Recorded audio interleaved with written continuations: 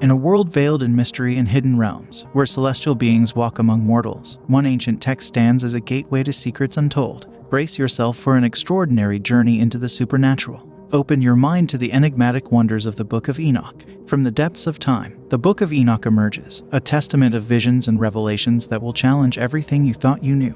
It is a forbidden treasure trove of divine encounters, prophecies, and cosmic wisdom. Are you ready to unlock its secrets? Through the haunting prose and vivid imagery, be transported to celestial realms, where angels and fallen beings clash in an epic struggle. Experience the awe-inspiring descriptions of celestial architecture, ethereal landscapes, and the dazzling radiance of heavenly beings. Prepare to encounter the Nephilim, the enigmatic watchers, and the envoys of God. Unveil the enigma of the Antediluvian world and explore the cosmology of the heavens. Journey alongside Enoch, the visionary patriarch, as he traverses the seven heavens and uncovers the mysteries of creation, the nature of time, and the fate of humanity. This gripping audiobook production of the Book of Enoch takes you on an immersive adventure, guided by a masterful narrator who breathes life into every word. Lose yourself in the lyrical beauty of the text and immerse yourself in the ancient wisdom that has captivated generations.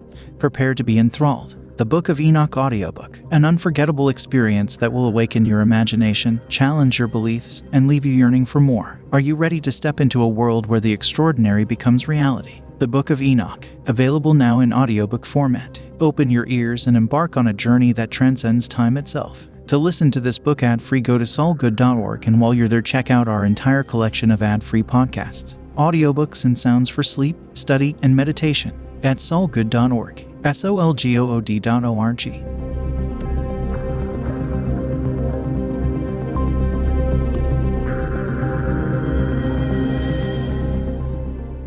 Section 1. Editor's Preface. The object of this series of translations is primarily to furnish students with short, cheap, and handy textbooks, which it is hoped will facilitate the study of the particular texts in class under competent teachers. But it is also hoped that the volumes will be acceptable to the general reader who may be interested in the subjects with which they deal. It has been thought advisable as a general rule to restrict the notes and comments to a small compass, more especially as, in most cases, excellent works of a more elaborate character are available. Indeed, it is much to be desired that these translations may have the effect of inducing readers to study the larger works. Our principal aim, in a word, is to make some difficult texts, important for the study of Christian origins, more generally accessible in faithful and scholarly translations. In most cases, these texts are not available in a cheap and handy form. In one or two cases, texts have been included of books which are available in the official Apocrypha, but in every such case, reasons exist for putting forth these texts in a new translation, with an introduction in this series. W.O.E. Osterley, G.H. Box. Introduction: The Apocalyptic Literature. As the Book of Enoch is, in some respects, the most notable extant apocalyptic work outside the canonical scriptures, it will not be inappropriate to offer a few remarks here on the apocalyptic literature generally. In writing about the books which belong to this literature, Professor Burkett says very pointedly that they are the most characteristic survival of what I will venture to call, with all its narrowness and its incoherence, the heroic age of Jewish history. The age when the nation attempted to realize in action the part of the peculiar people of God. It ended in catastrophe, but the nation left two successors, the Christian Church and the rabbinical schools, each of which carried on some of the old national aims. And of the two, it was the Christian Church that was most faithful to the ideas enshrined in the Apocalypses, and it did consider itself, not without some reason, the fulfillment of those ideas. What is wanted, therefore, in studying the Apocalypses is, above all, sympathy with the ideas that underlie them, and especially with the belief in the New Age. And those who believe that in Christianity a new era really did dawn for us ought, I think, to have that sympathy. We study the Apocalypses to learn how our spiritual ancestors hoped again that God would make all right in the end. And that we, their children, are here today studying them is an indication that their hope was not wholly unfounded. Hope is, indeed, the main underlying motive power which prompted the writers of the Apocalypses, And this hope is the more intensive and ardent in that it shines forth from a background which is dark with despair. For the apocalyptists despaired of the world in which they lived, a world in which the godly were of no account, while the wicked seemed too often triumphant and prosperous. With evil everywhere around, the apocalyptists saw no hope for the world as it was. For such a world there was no remedy, only destruction. If the good were ever to triumph, it must be in a new world. Despairing, therefore, of the world around them, the apocalyptists centered their hope upon a world to come, where the righteous would come to their own, and evil would find no place.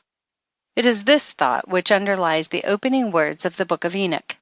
The words of the blessing of Enoch, wherewith he blessed the elect and righteous, who will be living in the day of tribulation, when all the wicked and godless are to be removed. Nowhere in this book is the essence of this hope more beautifully expressed than in a short metrical piece in the first chapter. But with the righteous he will make peace, and will protect the elect, and mercy shall be upon them. And they shall all belong to God, and they shall all be prospered, and they shall all be blessed. And he will help them all, and light shall appear unto them, and he will make peace with them. 1 Enoch 1:8. In all the books belonging to this literature which have come down to us, this hope is expressed more or less vividly, nor is the dark background wanting with prophecies of coming wrath. It will therefore be realized that the apocalyptic literature is almost wholly concerned with the future. It is true that again and again the apocalyptist glances at the contemporary history of the world around him, to which many a cryptic reference is made, a fact which necessitates some knowledge of the history of this period, circa 200 BC through AD 100, for a full understanding of the books in question. But these references are only made with a view to comforting the oppressed and afflicted with the thought that even the most mighty of earthly powers are shortly to be overthrown by the advent of the new and glorious era, when every injustice and all the incongruities of life will be done away with.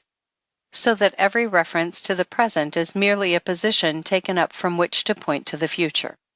Now, since as we have seen, the apocalyptists despair of any bettering of the present world, and therefore contemplate its destruction as the preliminary of the new order of things, they look away from this world in their visions of the future.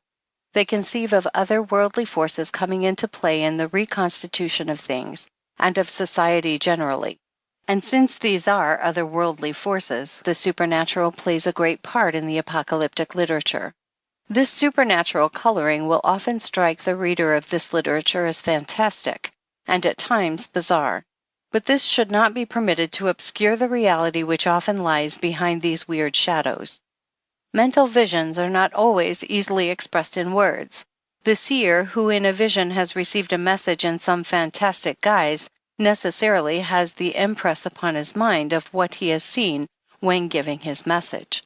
And when he describes his vision, the picture he presents is, in the nature of the case, more fantastic to the ear of the hearer than to the eye of him who saw it.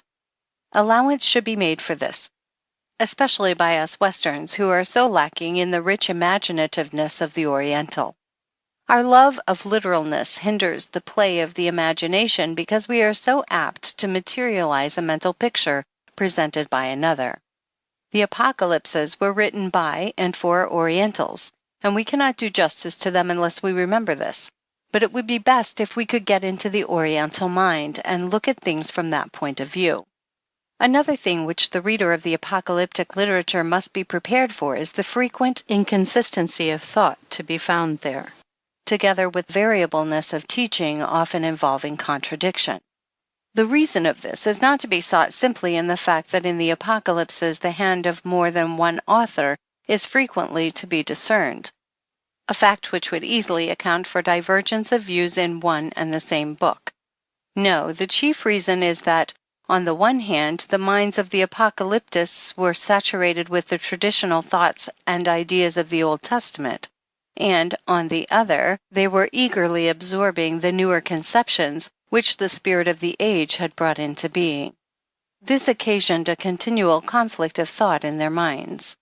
The endeavor to harmonize the old and the new would not always succeed, and in consequence there often resulted a compromise which was illogical and which presented contradictions.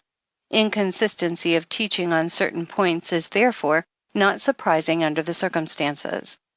Again, to realize the significance of much that is found in these apocalypses, one has to reckon with a rigid predestinarianism, which was characteristic of the apocalyptists as a whole.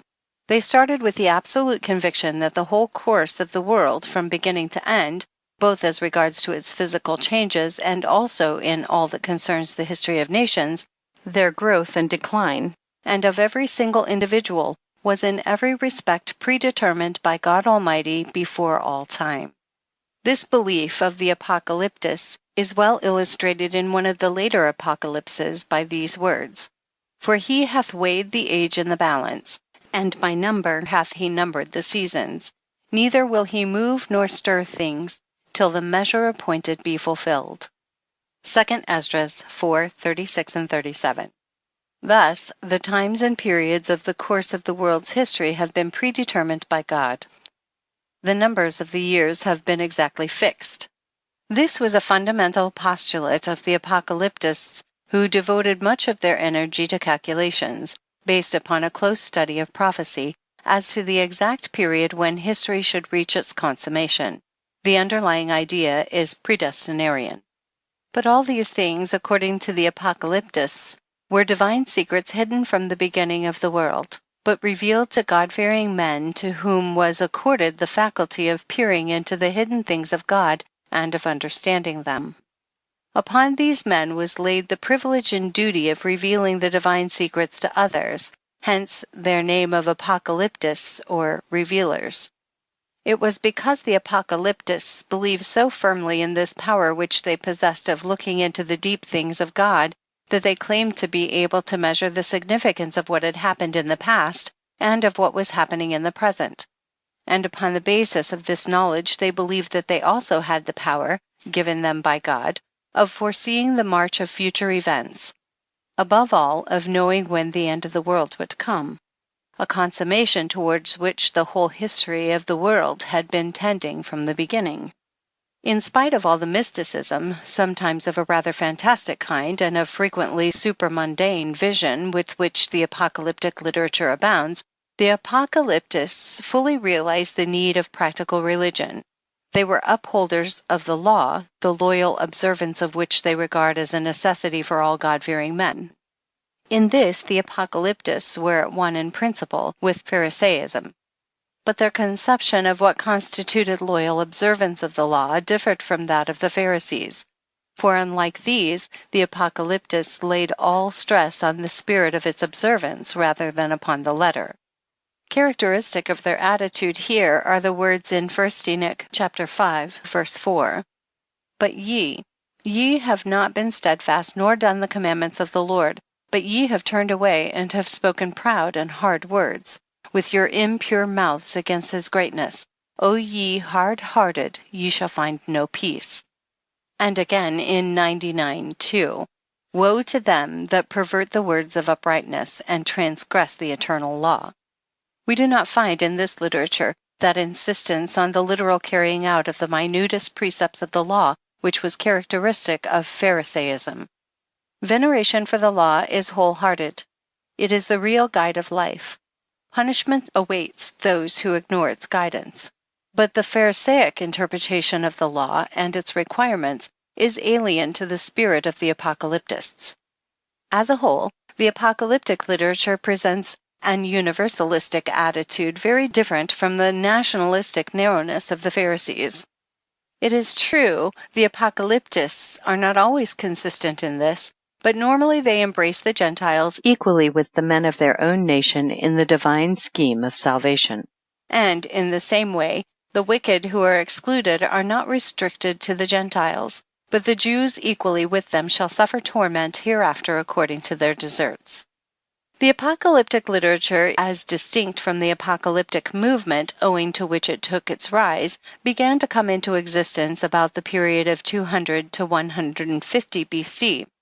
At any rate, the earliest extant example of this literature, the earliest portions of the Book of Enoch, belongs to this period.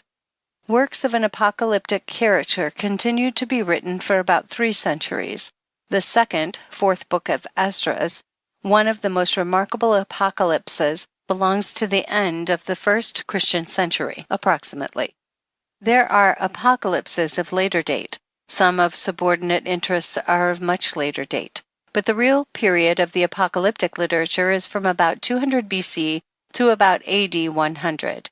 Its beginnings date, therefore, from a time prior to that great landmark in Jewish history, the Maccabean era.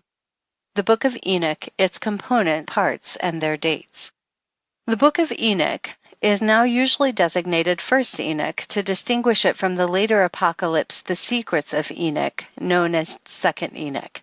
The former is also called the Ethiopic Enoch, the latter the Slavonic Enoch, after the languages of the earliest versions extant of each respectively. No manuscript of the original language of either is known to be in existence. According to Canon Charles, the various elements of which our book in its present form is made up belong to different dates. The following table will show the dates of the different parts of the book. Canon Charles believes that these are approximately correct, without committing himself to the certainty of this in each case. Chapters 12 through 36, 42, and 91, 12 through 17. The Apocalypse of Weeks, the oldest pre-Maccabean portions. Chapters 6 through 11, 54:7 through 55:2, 60, 65 through 69:25, 106 through 107. Fragments of the Book of Noah, pre-Maccabean at the latest. Chapters 83 to 90, the Dream-Visions, 165 to 161 BC. Chapters 72 to 82, the Book of the Heavenly Luminaries, before 110 BC. Chapters 37 to 71, 91, 1 to 11, 18, 19, through 104. The Parables or Similitudes, circa 105 to 64 BC. Chapters 1 through 5, the latest portion, but pre-Christian. Chapter 105, which consists of only 2 verses, cannot be dated, while chapter 108 is in the nature of an appendix, probably added subsequently to the whole work. While these dates may be regarded as approximately correct, it should be pointed out that differences of opinion exist among scholars on the subject. Schurer holds, for example, that with the exception of chapters 37 through 71, the Parables or Similitudes, the entire book belongs to the period of 130 to 100 BC. The Parables he assigns to a time not earlier than Herod the Great. Beer thinks that the Dream-Visions chapters 83 through 90 belong to the time of John Hyrcanus, 135 to 105 BC, and he includes under the pre-Maccabean portions only 91, 12 through 17, 92, 93, 1 through 14, and holds that the rest of the book was written before 64 BC. Dalman maintains that it cannot be proved that the important sections 37 through 71, the Similitudes, is the product of the pre-Christian period, though he fully recognizes its Jewish character. Burkitt regards the writer as almost contemporary with the philosopher Posidonius, 135 to 51 BC. There is thus some diversity of opinion as to the date of the book among leading authorities. That it is, as a whole, pre-Christian may be regarded as definitely established. More difficult is the question whether any portions of it are pre-Maccabean. Charles gives various reasons for his belief that considerable parts are pre-Maccabean. We are inclined to agree with him, though it may be questioned whether the last word on the subject has been spoken. Authorship. As the various parts of the book clearly belong to different dates, diversity of authorship is what one is naturally led to expect, and of this there can, indeed, be no shadow of doubt. The author of the earliest portions was a Jew who lived, as Burkitt has shown, in northern Palestine, in the land of Dan, southwest of the Hermon Range, near the headwaters of the Jordan. This is important as it tends to show that the book or books is really Palestinian, and one which therefore circulated among Jews in Palestine. If, moreover, the author came from the north, that helps to explain the influence the book had upon the religion that was cradled in Galilee. Of the authors of the other 3 books of which Enoch is made up, viz. The Dream-Visions, the Book of the Heavenly Luminaries, and the Similitudes, we know nothing save what can be gathered from their writings as to their religious standpoint. Charles holds that though there is not unity of authorship, there is nonetheless uniformity, for according to him all the books were written by Chalcedon, or by their successors, the Pharisees. This contention has been strongly assailed and much weakened by Lazinski in a recent work on the Sadducees. While frankly recognizing the composite character of the book, Lazinski holds that the original portions of it emanate from Sadducean circles, and that the special object of the book originally was the bringing about of a reform of the calendar. He points to the ascription of the book to Enoch as supporting his contention. For Enoch lived 365 years, i.e., his years correspond to the number of days in the solar year. The basis of reckoning time was one of the fundamental points of difference between the Pharisees and Sadducees, for whereas the former reckoned time by the lunar year, 360 days, the latter did so by the solar year. Here a significant remark of Burkitt's is worth recalling. In writing about the false titles given to all the apocalyptic books, he says, "There is another aspect of pseudonymous authorship, to which I venture to think sufficient attention has not been given. It is this, that the names were not chosen out of mere caprice. They indicated to a certain extent what subjects would be treated and the point of view of the writer. Further, the fact that Enoch walked with God, and he was not, for God took him, i.e., that he ascended into the heavens, is also significant, for he would thereby be just the one to know all about the heavenly luminaries. He was just the most appropriate author of a book which was to deal with astronomical questions.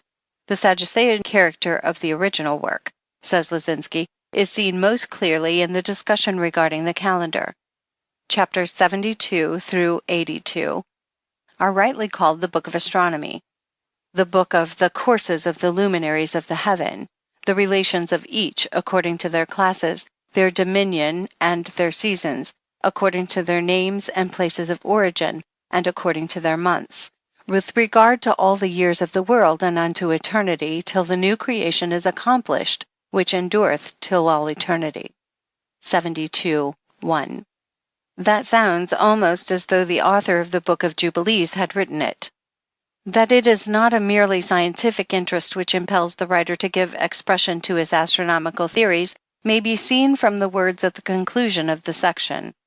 "Blessed are all the righteous, blessed are all those who walk in the way of righteousness, and sin not as the sinners in the reckoning of all their days, in which the sun traverseth the heaven, entering into and departing from the portals for 30 days. 82, verses 4 through 7. Herein one can discern quite clearly the tendency of the writer. He desires the adoption of the solar year, while his contemporaries wrongly followed a different reckoning, and therefore celebrated the feasts at the wrong time. The sinners who sin in the reckoning of the year are the Pharisees, and the righteous ones who are blessed, the Zedekim, who walk upon the paths of righteousness, Zedek, as the name is made to imply, are the Sadducees. The point may appear small to us, but we may compare it with the Quartodeciman controversy in the Church during the 2nd century. It is, at any rate, a strong point in favor of the Sadducean authorship of the Book of the Heavenly Luminaries.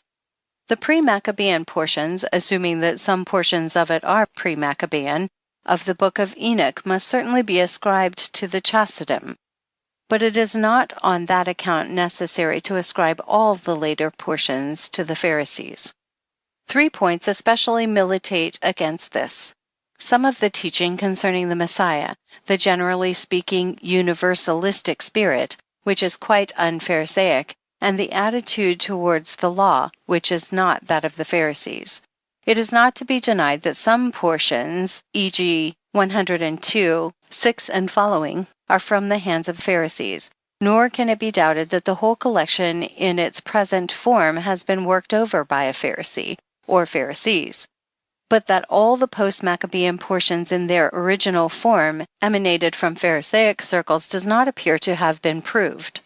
It seems more likely that, with the exceptions already referred to, the various component parts of the book were written by apocalyptists, who belonged neither to Pharisaic nor yet to Sadducean circles. Language. The Book of Enoch exists only in the Ethiopic version. This was translated from the Greek version, of which only a few portions are extant. The Latin version, which was also made from the Greek, is not extant, with the exception of 1:9 and 106, 1-18. The fragment containing these two passages was discovered by the Reverend Al R. James of King's College, Cambridge, in the British Museum. The book was originally written either in Hebrew or Aramaic. Charles thinks that chapters 6-36, 58-90 were Aramaic, the rest Hebrew. It is, however, very difficult to say for certain which of these two languages was really the original, because, as Burkitt says, most of the most convincing proofs that the Greek text of Enoch is a translation from a Semitic language fit equally well with the Hebrew or an Aramaic original. His opinion is that Aramaic was the original language, but that a few passages do seem to suggest a Hebrew origin, yet not decisively. General contents. The reader who comes to peruse the Book of Enoch for the first time will find much that appears to him strange and unattractive. He must not, however, be repelled by this, for in due time he will come to the other arts of the book, which he will soon see to be of real value from many points of view. But even regarding the less attractive parts, he will find that when these are carefully studied, they contain more that is of interest than appears upon the surface. Unfortunately, the opening portion, 1-36, which is naturally read first, contains a good deal of the least important parts of the whole book. Some passages are even repellent. It is well to remember the point already referred to, that there are at least 4 quite independent books included in the Book of Enoch. Exclusive of certain Noah fragments and other pieces, see below, the student is therefore advised to treat these as separate works, and to read them as such. There is no reason to begin with the book which happens to come first, especially as the first 36 chapters do not all belong together. But in any case, it will be found most useful to have some general idea of the contents of each of the different books before beginning to read them. For this purpose, a brief resume of each is given here. 1. The Book of Enoch, chapters 12-36. The book begins with a dream-vision of Enoch. In this dream, Enoch is asked to intercede for the watchers of heaven, i.e. the angels, who had left their heavenly home to commit iniquity with the daughters of men. He writes out the petition, CP the title Enoch the Scribe, the fallen angels make, and then retires to await the answer, which comes to him in a series of visions. These visions are not quite easy to follow. They are evidently incomplete and somewhat confused. In all probability, the text has suffered in transmission. At any rate, the petition is refused. Enoch declares to the fallen angels the doom which, as he has been taught in the visions, is to be their lot. The final words of the message which he is bidden to give them are, "You have no peace." 12-16. There follow then accounts of the different journeys which Enoch makes, being conducted by angels of light through certain parts of the earth and through Sheol. After the account of the first journey, 17-19, a short enumeration is made of the archangels, 7 in number, and their functions, 20. In the second journey is described the place of final punishment of the fallen angels. This place is the prison of the angels, and here they will be imprisoned forever. From thence, Enoch is taken to Sheol, then to the west, where he sees the luminaries of heaven. After that, the angels show him 7 magnificent mountains, upon one of which is the throne of God. He sees also the tree of life, which is to be given to the holy and righteous after the great judgment. From thence he comes back to the center of the earth and sees the blessed place, Jerusalem, and the accursed valley, 21-27. The book concludes with what appear to be fragments of other journeys to the east, to the north, and to the south. Of special interest here is the mention of the Garden of Righteousness and the Tree of Wisdom, chapters 28 through 36. Much that is written in these chapters may appear pointless and uninspiring, but we must bear in mind the purpose that lies behind it all. The fallen angels were believed to have brought sin onto the earth. All the wickedness of the world the apocalyptist traces back to them. This cause of sin must be wholly destroyed before righteousness can come truly to its own. Therefore, the apocalyptist has a practical aim in view when describing in much detail the final place of punishment of the fallen angels. For here, too, are to come all those who by sin are the offspring of this race. No less does he delight in telling of the abode of joy prepared for the righteous.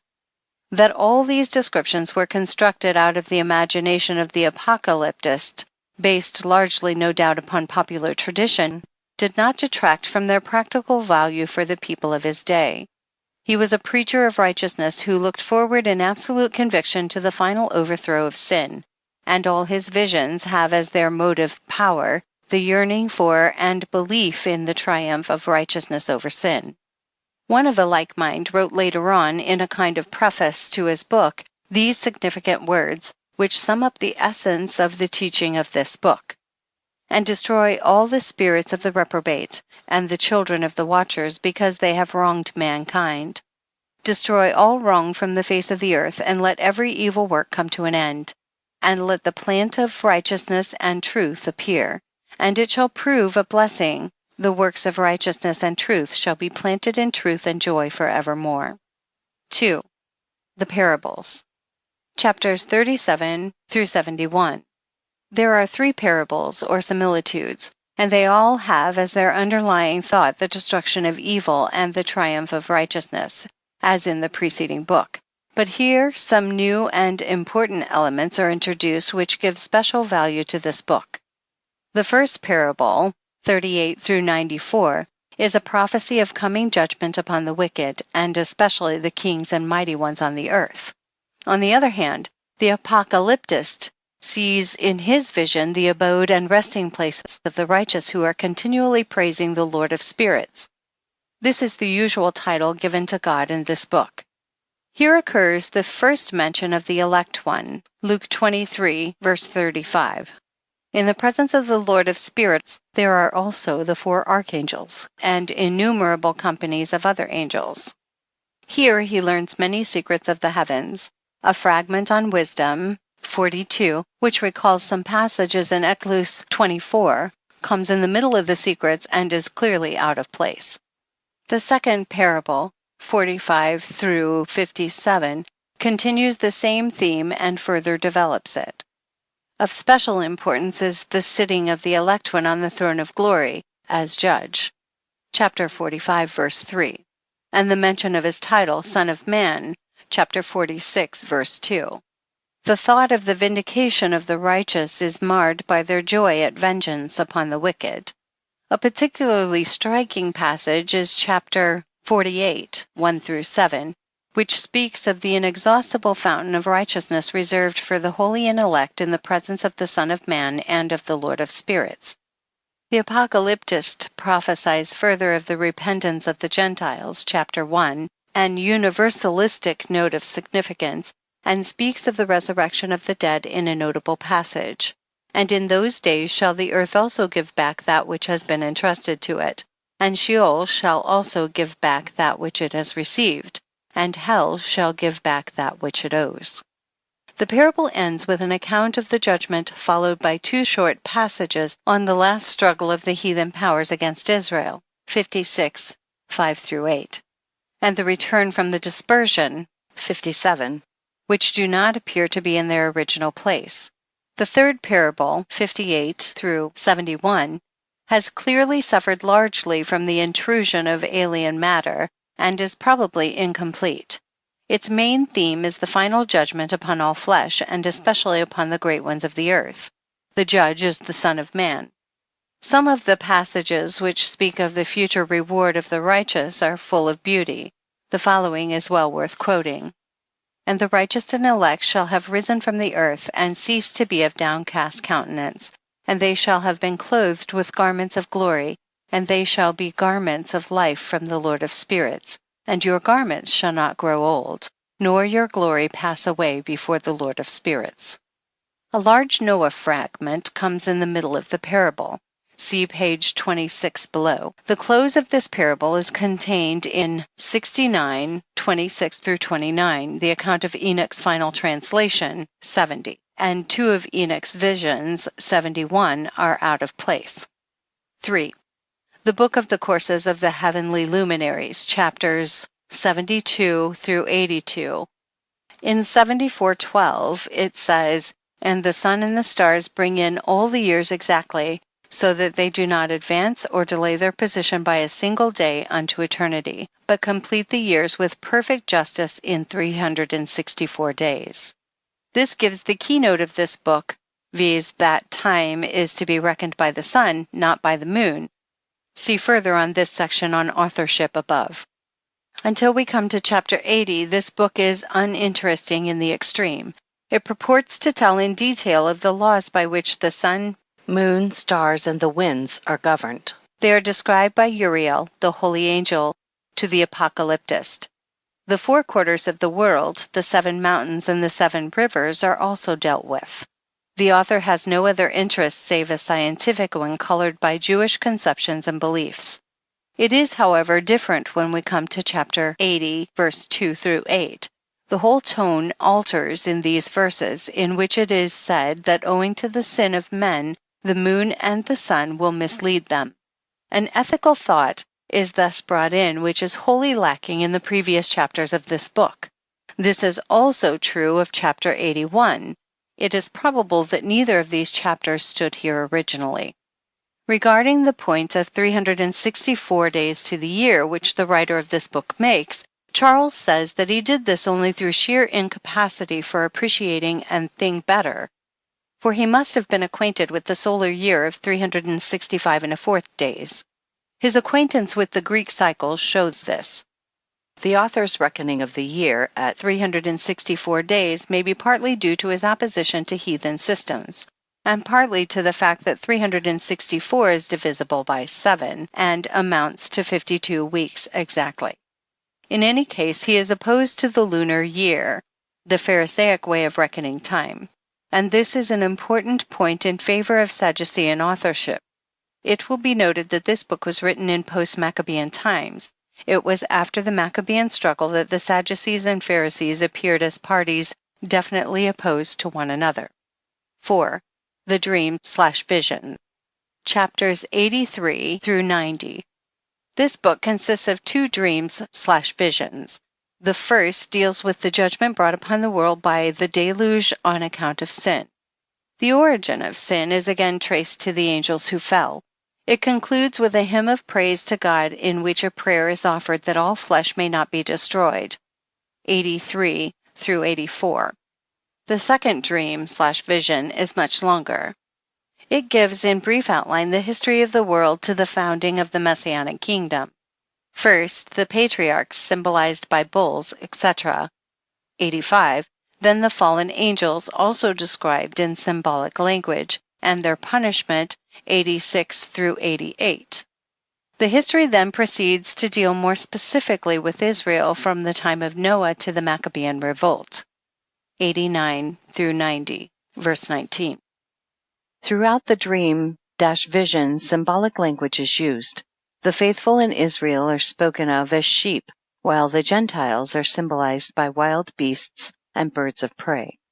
The dream/vision concludes with some familiar eschatological notes: the judgment and condemnation of the wicked, the establishment of the New Jerusalem, the conversion of the Gentiles who become subject to Israel, the gathering in of the dispersed Israelites, the resurrection of the righteous dead, and the setting up of the Messianic kingdom on the appearance of the Messiah. 90, 20 through 38. 5. The concluding section of the book. 92 through 105, 91, verses 10, 18, and 19 also belong here. Is a complete, though short, work.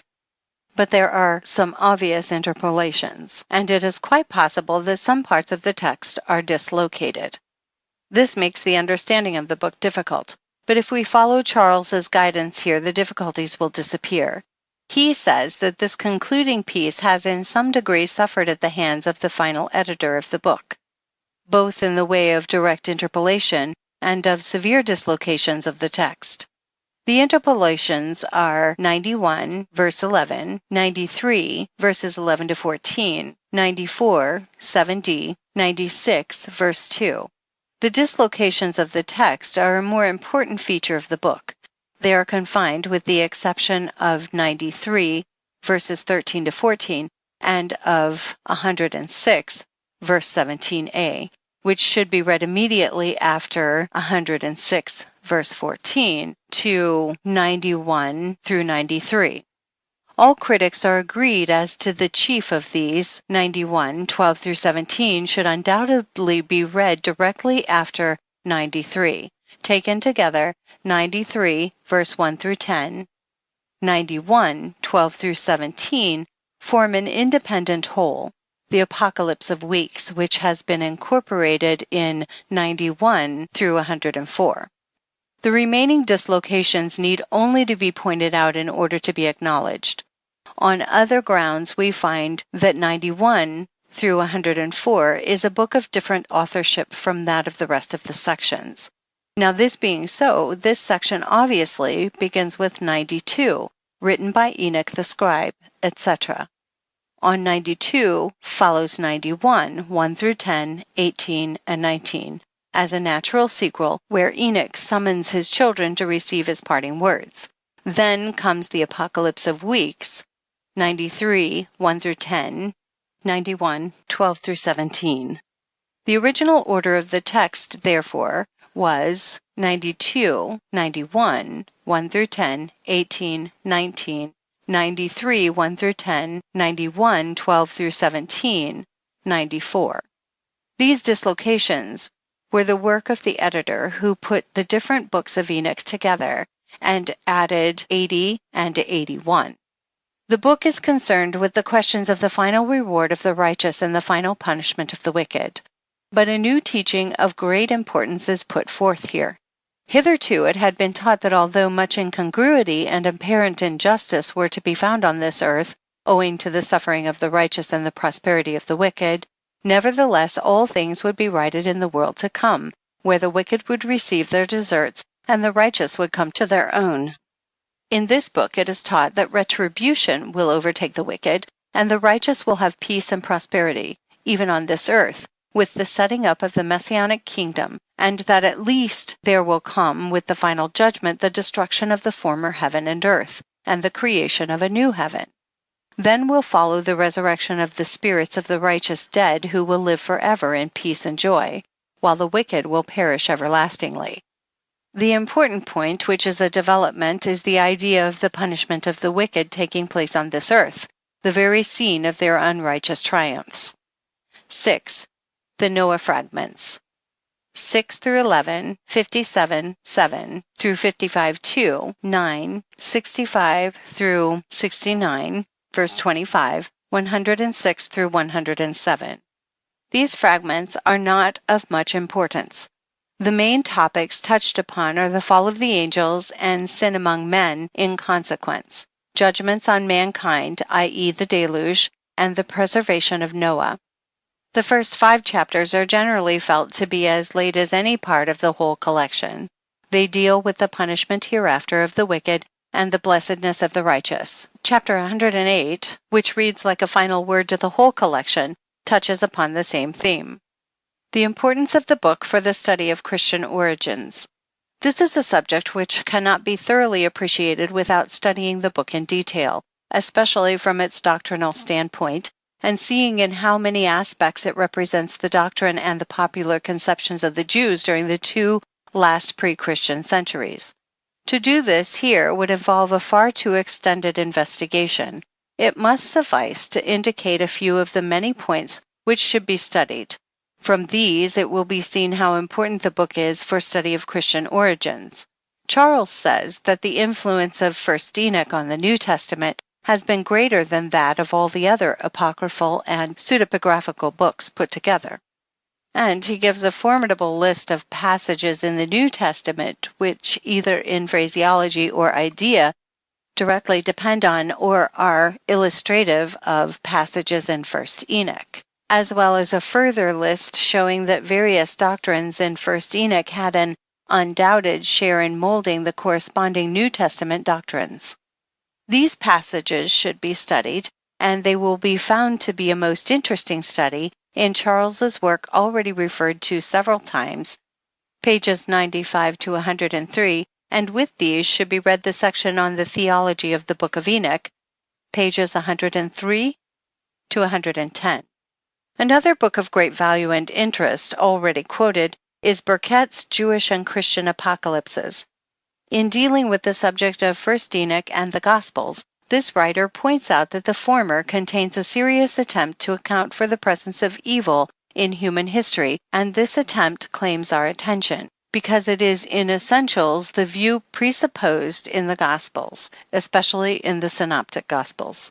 It is when you study Matthew, Mark, and Luke against the background of the books of Enoch that you see them in their true perspective. In saying this, I have no intention of detracting from the importance of what the Gospels report to us.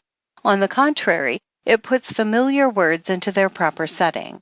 Indeed, it seems to me that some of the best known sayings of Jesus only appear in their true light if regarded as midrash upon words and concepts that were familiar to those who heard the prophet of Galilee, though now they have been forgotten by Jew and Christian alike. Page 21. He then gives an illustration of this from Matthew 12, 43 through 45, Luke 11, 24 through 26. Of still greater interest are his remarks upon the relationship between 1 Enoch 62 and Matthew 25, verse 31 through 46. He believes that the similitudes of Enoch are presupposed in the scene from Matthew. The whole of the discussion which follows should be read.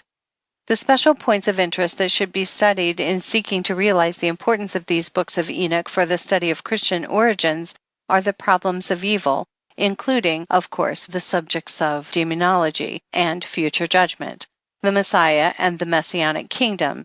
The title Son of Man is of special importance, and the resurrection. There are, of course, other subjects which will suggest themselves in studying the book.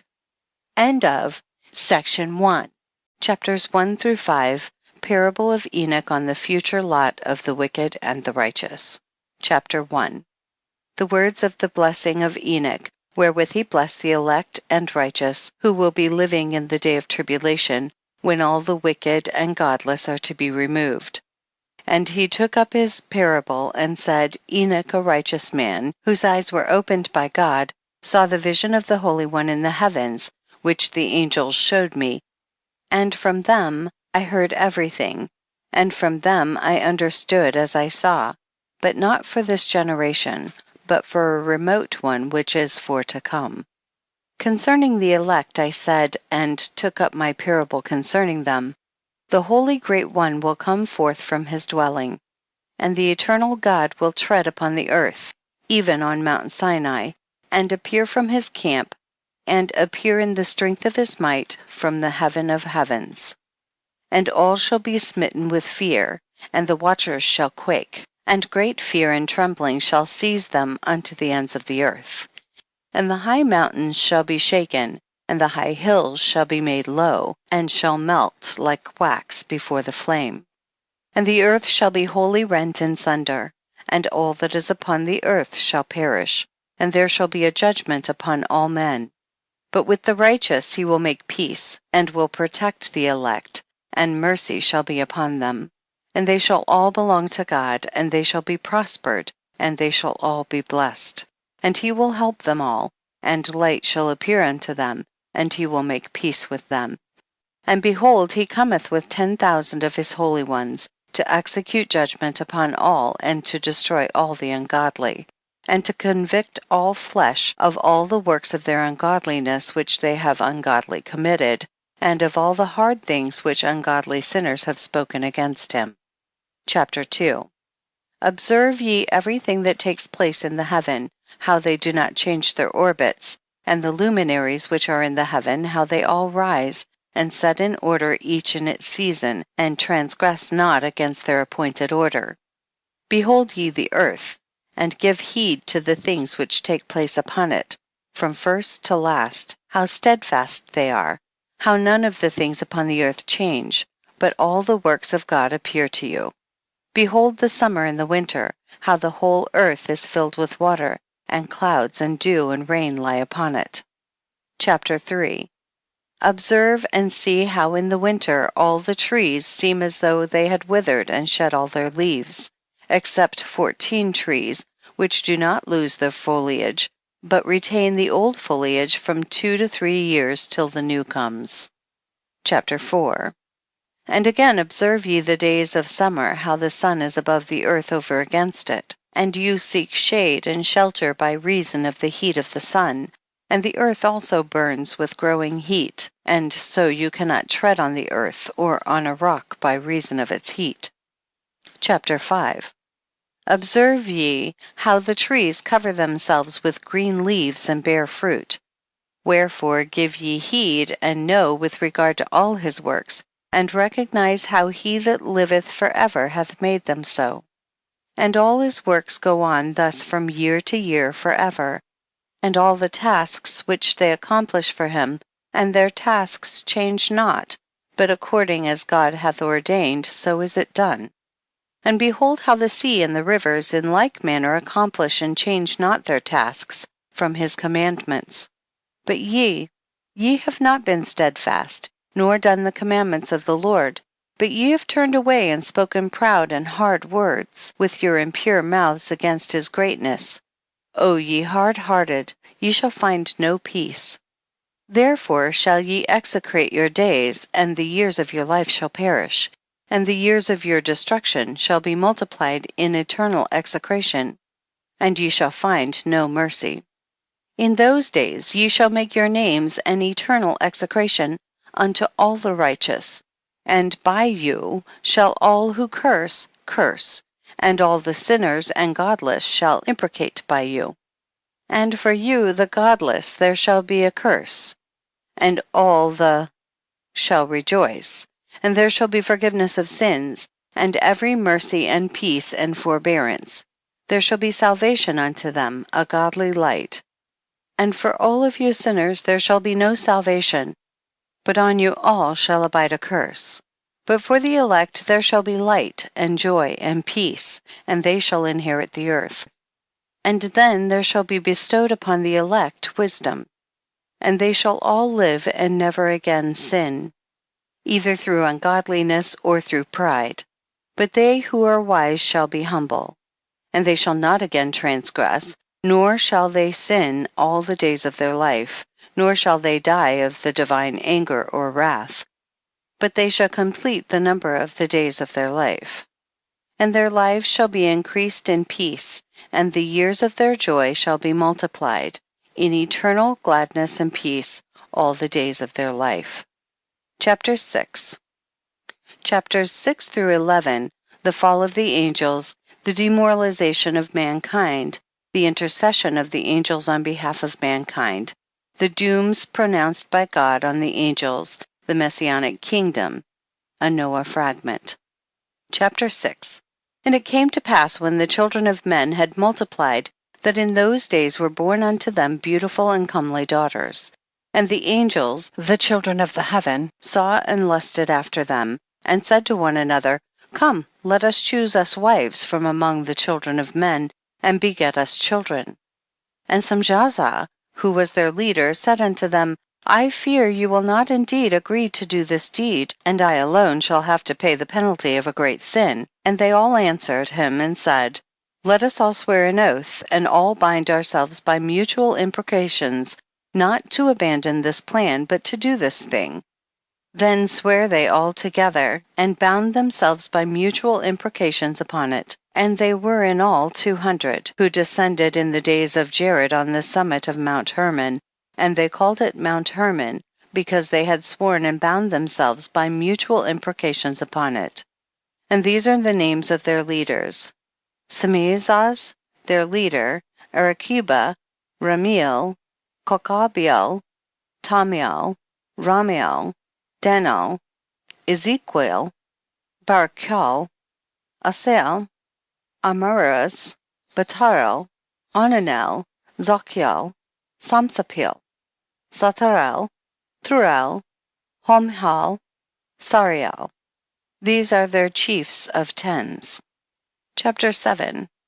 And all the others together with them took unto themselves wives, and each chose for himself one, and they began to go in unto them and to defile themselves with them, and they taught them charms and enchantments and the cutting of roots, and made them acquainted with plants.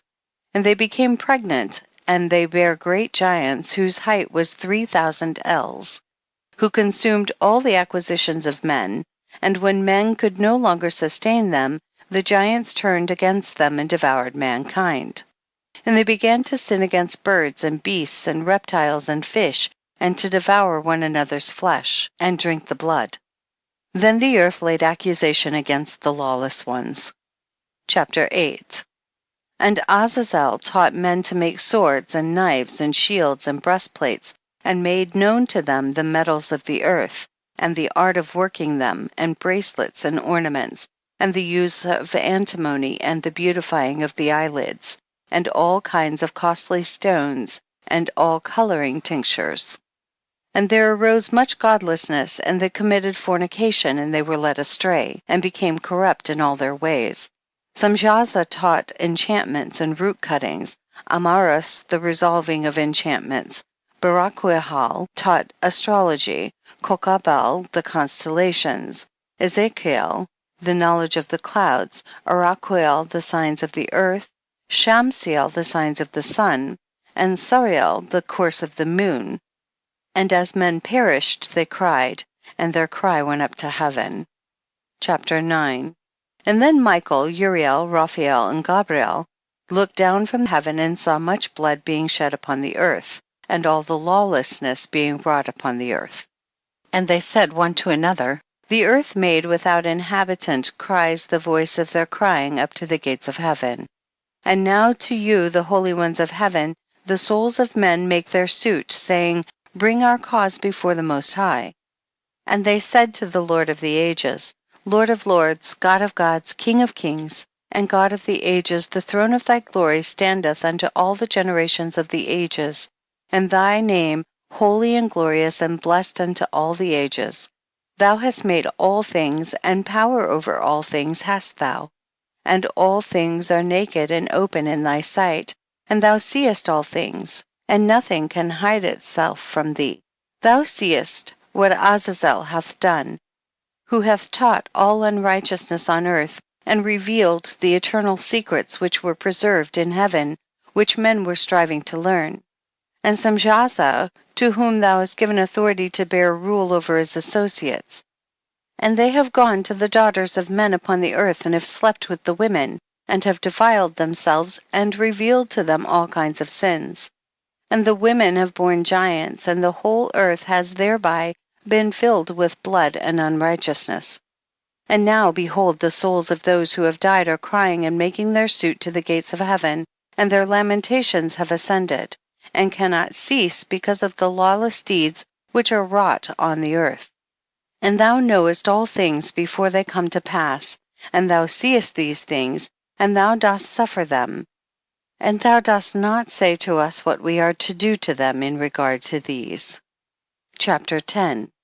Then said the Most High, the Holy and Great One, spake, and sent Uriel to the son of Lamech, and said to him, go to Noah, and tell him in my name, hide thyself, and reveal to him the end that is approaching, that the whole earth will be destroyed, and a deluge is about to come upon the whole earth, and will destroy all that is on it. And now instruct him that he may escape, and his seed may be preserved for all the generations of the world. And again the Lord said to Raphael, bind Azazel hand and foot, and cast him into the darkness, and make an opening in the desert which is in Dudael, and cast him therein. And place upon him rough and jagged rocks, and cover him with darkness, and let him abide there forever, and cover his face that he may not see light. And on the day of the great judgment he shall be cast into the fire, and heal the earth which the angels have corrupted, and proclaim the healing of the earth, that they may heal the plague, and that all the children of men may not perish through all the secret things that the watchers have disclosed and have taught their sons. And the whole earth has been corrupted through the works that were taught by Azazel. To him ascribe all sin. And to Gabriel said the Lord, proceed against the bastards and the reprobates, and against the children of fornication, and destroy the children of fornication, and the children of the watchers from amongst men, and cause them to go forth. Send them one against the other, that they may destroy each other in battle. For length of days shall they not have, and no request that they, i.e. their fathers, make of thee shall be granted unto their fathers on their behalf. For they hope to live in eternal life, and that each one of them will live 500 years. And the Lord said unto Michael, go bind Samjaza and his associates, who have united themselves with women so as to have defiled themselves with them in all their uncleanness. And when their sons have slain one another, and they have seen the destruction of their beloved ones, bind them fast for 70 generations in the valleys of the earth, till the day of their judgment and of their consummation, till the judgment that is forever and ever is consummated. In those days they shall be led off to the abyss of fire, and to the torment and the prison in which they shall be confined forever. And whosoever shall be condemned and destroyed will from thenceforth be bound together with them to the end of all generations, and destroy all the spirits of the reprobate and the children of the watchers, because they have wronged mankind. Destroy all wrong from the face of the earth, and let every evil work come to an end, and let the plant of righteousness and truth appear. And it shall prove a blessing. The works of righteousness and truth shall be planted in truth and joy forevermore. And then shall all the righteous escape, and shall live till they beget thousands of children, and all the days of their youth and their old age shall they complete in peace. And then shall the whole earth be tilled in righteousness, and shall all be planted with trees and be full of blessing. And all desirable trees shall be planted on it, and they shall plant vines on it, and the vine which they plant thereon shall yield wine in abundance. And as for all the seed which is sown thereon, each measure of it shall bear 1,000, and each measure of olives shall yield 10 presses of oil. And cleanse thou the earth from all oppression, and from all unrighteousness, and from all sin, and from all godlessness. And all the uncleanness that is wrought upon the earth destroy from off the earth. And all the children of men shall become righteous, and all nations shall offer adoration, and shall praise me, and all shall worship me.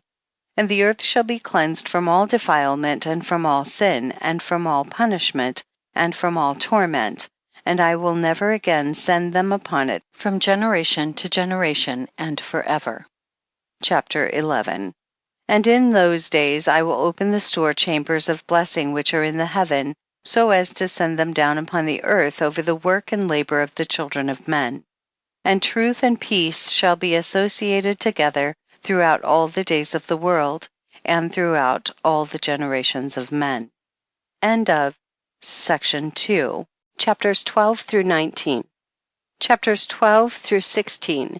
Dream, vision of Enoch, his intercession for Azazel and the fallen angels, and his announcement to them of their first and final doom. Chapter 12. Before these things Enoch was hidden, and no one of the children of men knew where he was hidden, and where he abode, and what had become of him. And his activities had to do with the watchers, and his days were with the holy ones. And I, Enoch, was blessing the Lord of majesty and the King of the ages, and lo, the watchers called me, Enoch the scribe, and said to me, Enoch, thou scribe of righteousness, go, declare to the watchers of the heaven who have left the high heaven, the holy eternal place, and have defiled themselves with women, and have done as the children of earth do, and have taken unto themselves wives.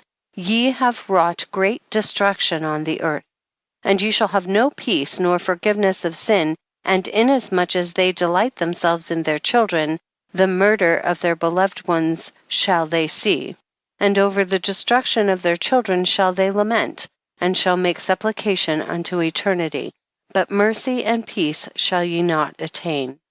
Chapter 13. And Enoch went and said, Azazel, thou shalt have no peace. A severe sentence has gone forth against thee to put thee in bonds.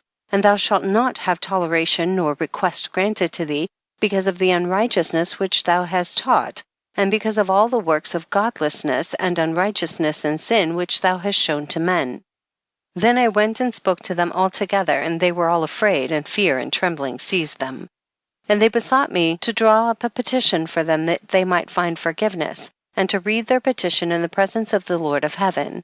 For from thenceforward they could not speak with him, nor lift up their eyes to heaven for shame of their sins for which they had been condemned. Then I wrote out their petition, and the prayer in regard to their spirits and their deeds individually, and in regard to their request that they should have forgiveness and length of days. And I went off and sat down at the waters of Dan, in the land of Dan, to the south of the west of Hermon. I read their petition till I fell asleep. And behold, a dream came to me, and visions fell down upon me. And I saw visions of chastisement, and a voice came bidding me, I tell it to the sons of heaven, and reprimand them. And when I awaked, I came unto them, and they were all sitting gathered together weeping in Abazjel, which is between Lebanon and Sennacer, with their faces covered. And I recounted before them all the visions which I had seen in sleep, and I began to speak the words of the righteousness, and to reprimand the heavenly watchers. Chapter 14.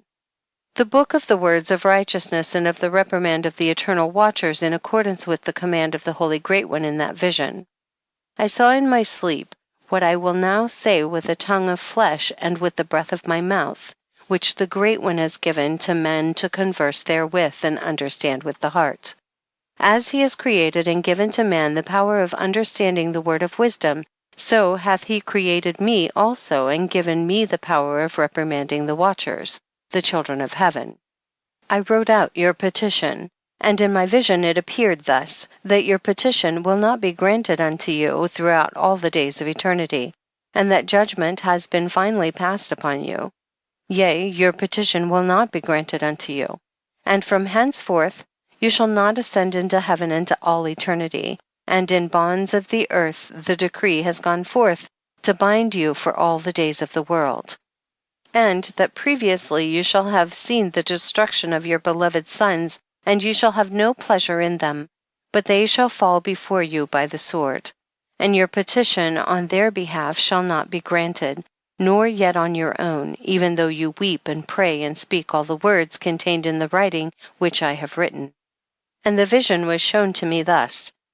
Behold, in the vision clouds invited me, and a mist summoned me.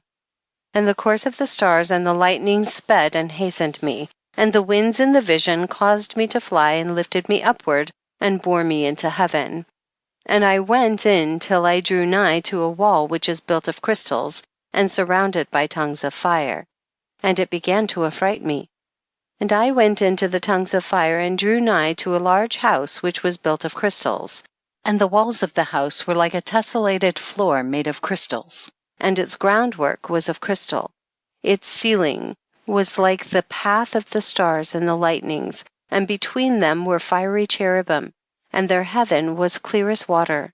A flaming fire surrounded the walls, and its portals blazed with fire. And I entered into that house, and it was hot as fire and cold as ice. There were no delights of life therein. Fear covered me, and trembling got hold upon me. And as I quaked and trembled, I fell upon my face. And I beheld a vision, and lo, there was a second house greater than the former, and the entire portal stood open before me, and it was built of flames of fire. And in every respect it so excelled in splendor and magnificence and extent, that I cannot describe to you its splendor and its extent. And its floor was of fire, and above it were lightnings, and the path of the stars, and its ceiling also was flaming fire. And I looked and saw therein a lofty throne. Its appearance was as crystal, and the wheels thereof as the shining sun, and there was the vision of cherubim. And from underneath the throne came streams of flaming fire, so that I could not look thereon. And the great glory sat thereon, and his raiment shone more brightly than the sun, and was whiter than any snow. None of the angels could enter, and could behold his face by reason of the magnificence and glory, and no flesh could behold him. The flaming fire was round about him, and a great fire stood before him, and none around could draw nigh him. 10,000 times 10,000 stood before him, yet he needed no counselor. And the most holy ones who were nigh to him did not leave by night, nor depart from him. And until then I had been prostrate on my face, trembling. And the Lord called me with his own mouth, and said to me, Come hither, Enoch, and hear my word. And one of the holy ones came to me and waked me. And he made me rise up and approach the door, and I bowed my face downwards. Chapter 15. And he answered and said to me, and I heard his voice, Fear not, Enoch, thou righteous man and scribe of righteousness, approach hither and hear my voice, and go say to the watchers of heaven, who have sent thee to intercede for them, you should intercede for men, and not men for you. Wherefore have ye left the high, holy, and eternal heaven, and lain with women, and defiled yourselves with the daughters of men, and taken to yourselves wives, and done like the children of earth, and begotten giants as your sons? And though ye were holy, spiritual, living the eternal life, you have defiled yourselves with the blood of women, and have begotten children with the blood of flesh, and, as the children of men, have lusted after flesh and blood, as those also do who die and perish. Therefore have I given them wives also, that they might impregnate them, and beget children by them, that thus nothing might be wanting to them on earth. But you were formerly spiritual, living the eternal life, and immortal for all generations of the world. And therefore I have not appointed wives for you, for as for the spiritual ones of the heaven, in heaven is their dwelling. And now the giants who are produced from the spirits and flesh shall be called evil spirits upon the earth, and on the earth shall be their dwelling. Evil spirits have proceeded from their bodies, because they are born from men.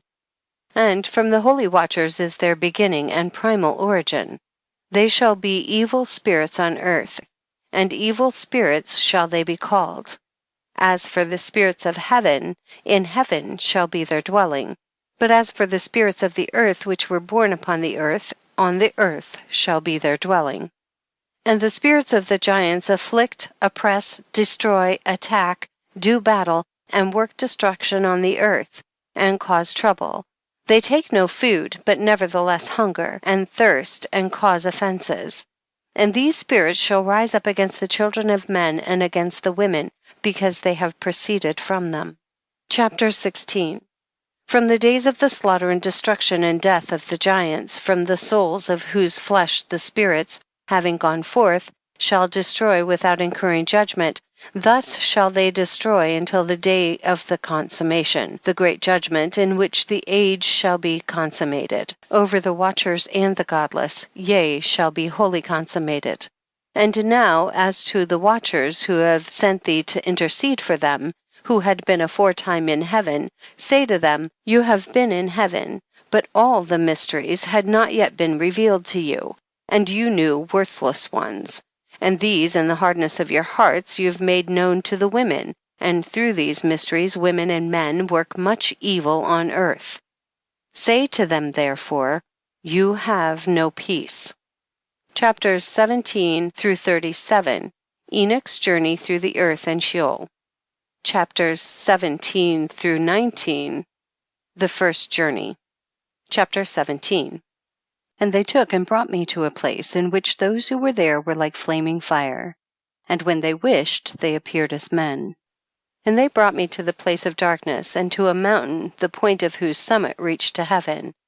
And I saw the places of the luminaries, and the treasuries of the stars, and of the thunder, and in the uttermost depths, where were a fiery bow, and arrows, and their quiver, and a fiery sword, and all the lightnings. And they took me to the living waters, and to the fire of the west, which receives every setting of the sun. And I came to a river of fire, in which the fire flows like water, and discharges itself into the great sea towards the west. I saw the great rivers, and came to the great river, and to the great darkness, and went to the place where no flesh walks. I saw the mountains of the darkness of winter, and the place whence all the waters of the deep flow. I saw the mouths of all the rivers of the earth and the mouth of the deep. Chapter 18. I saw the treasuries of all the winds. I saw how he had furnished with them the whole creation and the firm foundation of the earth. And I saw the cornerstone of the earth. I saw the four winds which bear the earth and the firmament of the heaven. And I saw how the winds stretched out the vaults of heaven, and have their station between heaven and earth. These are the pillars of the heaven. And I saw the winds of heaven, which turn and bring the circumference of the sun and all the stars to their setting. I saw the winds on the earth carrying the clouds. I saw the paths of the angels. I saw at the end of the earth the firmament of the heaven above. And I proceeded and saw a place which burns day and night, where there are 7 mountains of magnificent stones, 3 towards the east and 3 towards the south. And as for those towards the east, one was of colored stone, and one of pearl, and one of jacinth, and those towards the south of red stone. But the middle one reached to heaven like the throne of God of alabaster, and the summit of the throne was of sapphire. And I saw a flaming fire, and beyond these mountains is a region the end of the great earth. There the heavens were completed. And I saw a deep abyss with columns of heavenly fire, and among them I saw columns of fire fall, which were beyond measure alike, towards the height and towards the depth. And beyond that abyss I saw a place which had no firmament of the heaven above, and no firmly founded earth beneath it. There was no water upon it, and no birds, but it was a waste and horrible place. I saw there 7 stars like great burning mountains, and to me, when I inquired regarding them, the angel said, "This place is the end of heaven and earth. This has become a prison for the stars and the host of heaven. And the stars which roll over the fire are they which have transgressed the commandment of the Lord in the beginning of their rising, because they did not come forth at their appointed times. And he was wroth with them, and bound them till the time when their guilt should be consummated, even for 10,000 years. Chapter 19. And Uriel said to me, Here shall stand the angels who have connected themselves with women, and their spirits, assuming many different forms, are defiling mankind, and shall lead them astray into sacrificing to demons as gods. Here shall they stand till the day of the great judgment, in which they shall be judged till they are made an end of.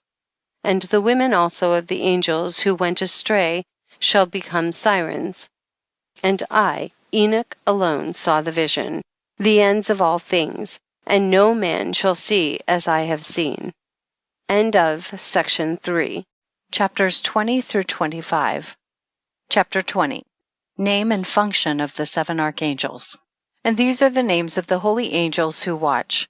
Uriel, one of the holy angels who is over the world and over Tartarus. Raphael, one of the holy angels who is over the spirits of men. Raguel, one of the holy angels who takes vengeance on the world of the luminaries. Michael, one of the holy angels, to wit, he is set over the best part of mankind and over chaos.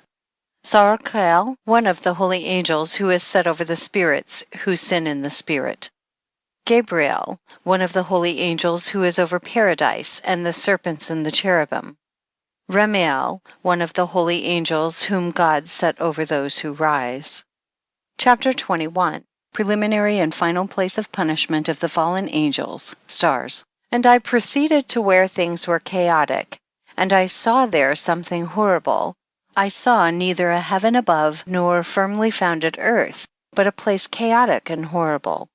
And there I saw 7 stars of the heaven bound together in it, like great mountains and burning with fire. Then I said, For what sin are they bound, and on what account have they been cast in hither? Then said Uriel, one of the holy angels who was with me, and was chief over them, and said, Enoch, why dost thou ask, and why art thou eager for the truth? These are the number of the stars of heaven, which have transgressed the commandment of the Lord, and are bound here till 10,000 years, the time entailed by their sins are consummated. And from thence I went to another place, which was still more horrible than the former, and I saw a horrible thing, a great fire there which burned and blazed, and the place was cleft as far as the abyss, being full of great descending columns of fire, Neither its extent or magnitude could I see, nor could I conjecture. Then I said, how fearful is this place, and how terrible to look upon. Then Uriel answered me, one of the holy angels who was with me, and said unto me, Enoch, why hast thou such fear and affright? And I answered, because of this fearful place, and because of the spectacle of the pain. And he said unto me, this place is the prison of the angels, and here they will be imprisoned forever. Chapter 22. Sheol, or the underworld. And thence I went to another place, and he showed me in the west another great high mountain and of hard rock. And there was in it 4 hollow places, deep and wide and very smooth. How smooth are the hollow places, and deep and dark to look at. Then Raphael answered, one of the holy angels who was with me, and said unto me, these hollow places have been created for this very purpose, that the spirits of the souls of the dead should assemble therein, yea, that all the souls of the children of men should assemble here, and these places have been made to receive them till the day of their judgment, until their appointed period, till the period appointed, till the great judgment comes upon them. I saw the spirits of the children of men who were dead, and their voice went forth to heaven and made suit. Then I asked Raphael the angel who was with me, and I said unto him, this spirit, whose is it whose voice goeth forth and maketh suit? And he answered me, saying, this is the spirit which went forth from Abel, whom his brother Cain slew, and he makes his suit against him till his seed is destroyed from the face of the earth, and his seed is annihilated from amongst the seed of men. Then I asked regarding it, and regarding all the hollow places, why is one separated from the other? And he answered me and said unto me, these 3 have been made that the spirits of the dead might be separated. And such a division has been made for the spirits of the righteous, in which there is the bright spring of water. And such has been made for sinners when they die and are buried in the earth, and judgment has not been executed on them in their lifetime. Here their spirits shall be set apart in this great pain till the great day of judgment and punishment and torment of those who curse forever, and retribution for their spirits. There he shall bind them forever. And such a division has been made for the spirits of those who make their suit, who make disclosures concerning their destruction, when they were slain in the days of the sinners. Such has been made for the spirits of men who were not righteous but sinners, who were complete in transgression, and of the transgressors they shall be companions. But their spirits shall not be slain in the day of judgment, nor shall they be raised from thence. Then I blessed the Lord of glory, and said, blessed be my Lord, the Lord of righteousness, who ruleth forever. Chapter 23.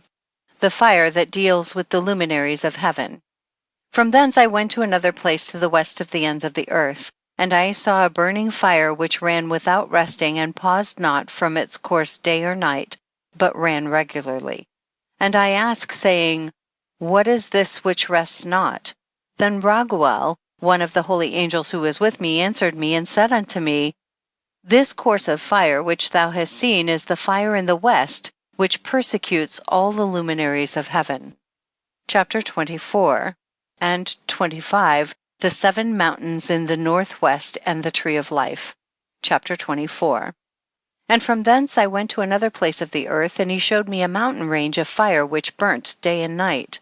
And I went beyond it and saw 7 magnificent mountains, all differing each from the other, and the stones thereof were magnificent and beautiful, magnificent as a whole, of glorious appearance and fair exterior. 3 towards the east, one founded on the other, and 3 towards the south, one upon the other, and deep rough ravines, no one of which joined with any other. And the 7th mountain was in the midst of these, and it excelled them in height, resembling the seat of a throne, and fragrant trees encircled the throne, and amongst them was a tree such as I had never yet smelt, neither was any among them, nor were others like it. It had a fragrance beyond all fragrance, and its leaves and blooms and wood wither not forever. And its fruit is beautiful, and its fruit resembles the dates of a palm. Then I said, how beautiful is this tree, and fragrant, and its leaves are fair, and its blooms very delightful in appearance.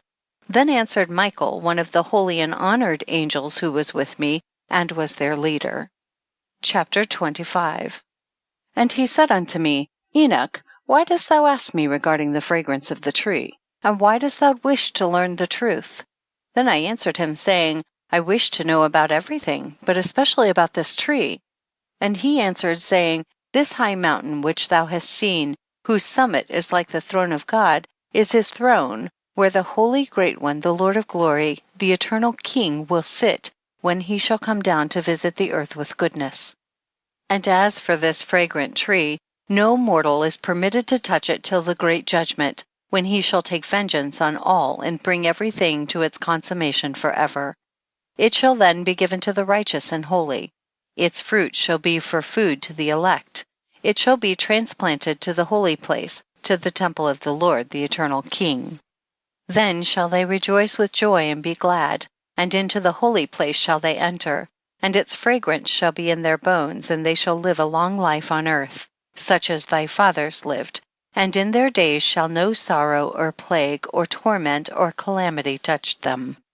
Then I bless the God of glory, the Eternal King, who hath prepared such things for the righteous, and hath created them, and promised to give to them. End of Section 4. Section 5, chapters 26 through 36. Jerusalem and the mountains, ravines, and streams. Chapter 26. And I went from thence to the middle of the earth, and I saw a blessed place, in which there were trees, with branches abiding and blooming, of a dismembered tree. And there I saw a holy mountain, and underneath the mountain to the east there was a stream, and it flowed towards the south.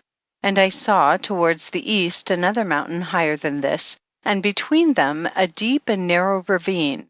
In it also ran a stream underneath the mountain, and to the west thereof there was another mountain, lower than the former and of small elevation, and a ravine deep and dry between them. And another deep and dry ravine was at the extremities of the 3 mountains. And all the ravines were deep and narrow, being formed of hard rock, and trees were not planted upon them. And I marveled at the rocks, and I marveled at the ravine, yea, I marveled very much. Chapter 27. The purpose of the accursed valley. Then said I, For what object is this blessed land, which is entirely filled with trees, and this accursed valley between? Then Uriel, one of the holy angels who was with me, answered and said, This accursed valley is for those who are accursed forever. Here shall all the accursed be gathered together, who utter with their lips against the Lord unseemly words, and of his glory speak hard things.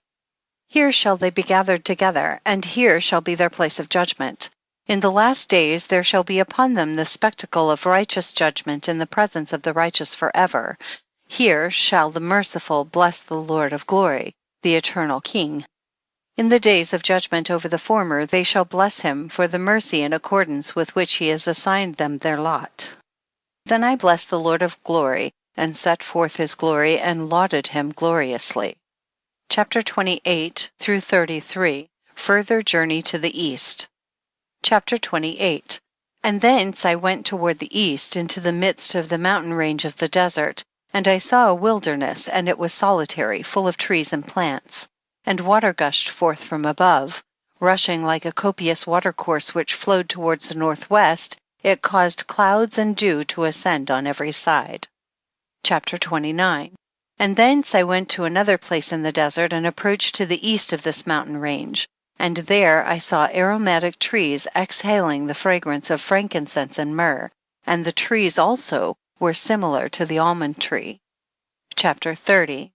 And beyond these I went afar to the east, and I saw another place, a valley full of water, and therein there was a tree, the color of fragrant trees, such as the mastic.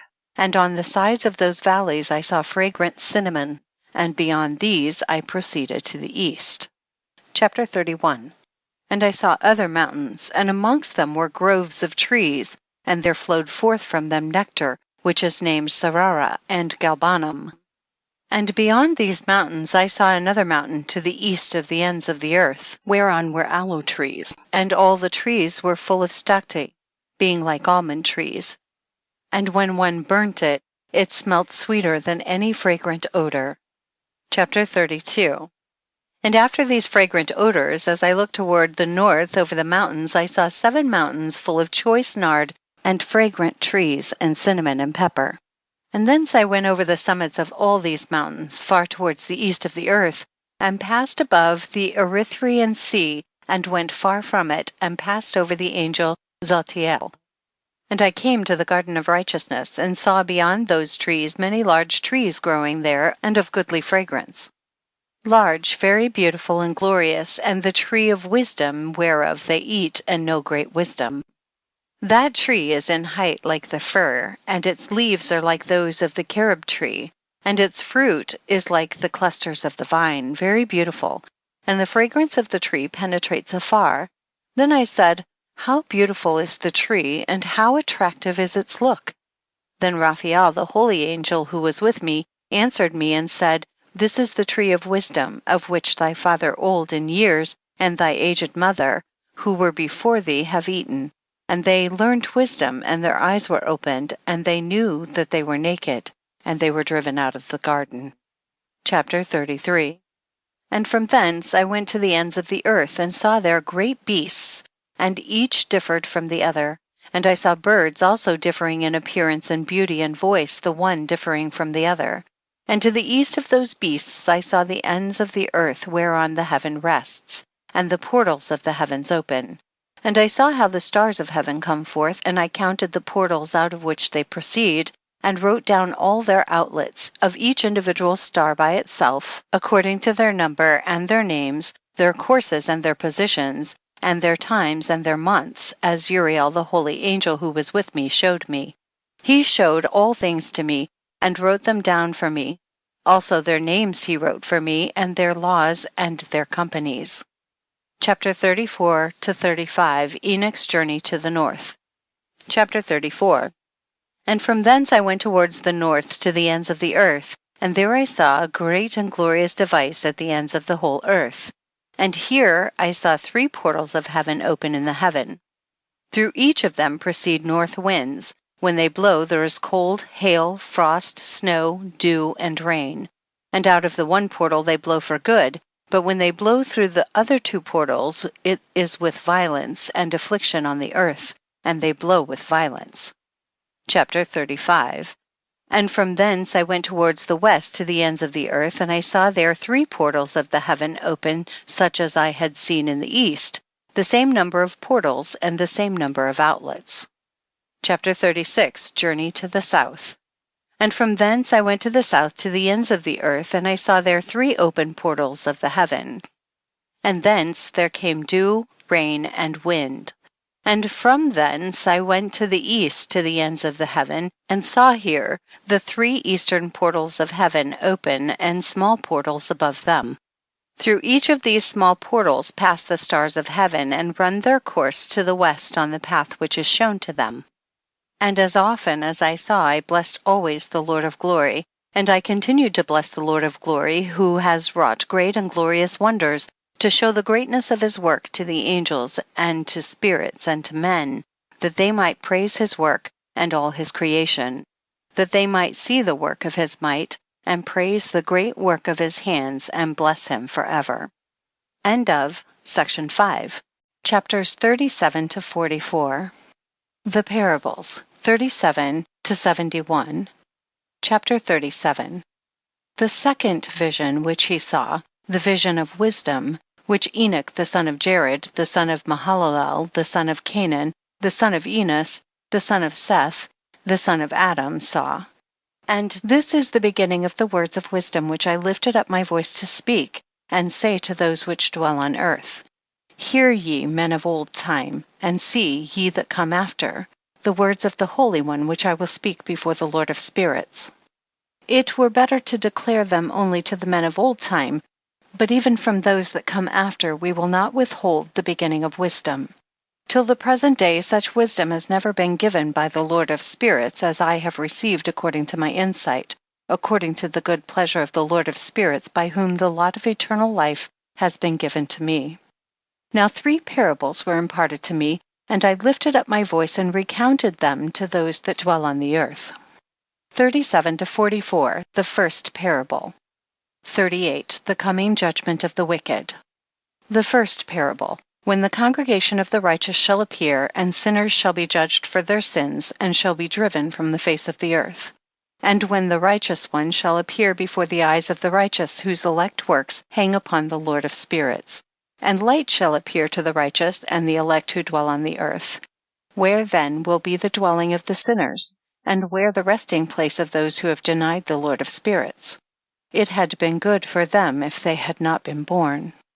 When the secrets of the righteous shall be revealed, and the sinners judged, and the godless driven from the presence of the righteous and elect, from that time those that possess the earth shall no longer be powerful and exalted, and they shall not be able to behold the face of the holy, for the Lord of spirits has caused his light to appear on the face of the holy, righteous, and elect.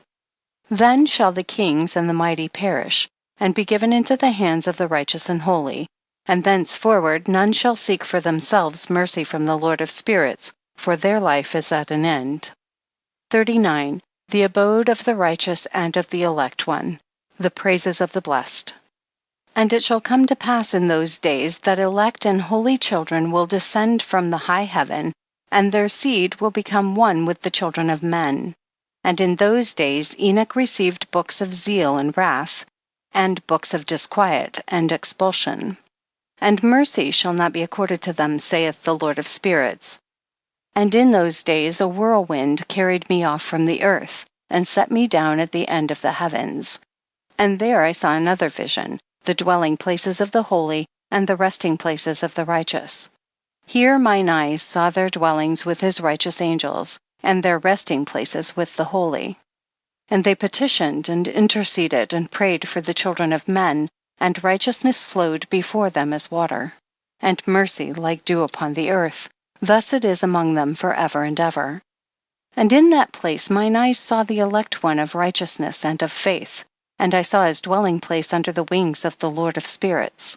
And righteousness shall prevail in his days, and the righteous and elect shall be without number before him forever and ever. And all the righteous and elect before him shall be strong as fiery lights, and their mouth shall be full of blessing. And their lips extol the name of the Lord of spirits, and righteousness before him shall never fail, and uprightness shall never fail before him. There I wished to dwell, and my spirit longed for that dwelling place. And there heretofore hath been my portion. For so has it been established concerning me before the Lord of spirits. In those days I praised and extolled the name of the Lord of spirits with blessings and praises, because he hath destined me for blessing and glory according to the good pleasure of the Lord of spirits. For a long time my eyes regarded that place, and I blessed him and praised him, saying, Blessed is he, and may he be blessed from the beginning and forevermore. And before him there is no ceasing. He knows before the world was created what is forever and what will be from generation unto generation. Those who sleep not bless thee. They stand before thy glory and bless, praise, and extol, saying, Holy, holy, holy is the Lord of spirits. He filleth the earth with spirits. And here my eyes saw all those who sleep not. They stand before him and bless, and say, Blessed be thou, and blessed be the name of the Lord forever and ever. And my face was changed, for I could no longer behold.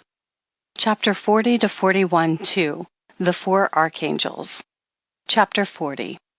And after that I saw thousands of thousands and 10,000 times 10,000. I saw a multitude beyond number and reckoning, who stood before the Lord of spirits. And on the four sides of the Lord of spirits I saw four presences, different from those that sleep not, and I learnt their names, for the angel that went with me made known to me their names and showed me all the hidden things. And I heard the voices of those four presences as they uttered praises before the Lord of glory. The first voice blesses the Lord of spirits forever and ever. And the second voice I heard blessing the elect one, and the elect ones who hang upon the Lord of spirits. And the third voice I heard pray and intercede for those who dwell on the earth, and supplicate in the name of the Lord of spirits. And I heard the fourth voice fending off the Satans and forbidding them to come before the Lord of spirits to accuse them who dwell on the earth. After that I asked the angel of peace who went with me, who showed me everything that is hidden. Who are these four presences which I have seen, and whose words I have heard and written down? And he said to me, The first is Michael, the merciful and long-suffering, and the second, who is set over all the diseases and all the wounds of the children of men, is Raphael. And the third, who is set over all the powers, is Gabriel. And the fourth, who is set over the repentance unto hope of those who inherit eternal life, is named Phanuel. And these are the 4 angels of the Lord of Spirits, and the 4 voices I heard in those days. Chapter 41. And after that I saw all the secrets of the heavens, and how the kingdom is divided, and how the actions of men are weighed in the balance. And there I saw the mansions of the elect, and the mansions of the holy. And mine eyes saw there all the sinners being driven from thence which deny the name of the Lord of Spirits, and being dragged off, and they could not abide because of the punishment which proceeds from the Lord of Spirits. 41, verses 3-9, Astronomical Secrets. And there mine eyes saw the secrets of the lightning and of the thunder, and the secrets of the winds, how they are divided to blow over the earth, and the secrets of the clouds and dew. And there I saw from whence they proceed in that place, and from whence they saturate the dusty earth. And there I saw closed chambers out of which the winds are divided, the chamber of the hail and winds, the chamber of the mist and of the clouds, and the cloud thereof hovers over the earth from the beginning of the world. And I saw the chambers of the sun and moon, whence they proceed and whither they come again, and their glorious return, and how one is superior to the other, and their stately orbit, and how they do not leave their orbit, and they add nothing to their orbit, and they take nothing from it, and they keep faith with each other, in accordance with the oath by which they are bound together.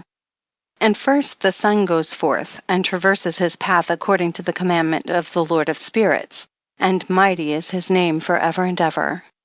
And after that I saw the hidden and the visible path of the moon, and she accomplishes the course of her path in that place by day and by night, the one holding a position opposite to the other before the Lord of Spirits.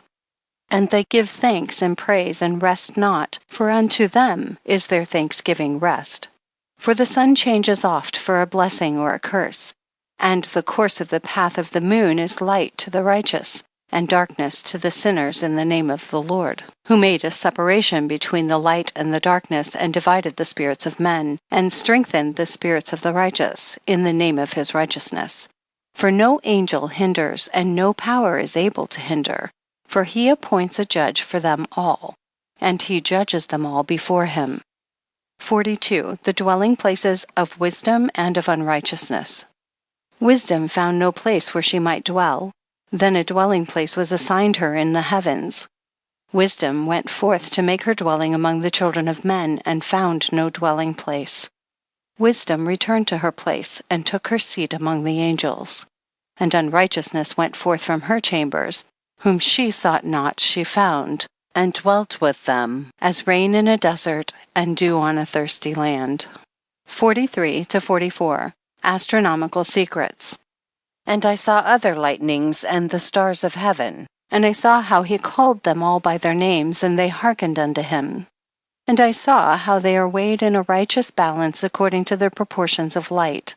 I saw the width of their spaces, and the day of their appearing, and how their revolution produces lightning. And I saw their revolution according to the number of the angels, and how they keep faith with each other. And I asked the angel who went with me, who showed me what was hidden, what are these? And he said to me, the Lord of Spirits hath showed thee their parabolic meaning, literally their parable. These are the names of the holy who dwell in the earth and believe in the name of the Lord of Spirits forever and ever. Chapter 44. Also, another phenomenon I saw in regard to the lightnings, how some of the stars arise and become lightnings, and cannot part with their new form. End of section 6. Chapters 45-59. Chapters 45-47, the second parable, the lot of the apostates, the new heaven and the new earth. Chapter 45. And this is the second parable concerning those who deny the name of the dwelling of the holy ones and the Lord of Spirits. And into the heaven they shall not ascend, and on the earth they shall not come. Such shall be the lot of the sinners who have denied the name of the Lord of Spirits, who are thus preserved for the day of suffering and tribulation. On that day mine elect ones shall sit on the throne of glory, and shall try their works, and their places of rest shall be innumerable. And their souls shall grow strong within them when they see mine elect ones, and those who have called upon my glorious name. Then will I cause mine elect one to dwell among them. And I will transform the heaven and make it an eternal blessing and light. And I will transform the earth and make it a blessing. And I will cause mine elect ones to dwell upon it, but the sinners and evildoers shall not set foot thereon. For I have provided and satisfied with peace my righteous ones, and have caused them to dwell before me. But for the sinners there is judgment impending with me, so that I shall destroy them from the face of the earth. Chapter 46. The head of days and the Son of Man. Chapter 46. And there I saw one who had a head of days, and his head was white like wool. And with him was another being whose countenance had the appearance of a man, and his face was full of graciousness, like one of the holy angels. And I asked the angel who went with me and showed me all the hidden things concerning that Son of Man, who he was, and whence he was, and why he went with the head of days. And he answered and said unto me, This is the Son of Man who hath righteousness, with whom dwelleth righteousness, and who revealeth all the treasures of that which is hidden, because the Lord of spirits hath chosen him, and whose lot hath the preeminence before the Lord of spirits in uprightness forever. And this Son of Man whom thou hast seen shall raise up the kings and the mighty from their seats, and the strong from their thrones, and shall loosen the reins of the strong, and break the teeth of the sinners. And he shall put down the kings from their thrones and kingdoms, because they do not extol and praise him, nor humbly acknowledge whence the kingdom was bestowed upon them. And he shall put down the countenance of the strong, and shall fill them with shame. And darkness shall be their dwelling, and worms shall be their bed. And they shall have no hope of rising from their beds, because they do not extol the name of the Lord of spirits. And these are they who judge the stars of heaven, and raise their hands against the Most High, and tread upon the earth, and dwell upon it. And all their deeds manifest unrighteousness, and their power rests upon their riches. And their faith is in the gods which they have made with their hands, and they deny the name of the Lord of spirits. And they persecute the houses of his congregations, and the faithful who hang upon the name of the Lord of spirits. Chapter 47. The prayer of the righteous for vengeance and their joy at its coming. Chapter 47. And in those days shall have ascended the prayer of the righteous, and the blood of the righteous from the earth before the Lord of spirits. In those days the holy ones who dwell above in the heavens shall unite with one voice, and supplicate and pray, and praise and give thanks and bless the name of the Lord of spirits, on behalf of the blood of the righteous which has been shed, and that the prayer of the righteous may not be in vain before the Lord of spirits, that judgment may be done unto them, and that they may not have to suffer forever. In those days I saw the head of days when he seated himself upon the throne of his glory, and the books of the living were opened before him, and all his host which is in heaven above and his counselors stood before him, and the hearts of the holy were filled with joy, because the number of the righteous had been offered, and the prayer of the righteous had been heard, and the blood of the righteous been required before the Lord of spirits. Chapter 48. The fount of righteousness, the Son of Man, the stay of the righteous, judgment of the kings and the mighty. Chapter 48. And in that place I saw the fountain of righteousness, which was inexhaustible, and around it were many fountains of wisdom. And all the thirsty drank of them, and were filled with wisdom, and their dwellings were with the righteous and holy and elect. And at that hour that Son of Man was named in the presence of the Lord of spirits, and his name before the head of days. Yea, before the sun and the signs were created, before the stars of the heaven were made, his name was named before the Lord of spirits. He shall be a staff to the righteous, whereon to stay themselves and not fall, and he shall be the light of the Gentiles, and the hope of those who are troubled of heart. All who dwell on earth shall fall down and worship before him, and will praise and bless and celebrate with song the Lord of spirits.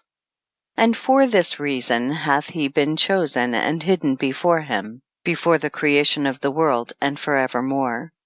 And the wisdom of the Lord of spirits hath revealed him to the holy and righteous. For he hath preserved the lot of the righteous, because they have hated and despised this world of unrighteousness, and have hated all its works and ways in the name of the Lord of spirits. For in his name they are saved, and according to his good pleasure hath it been in regard to their life. In these days downcast in countenance shall the kings of the earth have become, and the strong who possess the land because of the works of their hands. For on the day of their anguish and affliction they shall not be able to save themselves, and I will give them over into the hands of mine elect. As straw in the fire, so shall they burn before the face of the holy. As lead in the water shall they sink before the face of the righteous, and no trace of them shall any more be found. And on the day of their affliction there shall be rest on the earth, and before them they shall fall and not rise again. And there shall be no one to take them with his hands and raise them, for they have denied the Lord of spirits and his anointed.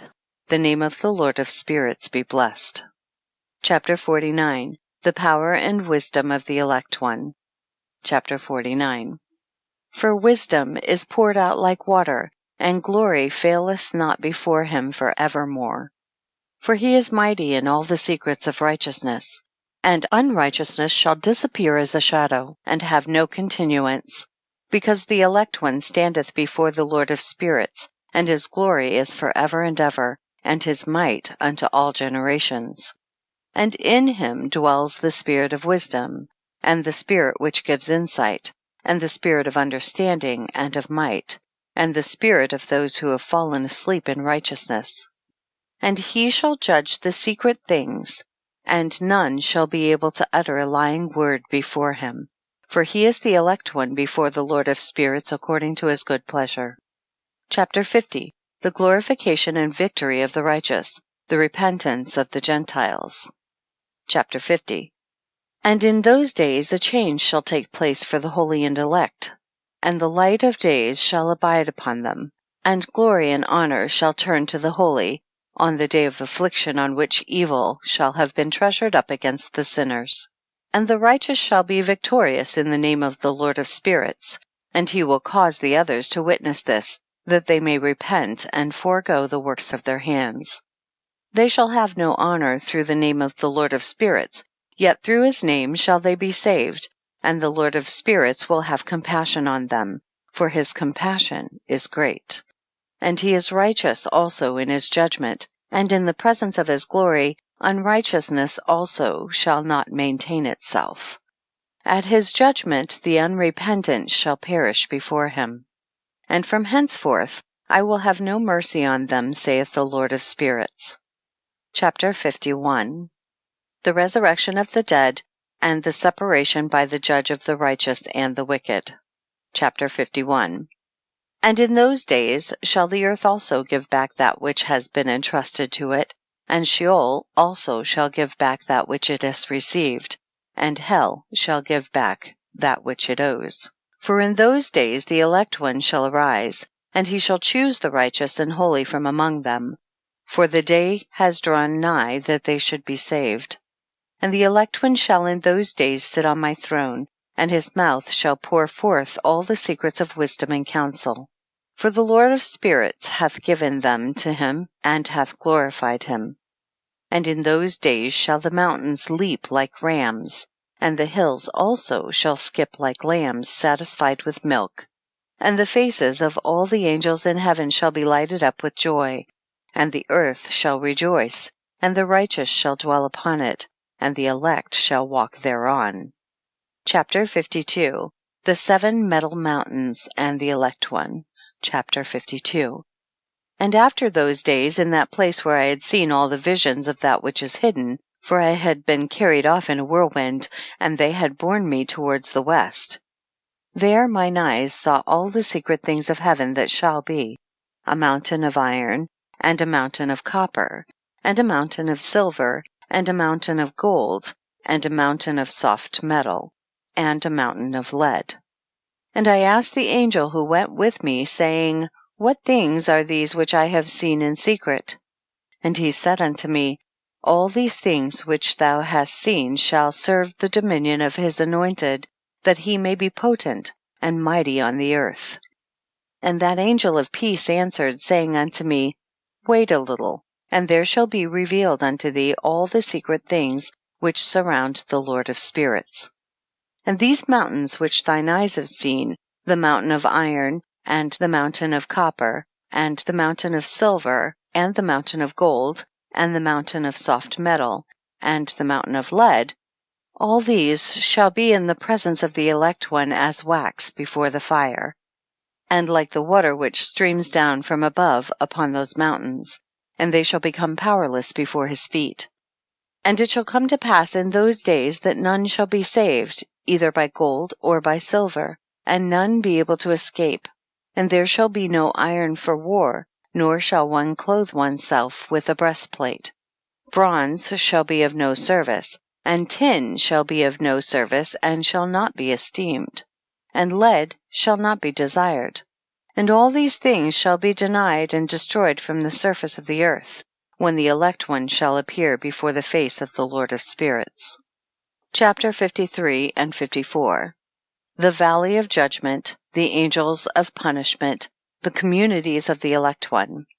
Chapter 53. There mine eyes saw a deep valley with open mouths, and all who dwell on the earth and sea and islands shall bring to him gifts and presents and tokens of homage, but that deep valley shall not become full.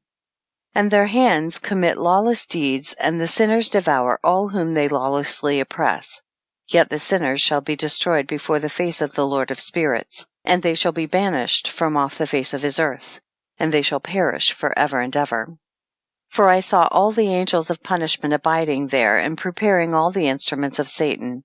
And I asked the angel of peace who went with me, For whom are they preparing these instruments? And he said unto me, They prepare these for the kings and the mighty of this earth, that they may thereby be destroyed.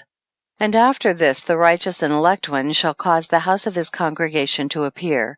Henceforth they shall be no more hindered in the name of the Lord of spirits. And these mountains shall not stand as the earth before his righteousness, but the hills shall be as a fountain of water, and the righteous shall have rest from the oppression of sinners. Chapter 54. And I looked and turned to another part of the earth, and saw there a deep valley with burning fire. And they brought the kings and the mighty, and began to cast them into this deep valley.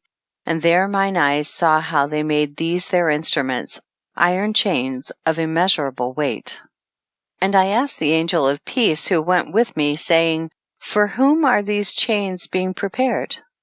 And he said unto me, These are being prepared for the hosts of Azazel, so that they may take them and cast them into the abyss of complete condemnation, and they shall cover their jaws with rough stones, as the Lord of spirits commanded.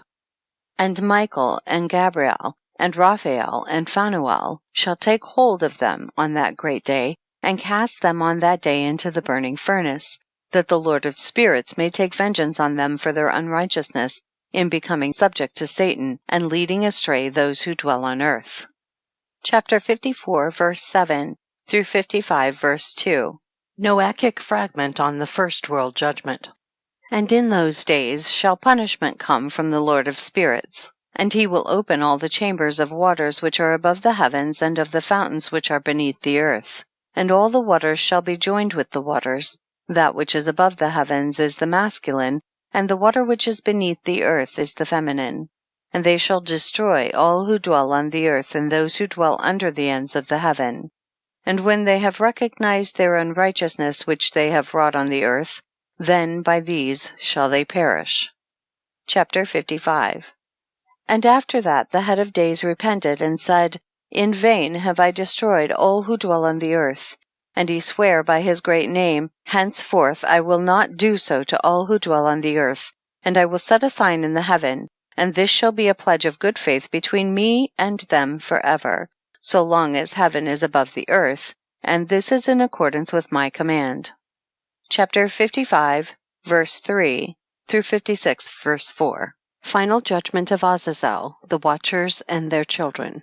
When I have desired to take hold of them by the hand of the angels on the day of tribulation and pain because of this, I will cause my chastisement and my wrath to abide upon them, saith God, the Lord of spirits.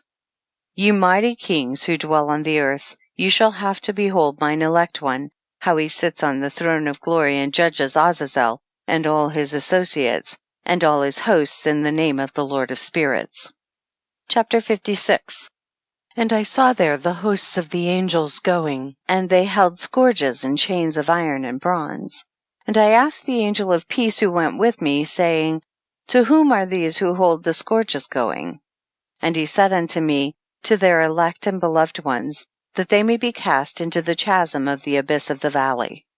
And then that valley shall be filled with their elect and beloved, and the days of their life shall be at an end, and the days of their leading astray shall not thenceforward be reckoned.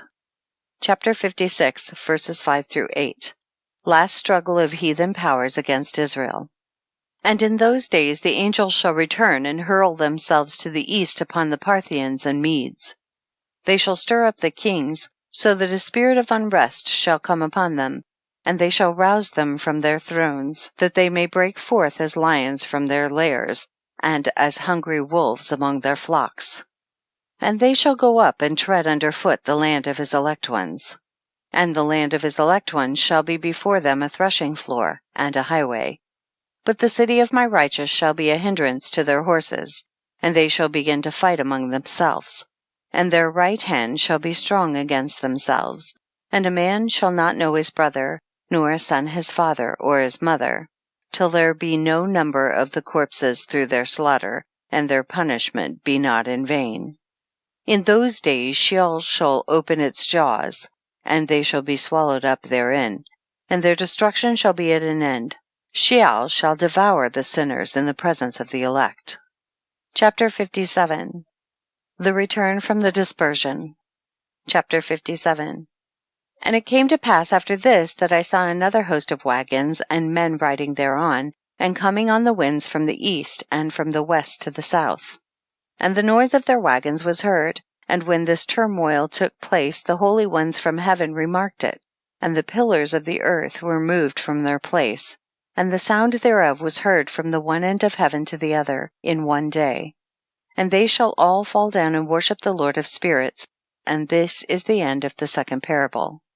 Chapter 58-71, the third parable. Chapter 58, the blessedness of the saints. Chapter 58. And I began to speak the third parable concerning the righteous and elect. Blessed are ye, ye righteous and elect, for glorious shall be your lot. And the righteous shall be in the light of the sun, and the elect in the light of eternal life. And the days of their life shall be unending, and the days of the holy without number. And they shall seek the light and find righteousness with the Lord of spirits. There shall be peace to the righteous in the name of the eternal Lord. And after this it shall be said to the holy in heaven, that they should seek out the secrets of righteousness, the heritage of faith. For it has become bright as the sun upon earth, and the darkness is past. And there shall be a light that never endeth, and to a limit, literally number of days, they shall not come. For the darkness shall first have been destroyed, and the light established before the Lord of spirits, and the light of uprightness established forever before the Lord of spirits. Chapter 59. The lights and the thunder. Chapter 59. In those days mine eyes saw the secrets of the lightnings, and of the lights, and the judgments they execute, literally their judgment, and they lighten for a blessing or a curse, as the Lord of spirits willeth. And there I saw the secrets of the thunder, and how when it resounds above in the heaven, the sound thereof is heard. And he caused me to see the judgments executed on the earth, whether they be for well-being and blessing, or for a curse, according to the word of the Lord of spirits. And after that all the secrets of the lights and lightnings were shown to me, and they lighten for blessing and for satisfying. End of section 7. Chapter 60. Book of Noah, a fragment. Quaking of heaven, Behemoth and Leviathan, the elements. Chapter 60. In the year 500, in the 7th month, on the 14th day of the month in the life of Enoch. In that parable I saw how a mighty quaking made the heaven of heavens to quake, and the host of the Most High, and the angels, 1,000 thousands and 10,000 times 10,000, were disquieted with a great disquiet. And the head of days sat on the throne of his glory, and the angels and the righteous stood around him. And a great trembling seized me, and fear took hold of me, and my loins gave way, and dissolved were my reins, and I fell upon my face. And Michael sent another angel from among the holy ones, and he raised me up. And when he had raised me up, my spirit returned, for I had not been able to endure the look of this host, and the commotion and the quaking of the heaven. And Michael said unto me, Why art thou disquieted with such a vision? Until this day lasted the day of his mercy, and he hath been merciful and long-suffering towards those who dwell on the earth. And when the day, and the power, and the punishment, and the judgment come, which the Lord of spirits hath prepared for those who worship not the righteous law, and for those who deny the righteous judgment, and for those who take his name in vain, that day is prepared for the elect a covenant, but for sinners an inquisition. When the punishment of the Lord of spirits shall rest upon them, it shall rest in order that the punishment of the Lord of spirits may not come in vain, and it shall slay the children with their mothers, and the children with their fathers. Afterwards the judgment shall take place according to his mercy and his patience.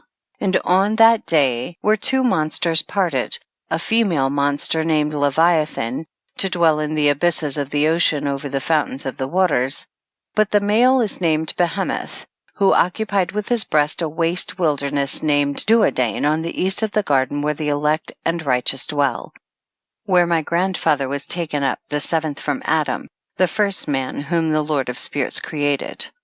And I besought the other angel that he should show me the might of those monsters, how they were parted on one day and cast, the one into the abysses of the sea, and the other unto the dry land of the wilderness. And he said to me, Thou son of man, herein thou dost seek to know what is hidden. And the other angel who went with me and showed me what was hidden told me what is first and last in the heaven in the height, and beneath the earth in the depth, and at the ends of the heaven, and on the foundation of the heaven. And the chambers of the winds, and how the winds are divided, and how they are weighed, and how the portals of the winds are reckoned, each according to the power of the wind, and the power of the lights of the moon, and according to the power that is fitting. And the divisions of the stars according to their names, and how all the divisions are divided. And the thunders according to the places where they fall, and all the divisions that are made among the lightnings, that it may lighten, and their host, that they may at once obey. For the thunder has places of rest which are assigned to it while it is waiting for its peal, and the thunder and lightning are inseparable, and although not one and undivided, they both go together through the Spirit and separate not. For when the lightning lightens, the thunder utters its voice, and the Spirit enforces a pause during the peal, and divides equally between them. For the treasury of their peals is like the sand, and each one of them, as it peals, is held in with a bridle, and turned back by the power of the Spirit, and pushed forward according to the many quarters of the earth. And the spirit of the sea is masculine and strong, and according to the might of his strength he draws it back with a rein, and in like manner it is driven forward and disperses amid all the mountains of the earth. And the spirit of the hoarfrost is his own angel, and the spirit of the hail is a good angel, and the spirit of the snow has forsaken his chambers on account of his strength. There is a special spirit therein, and that which ascends from it is like smoke, and its name is frost. And the spirit of the mist is not united with them in their chambers, but it has a special chamber, for its course is glorious, both in light and in darkness, and in winter and in summer, and in its chamber is an angel. And the spirit of the dew has its dwelling at the ends of the heaven, and is connected with the chambers of the rain, and its course is in winter and summer, and its clouds and the clouds of the mist are connected, and the one gives to the other. And when the spirit of the rain goes forth from its chamber, the angels come and open the chamber and lead it out. And when it is diffused over the whole earth, it unites with the water on the earth, and whensoever it unites with the water on the earth. For the waters are for those who dwell on the earth, for they are nourishment for the earth and from the Most High who is in heaven. Therefore there is a measure for the rain, and the angels take it in charge. And these things I saw towards the garden of the righteous. And the angel of peace who was with me said to me, These two monsters prepared conformably to the greatness of God shall feed. Chapter 61. Angels go off to measure paradise, the judgment of the righteous by the elect one, the praise of the elect one and of God. Chapter 61. And I saw in those days how long cords were given to those angels, and they took to themselves wings and flew, and they went towards the north. And I asked the angel, saying unto him, Why have those angels taken these cords and gone off? And he said unto me, They have gone to measure. And the angel who went with me said unto me, These shall bring the measures of the righteous, and the ropes of the righteous to the righteous, that they may stay themselves on the name of the Lord of spirits forever and ever. The elect shall begin to dwell with the elect, and those are the measures which shall be given to faith, and which shall strengthen righteousness. And these measures shall reveal all the secrets of the depths of the earth. And those who have been destroyed by the desert, and those who have been devoured by the beasts, and those who have been devoured by the fish of the sea, that they may return and stay themselves on the day of the elect one. For none shall be destroyed before the Lord of spirits, and none can be destroyed. And all who dwell above in the heaven received a command, and power, and one voice, and one light like unto fire. And that one with their first words they blessed, and extolled and lauded with wisdom, and they were wise in utterance and in the spirit of life. And the Lord of spirits placed the elect one on the throne of glory, and he shall judge all the works of the holy above in the heaven, and in the balance shall their deeds be weighed. And when he shall lift up his countenance to judge their secret ways according to the word of the name of the Lord of spirits, and their path according to the way of the righteous judgment of the Lord of spirits, then shall they all with one voice speak and bless, and glorify and extol and sanctify the name of the Lord of spirits.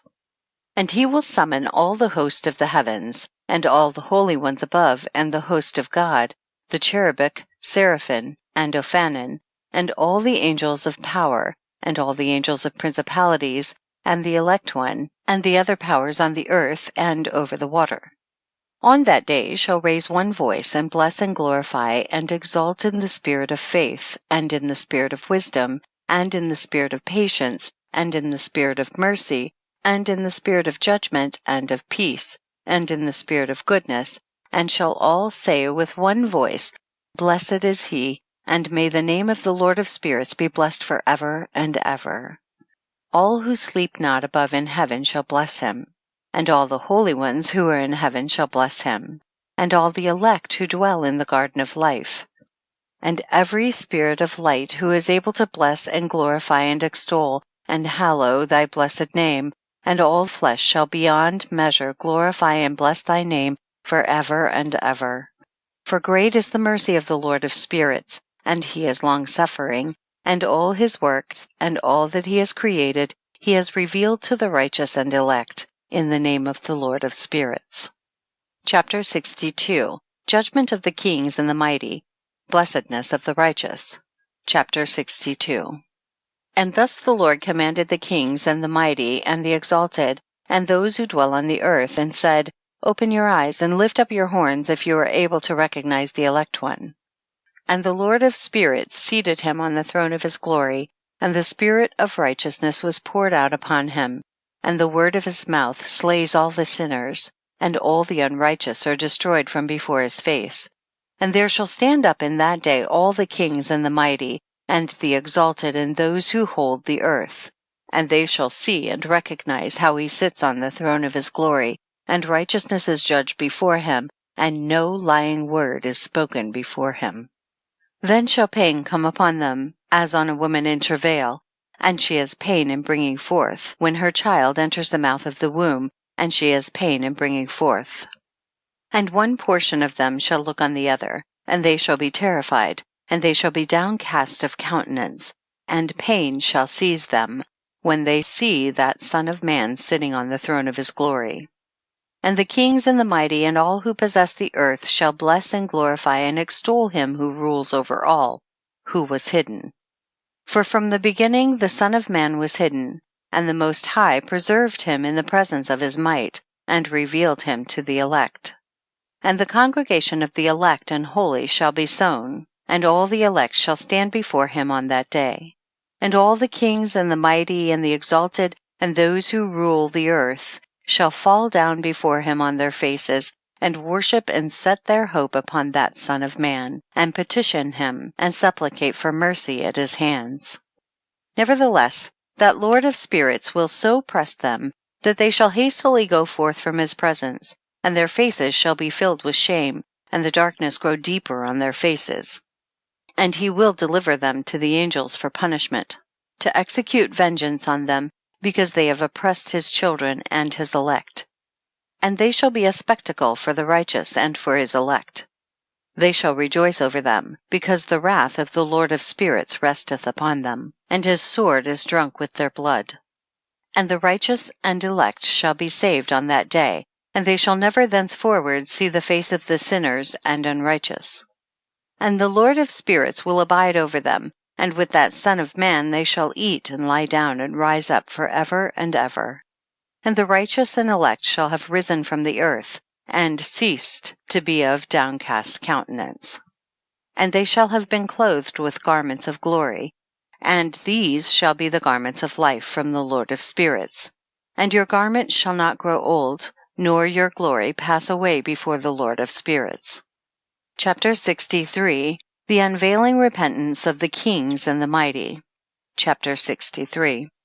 In those days shall the mighty and the kings who possess the earth implore him to grant them a little respite from his angels of punishment to whom they were delivered, that they might fall down and worship before the Lord of spirits, and confess their sins before him. And they shall bless and glorify the Lord of spirits, and say, Blessed is the Lord of spirits and the Lord of kings, and the Lord of the mighty, and the Lord of the rich, and the Lord of glory, and the Lord of wisdom. And splendid in every secret thing is thy power from generation to generation, and thy glory forever and ever. Deep are all thy secrets and innumerable, and thy righteousness is beyond reckoning. We have now learnt that we should glorify and bless the Lord of kings, and him who is king over all kings. And they shall say, Would that we had rest to glorify and give thanks and confess our faith before his glory. And now we long for a little rest, but find it not. We follow hard upon and obtain it not. And light has vanished from before us, and darkness is our dwelling place forever and ever. For we have not believed before him, nor glorified the name of the Lord of spirits, nor glorified our Lord. But our hope was in the scepter of our kingdom, and in our glory. And in the day of our suffering and tribulation he saves us not, and we find no respite for confession. That our Lord is true in all his works, and in his judgments and his justice, and his judgments have no respect of persons. And we pass away from before his face on account of our works, and all our sins are reckoned up in righteousness. Now they shall say unto themselves, Our souls are full of unrighteous gain. But it does not prevent us from descending from the midst thereof into the burden of Sheol. And after that their faces shall be filled with darkness, and shame before that Son of Man. And they shall be driven from his presence, and the sword shall abide before his face in their midst. Thus spake the Lord of spirits. This is the ordinance and judgment with respect to the mighty and the kings and the exalted, and those who possess the earth before the Lord of spirits. Chapter 64. Vision of the fallen angels in the place of punishment. Chapter 64. And other forms I saw hidden in that place. I heard the voice of the angel saying, These are the angels who descended to the earth and revealed what was hidden to the children of men, and seduced the children of men into committing sin. End of section 8. Chapter 65. Enoch foretells to Noah the deluge, and his own preservation. Chapter 65. And in those days Noah saw the earth that it had sunk down, and its destruction was nigh. And he arose from thence, and went to the ends of the earth, and cried aloud to his grandfather Enoch. And Noah said 3 times with an embittered voice, Hear me, hear me, hear me. And I said unto him, Tell me what it is that is falling out on the earth, that the earth is in such evil plight and shaken, lest perchance I shall perish with it. And thereupon there was a great commotion on the earth, and a voice was heard from heaven, and I fell on my face. And Enoch my grandfather came and stood by me, and said unto me, Why hast thou cried unto me with a bitter cry and weeping? And a command has gone forth from the presence of the Lord concerning those who dwell on the earth, that their ruin is accomplished because they have learnt all the secrets of the angels, and all the violence of the Satans, and all their powers, the most secret ones, and all the power of those who practice sorcery, and the power of witchcraft, and the power of those who make molten images for the whole earth, and how silver is produced from the dust of the earth, and how soft metal originates in the earth. For lead and tin are not produced from the earth like the first, it is a fountain that produces them, and an angel stands therein, and that angel is preeminent. And after that my grandfather Enoch took hold of me by my hand, and raised me up, and said unto me, Go, for I have asked the Lord of spirits as touching this commotion on the earth. And he said unto me, Because of their unrighteousness their judgment has been determined upon, and shall not be withheld by me forever. Because of the sorceries which they have searched out and learnt, the earth and those who dwell upon it shall be destroyed. And these they have no place of repentance forever, because they have shown them what was hidden, and they are the damned. But as for thee, my son, the Lord of spirits knows that thou art pure and guiltless of this reproach concerning the secrets. And he has destined thy name to be among the holy, and will preserve thee amongst those who dwell on the earth, and has destined thy righteous seed both for kingship and for great honors. And from thy seed shall proceed a fountain of the righteous and holy without number forever. Chapter 66. The angels of the waters bidden to hold them in check. Chapter 66. And after that he showed me the angels of punishment, who were prepared to come and let loose all the powers of the waters which are beneath in the earth, in order to bring judgment and destruction on all who abide and dwell on the earth. And the Lord of spirits gave commandment to the angels who were going forth, that they should not cause the waters to rise, but should hold them in check, for those angels were over the powers of the waters. And I went away from the presence of Enoch. Chapter 67. God's promise to Noah, places of punishment of the angels and of the kings. Chapter 67. And in those days the word of God came unto me, and he said unto me, Noah, thy lot is come up before me, a lot without blame, a lot of love and uprightness. And now the angels are making a wooden building, and when they have completed the task I will place my hand upon it and preserve it, and there shall come forth from it the seed of life. And a change shall set in, so that the earth will not remain without inhabitant. And I will make fast thy seed before me for ever and ever, and I will spread abroad those who dwell with thee. It shall not be unfruitful on the face of the earth, but it shall be blessed and multiply on the earth in the name of the Lord.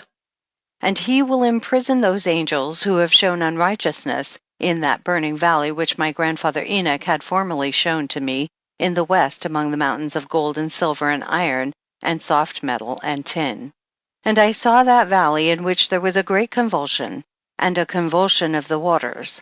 And when all this took place from that fiery molten metal and from the convulsion thereof in that place, there was produced a smell of sulfur, and it was connected with those waters, and that valley of the angels who had led astray mankind burned beneath that land. And through its valleys proceed streams of fire, where these angels are punished who had led astray those who dwell upon the earth. But those waters shall in those days serve for the kings and the mighty and the exalted, and those who dwell on the earth for the healing of the body, but for the punishment of the spirit. Now their spirit is full of lust, that they may be punished in their body, for they have denied the Lord of spirits, and see their punishment daily, and yet believe not in his name. And in proportion as the burning of their bodies becomes severe, a corresponding change shall take place in their spirit forever and ever. For before the Lord of spirits none shall utter an idle word. For the judgment shall come upon them, because they believe in the lust of their body and deny the Spirit of the Lord. And those same waters will undergo a change in those days, for when those angels are punished in these water springs shall change their temperature. And when the angels ascend, this water of the springs shall change and become cold. And I heard Michael answering and saying, this judgment wherewith the angels are judged is a testimony for the kings and the mighty who possess the earth. Because these waters of judgment minister to the healing of the body of the kings and the lust of their body. Therefore they will not see and will not believe that those waters will change and become a fire which burns forever. Chapter 68. Michael and Raphael, astonished at the severity of the judgment. Chapter 68. And after that my grandfather Enoch gave me the teaching of all the secrets in the book and the parables, which had been given to him, and he put them together for me in the words of the book of the parables. And on that day Michael answered Raphael and said, the power of the Spirit transports, and makes me to tremble, because of the severity of the judgment of the secrets and the judgment of the angels. Who can endure the severe judgment which has been executed, and before which they melt away? And Michael answered again and said to Raphael, who is he whose heart is not softened concerning it, and whose reins are not troubled by this word of judgment that has gone forth upon them, because of those who have thus led them out? And it came to pass, when he stood before the Lord of spirits, Michael said thus to Raphael, I will not take their part under the eye of the Lord, for the Lord of spirits has been angry with them, because they do as if they were the Lord. Therefore all that is hidden shall come upon them forever and ever, for neither angel nor man shall have his portion in it, but alone they have received their judgment forever and ever. Chapter 69. The names and functions of the fallen angels and Satan's, the secret oath. Chapter 69. And after this judgment they shall terrify and make them to tremble, because they have shown this to those who dwell on the earth.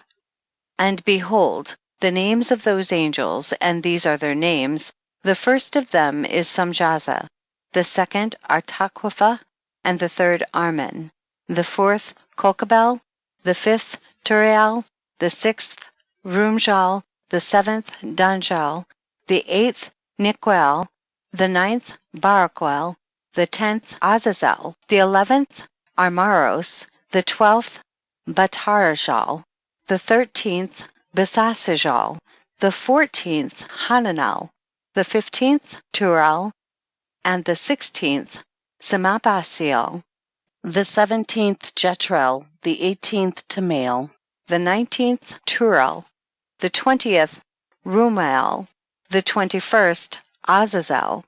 And these are the chiefs of their angels and their names, and their chief ones over hundreds, and over 50s, and over 10s. The name of the first, Jequan, that is, the one who led astray all the sons of God, and brought them down to the earth, and led them astray through the daughters of men. And the second was named Asbiel. He imported to the holy sons of God evil counsel, and led them astray, so that they defiled their bodies with the daughters of men. And the third was named Gadriel. He it is who showed the children of men all the blows of death, and he led astray Eve, and showed the weapons of death to the sons of men, the shield and the coat of mail, and the sword for battle, and all the weapons of death to the children of men. And from his hand they have proceeded against those who dwell on the earth from that day and forevermore. And the fourth was named Penemiel. He taught the children of men the bitter and the sweet, and he taught them all the secrets of their wisdom.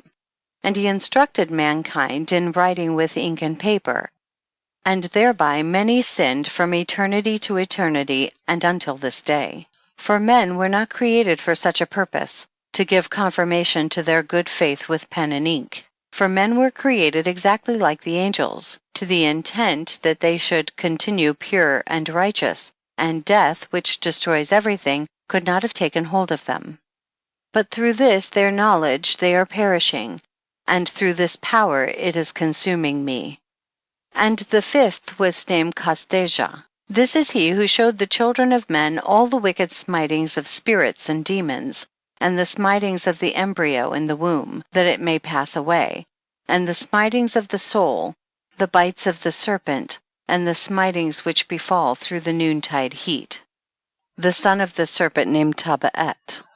And this is the task of Caspiel, the chief of the oath which he showed to the holy ones when he dwelt high above in glory, and its name is Bequa. This angel requested Michael to show him the hidden name, that he might enunciate it in the oath, so that those might quake before that name and oath who revealed all that was in secret to the children of men. And this is the power of this oath, for it is powerful and strong. And he placed this oath, Ake, in the hand of Michael. And these are the secrets of this oath, and they are strong through his oath. And the heaven was suspended before the world was created and forever. And through it the earth was founded upon the water. And from the secret recesses of the mountains come beautiful waters, from the creation of the world and unto eternity. And through that oath the sea was created, and as its foundation, he set for it the sand against the time of its anger, and it dare not pass beyond it from the creation of the world unto eternity. And through that oath are the depths made fast, and abide and stir not from their place from eternity to eternity. And through that oath the sun and moon complete their course, and deviate not from their ordinance from eternity to eternity. And through that oath the stars complete their course, and he calls them by their names, and they answer him from eternity to eternity. And in like manner the spirits of the water and of the winds, and of all zephyrs, and their paths from all the quarters of the winds. And there are preserved the voices of the thunder, and the light of the lightnings, and there are preserved the chambers of the hail, and the chambers of the hoarfrost, and the chambers of the mist, and the chambers of the rain, and the dew. And all these believe and give thanks before the Lord of spirits, and glorify him with all their power, and their food is in every act of thanksgiving. And they thank and glorify and extol the name of the Lord of spirits forever and ever.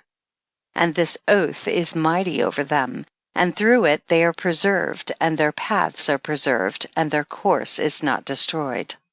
Close of the third parable. And there was great joy amongst them, and they blessed and glorified and extolled, because the name of that Son of Man had been revealed unto them. And he sat on the throne of his glory, and the sum of judgment was given unto the Son of Man. And he caused the sinners to pass away and be destroyed from off the face of the earth. And those who have led the world astray, with chains shall they be bound, and in their assemblage place of destruction shall they be imprisoned, and all their works vanish from the face of the earth. And from henceforth there shall be nothing corruptible. For that Son of Man is appeared, and has seated himself on the throne of his glory, and all evil shall pass away from before his face. And the word of that Son of Man shall go forth and be strong before the Lord of spirits. This is the third parable of Enoch. Chapter 70. The final translation of Enoch. Chapter 70. And it came to pass after this, that his name during his lifetime was raised aloft to that Son of Man, and to the Lord of spirits from amongst those who dwell on the earth. And he was raised aloft on the chariots of the Spirit, and his name vanished among them. And from that day I was no longer numbered amongst them. And he set me between the two winds, between the north and the west, where the angels took the cords to measure for me the place for the elect and righteous. And there I saw the first fathers and the righteous who from the beginning dwell in that place. Chapter 71. Two earlier versions of Enoch. Chapter 71. And it came to pass after this that my spirit was translated, and it ascended into the heavens, and I saw the holy sons of God. They were stepping on flames of fire, their garments were white, and their raiment and their faces shone like snow. And I saw two streams of fire, and the light of that fire shone like hyacinth. And I fell on my face before the Lord of spirits. And the angel Michael, one of the archangels, seized me by my right hand, and he lifted me up and led me forth into all the secrets, and he showed me all the secrets of righteousness. And he showed me all the secrets of the ends of the heaven, and all the chambers of all the stars, and all the luminaries, whence they proceed before the face of the holy ones. And he translated my spirit into the heaven of heavens, and I saw there as it were a structure built of crystals, and between those crystals tongues of living fire. And my spirit saw the girdle which girt that house of fire, and on its four sides were streams full of living fire, and they girt that house. And round about were seraphim, cherubic, and ophanim, and these are they who sleep not and guard the throne of his glory. And I saw angels who could not be counted, 1,000 thousands, and 10,000 times 10,000 encircling that house. And Michael and Raphael and Gabriel and Phanuel and the holy angels who are above the heavens go in and out of that house. And they came forth from that house, and Michael and Gabriel, Raphael and Phanuel, and many holy angels without number. And with them the head of days, his head white and pure as wool, and his raiment indescribable. And I fell on my face, and my whole body became relaxed, and my spirit was transfigured. And I cried with a loud voice with the spirit of power, and blessed and glorified and extolled.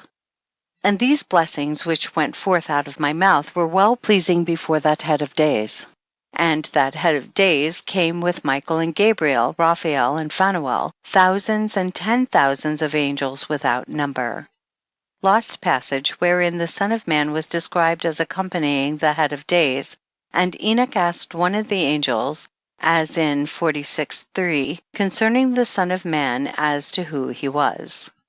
And he, in other words the angel, came to me and greeted me with his voice and said unto me, This is the Son of Man who is born unto righteousness, and righteousness abides over him, and the righteousness of the head of days forsakes him not.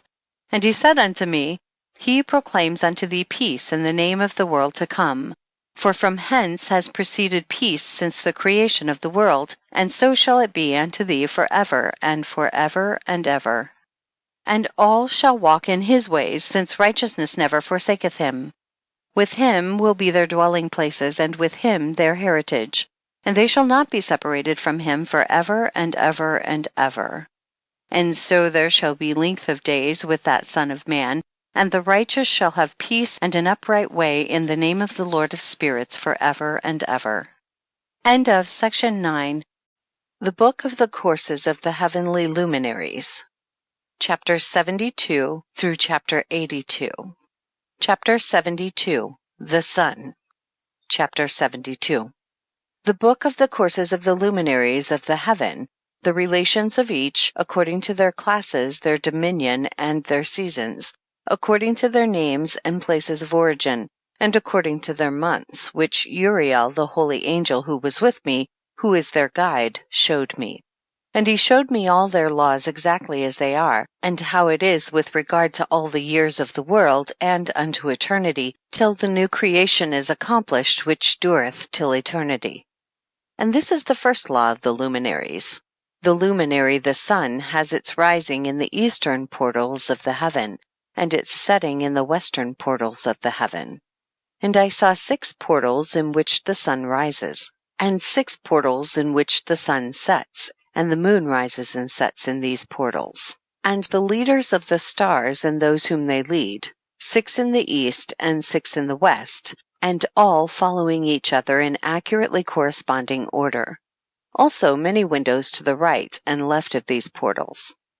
And first there goes forth the great luminary named the sun, and his circumference is like the circumference of the heaven, and he is quite filled with illuminating and heating fire.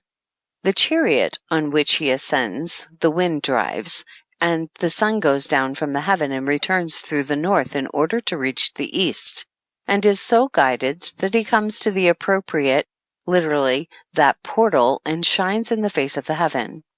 In this way he rises in the first month in the great portal, which is the 4th, those 6 portals in the cast. And in that 4th portal from which the sun rises in the first month are 12 window openings, from which proceed a flame when they are opened in their season. When the sun rises in the heaven, he comes forth through that 4th portal 30 mornings in succession, and sets accurately in the 4th portal in the west of the heaven. And during this period the day becomes daily longer, and the night nightly shorter to the 30th morning. On that day the day is longer than the night by a 9th part, and the day amounts exactly to 10 parts, and the night to 8 parts. And the sun rises from that 4th portal, and sets in the 4th, and returns to the 5th portal of the east 30 mornings, and rises from it, and sets in the 5th portal. And then the day becomes longer by 2 parts, and amounts to 11 parts, and the night becomes shorter and amounts to 7 parts. And it returns to the east and enters into the 6th portal, and rises and sets in the 6th portal 1:30 mornings on account of its sign. On that day the day becomes longer than the night, and the day becomes double the night, and the day becomes 12 parts, and the night is shortened and becomes 6 parts. And the sun mounts up to make the day shorter and the night longer, and the sun returns to the east and enters into the 6th portal, and rises from it and sets 30 mornings.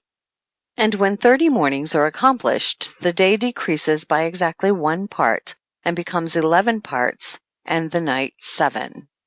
And the sun goes forth from that 6th portal in the west, and goes to the east, and rises in the 5th portal for 30 mornings, and sets in the west again in the 5th western portal. On that day, the day decreases by 2 parts, and amounts to 10 parts, and the night to 8 parts. And the sun goes forth from that 5th portal, and sets in the 5th portal of the west, and rises in the 4th portal for 1:30 mornings, on account of its sign, and sets in the west. On that day the day is equalized with the night, and becomes of equal length, and the night amounts to 9 parts, and the day to 9 parts. And the sun rises from that portal and sets in the west, and returns to the east, and rises 30 mornings in the 3rd portal, and sets in the west in the 3rd portal. And on that day the night becomes longer than the day, and night becomes longer than night, and day shorter than day, till the 30th morning. And the night amounts exactly to 10 parts, and the day to 8 parts. And the sun rises from that 3rd portal and sets in the 3rd portal in the west, and returns to the east, and for 30 mornings rises in the 2nd portal in the east, and in like manner sets in the 2nd portal in the west of the heaven. And on that day the night amounts to 11 parts, and the day to 7 parts. And the sun rises on that day from the 2nd portal and sets in the west in the 2nd portal, and returns to the east into the 1st portal for 1:30 mornings, and sets in the 1st portal in the west of the heaven. And on that day the night becomes longer and amounts to the double of the day, and the night amounts exactly to 12 parts, and the day to 6. And the sun has therewith traversed the divisions of his orbit, and turns again on those divisions of his orbit, and enters that portal 30 mornings, and sets also in the west opposite to it. And on that night has the night decreased in length by a 9th part, and the night has become 11 parts, and the day 7 parts. And the sun has returned and entered into the 2nd portal in the east, and returns on those his divisions of his orbit for 30 mornings, rising and setting. And on that day the night decreases in length, and the night amounts to 10 parts, and the day to 8. And on that day the sun rises from that portal, and sets in the west, and returns to the east, and rises in the 3rd portal for 1:30 mornings, and sets in the west of the heaven. On that day the night decreases and amounts to 9 parts, and the day to 9 parts, and the night is equal to the day, and the year is exactly as to its days 364. And the length of the day and of the night, and the shortness of the day and of the night arise. Through the course of the sun these distinctions are made, literally they are separated. So it comes that its course becomes daily longer, and its course nightly shorter. And this is the law and the course of the sun, and his return, as often as he returns 60 times and rises. In other words, the great luminary which is named the sun, forever and ever. And that which thus rises is the great luminary, and is so named according to its appearance, according as the Lord commanded. As he rises, so he sets, and decreases not, and rests not, but runs day and night, and his light is 7-fold brighter than that of the moon. But as regards size, they are both equal. Chapter 73. And after this law, I saw another law dealing with the smaller luminary which is named the moon. And her circumference is like the circumference of the heaven, and her chariot in which she rides is driven by the wind, and light is given to her in definite measure. And her rising and setting change every month, and her days are like the days of the sun. And when her light is uniform, in other words, full, it amounts to the 7th part of the light of the sun. And thus she rises. And her first phase in the east comes forth on the 30th morning.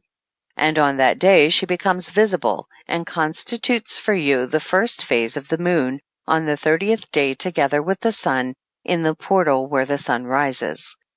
And the 1/2 of her goes forth by a 7th part, and her whole circumference is empty, without light, with the exception of 1/7 part of it, and the 14th part of her light.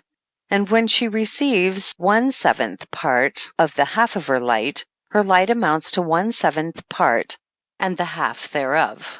And she sets with the sun, and when the sun rises, the moon rises with him, and receives the half of 1 part of light.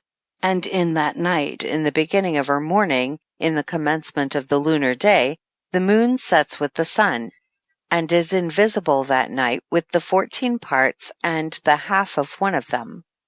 And she rises on that day with exactly a 7th part, and comes forth and recedes from the rising of the sun, and in her remaining days she becomes bright in the remaining 13 parts.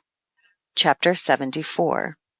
And I saw another course, a law for her, and how according to that law she performs her monthly revolution. And all these Uriel, the holy angel who is the leader of them all, showed to me, and their positions, and I wrote down their positions as he showed them to me. And I wrote down their months as they were, and the appearance of their lights, till 15 days were accomplished. In single 7th parts she accomplishes all her light in the east, and in single 7th parts accomplishes all her darkness in the west. And in certain months she alters her settings, and in certain months she pursues her own peculiar course. In 2 months the moon sets with the sun, in those 2 middle portals, the 3rd and the 4th. She goes forth for 7 days, and turns about and returns again through the portal where the sun rises, and accomplishes all her light. And she recedes from the sun, and in 8 days enters the 6th portal from which the sun goes forth. And when the sun goes forth from the 4th portal, she goes forth 7 days, until she goes forth from the 5th, and turns back again in 7 days into the 4th portal, and accomplishes all her light. And she recedes and enters into the 1st portal in 8 days, and she returns again in 7 days into the 4th portal from which the sun goes forth. Thus I saw their positions, how the moon rose and the sun set in those days. And if 5 years are added together, the sun has an overplus of 30 days. And all the days which accrue to it for one of those 5 years, when they are full, amount to 364 days. And the overplus of the sun and of the stars amounts to 6 days. In 5 years, 6 days every year come to 30 days. And the moon falls behind the sun and stars to the number of 30 days. And the sun and the stars bring in all the years exactly, so that they do not advance or delay their position by a single day unto eternity, but complete the years with perfect justice in 364 days. In 3 years there are 1,092 days, and in 5 years 1,820 days, so that in 8 years there are 2,912 days. For the moon alone the days amount in 3 years to 1,062 days, and in 5 years she falls 50 days behind. In other words, to the sum of 1,770 there is to be added 1,062 days. And in 5 years there are 1,770 days, so that for the moon the days in 8 years amount to 2,832 days. For in 8 years she falls behind to the amount of 80 days. All the days she falls behind in 8 years are 80. And the year is accurately completed in conformity with their world stations and the stations of the sun, which rise from the portals through which it, the sun, rises and sets 30 days. Chapter 75. And the leaders of the heads of the thousands, who are placed over the whole creation and over all the stars, have also to do with the 4 intercalary days, being inseparable from their office according to the reckoning of the year, and these render service on the 4 days which are not reckoned in the reckoning of the year. And owing to them men go wrong therein, for those luminaries truly render service on the world's stations, one in the 1st portal, one in the 3rd portal of the heaven, one in the 4th portal, and one in the 6th portal, and the exactness of the year is accomplished through its separate 364 stations. For the signs and the times and the years and the days the angel Uriel showed to me, whom the Lord of glory hath set forever over all the luminaries of the heaven, in the heaven and in the world, that they should rule on the face of the heaven and be seen on the earth, and be leaders for the day and the night. In other words, the sun, moon, and stars, and all the ministering creatures which make their revolution in all the chariots of the heaven. In like manner 12 doors Uriel showed me, open in the circumference of the sun's chariot in the heaven, through which the rays of the sun break forth. And from them is warmth diffused over the earth, when they are opened in their appointed seasons. And for the winds and the spirit of the dew, when they are opened, standing open in the heavens at the ends. As for the 12 portals in the heaven, at the ends of the earth, out of which go forth the sun, moon, and stars, and all the works of heaven in the east and in the west. There are many windows open to the left and right of them, and one window at its appointed season produces warmth, corresponding as these do to those doors from which the stars come forth according as he commanded them, and wherein they set corresponding to their number. And I saw chariots in the heaven, running in the world above those portals in which revolve the stars that never set.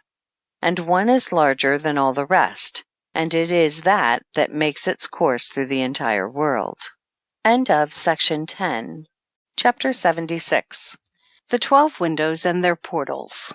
And at the ends of the earth I saw 12 portals open to all the quarters of the heaven, from which the winds go forth and blow over the earth. 3 of them are open on the face, in other words, the east of the heavens, and 3 in the west, and 3 on the right, in other words, the south of the heaven, and 3 on the left, in other words, the north. And the 3 first are those of the east, and 3 are of the north, and 3, after those on the left, of the south, and 3 of the west. Through 4 of these come winds of blessing and prosperity, and from those 8 come hurtful winds. When they are sent, they bring destruction on all the earth and on the water upon it, and on all who dwell thereon, and on everything which is in the water and on the land. And the first wind from those portals, called the east wind, comes forth through the first portal which is in the east, inclining towards the south. From it come forth desolation, drought, heat, and destruction. And through the second portal in the middle comes what is fitting, and from it there come rain and fruitfulness and prosperity and dew. And through the third portal which lies toward the north come cold and drought. And after these come forth the south winds through 3 portals. Through the first portal of them inclining to the east comes forth a hot wind. And through the middle portal next to it there come forth fragrant smells, and dew, and rain, and prosperity and health. And through the third portal lying to the west come forth dew and rain, locusts and desolation. And after these the north winds.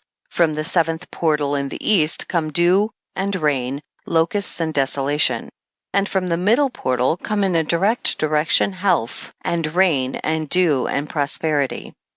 And through the 3rd portal in the west come cloud and hoarfrost, and snow and rain, and dew and locusts. And after these 4 are the west winds. Through the first portal adjoining the north come forth dew and hoarfrost, and cold and snow and frost. And from the middle portal come forth dew and rain, and prosperity and blessing. And through the last portal which adjoins the south come forth drought and desolation, and burning and destruction. And the 12 portals of the 4 quarters of the heaven are therewith completed, and all their laws, and all their plagues, and all their benefactions have I shown to thee, my son Methuselah. Chapter 77. The 4 quarters of the world, the 7 mountains, the 7 rivers, and so on. Chapter 77. And the 1st quarter is called the east, because it is the first, and the 2nd the south, because the Most High will descend there. Yea, there in quite a special sense will he who is blessed forever descend.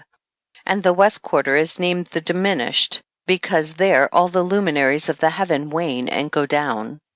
And the 4th quarter, named the north, is divided into 3 parts. The first of them is for the dwelling of men, and the second contains seas of water, and the abysses, and forests, and rivers, and darkness and clouds.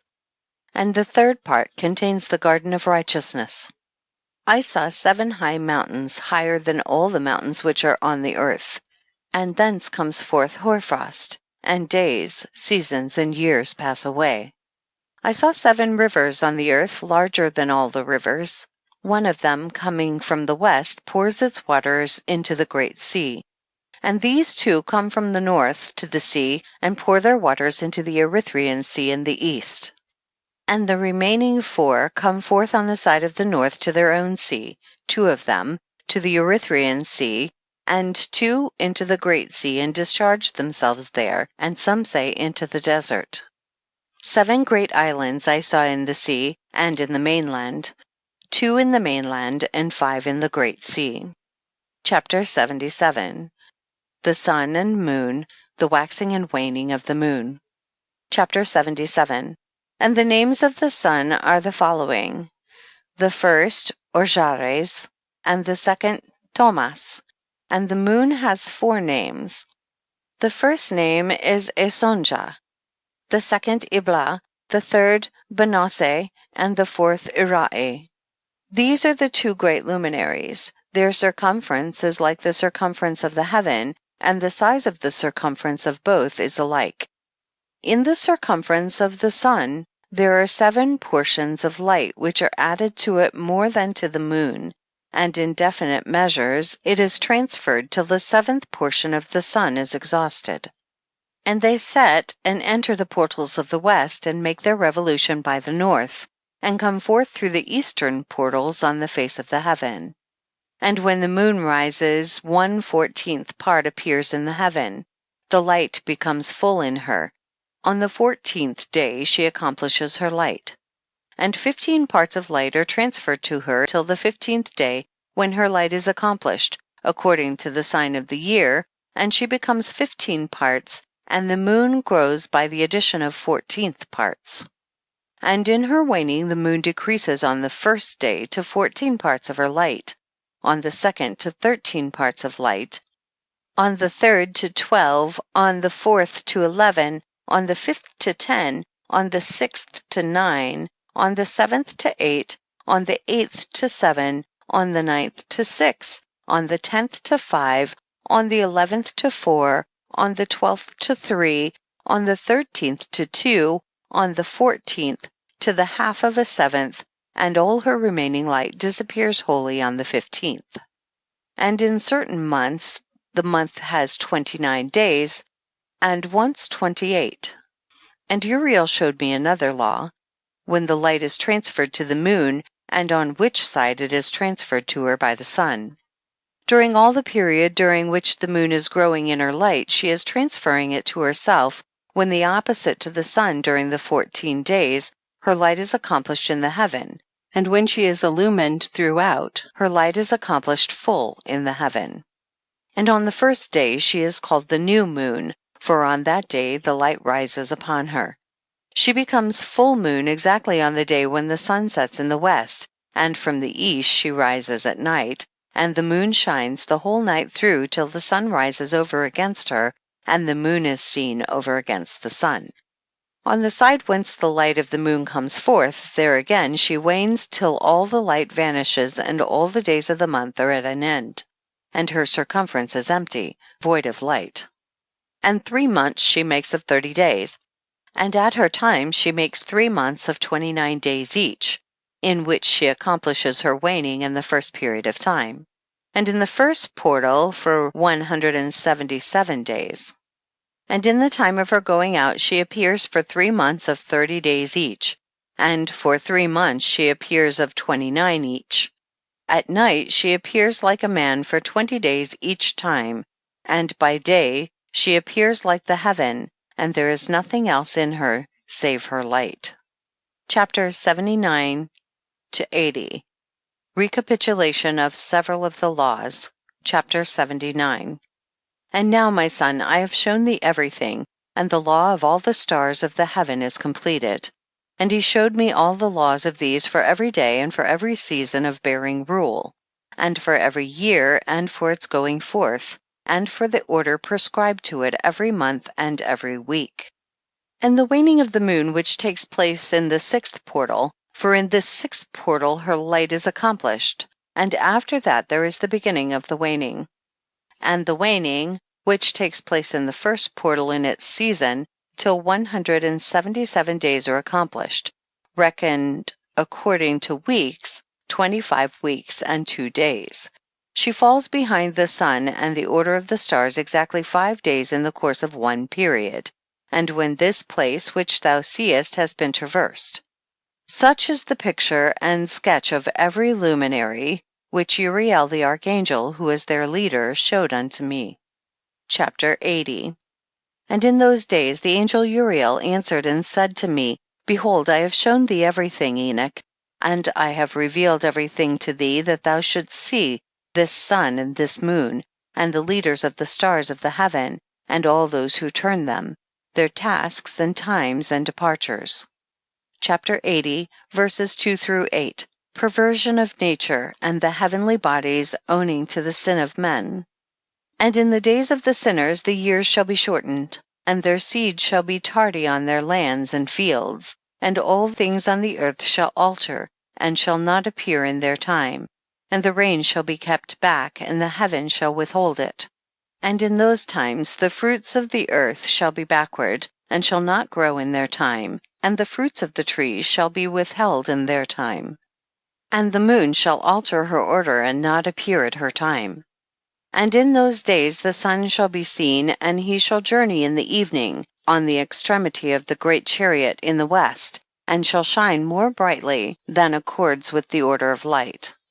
And many chiefs of the stars shall transgress the order prescribed, and these shall alter their orbits and tasks, and not appear at the seasons prescribed to them. And the whole order of the stars shall be concealed from the sinners, and the thoughts of those on the earth shall err concerning them, and they shall be altered from all their ways. Yea, they shall err, and take them to be gods. And evil shall be multiplied upon them, and punishment shall come upon them so as to destroy all. Chapter 81. The heavenly tablets and the mission of Enoch.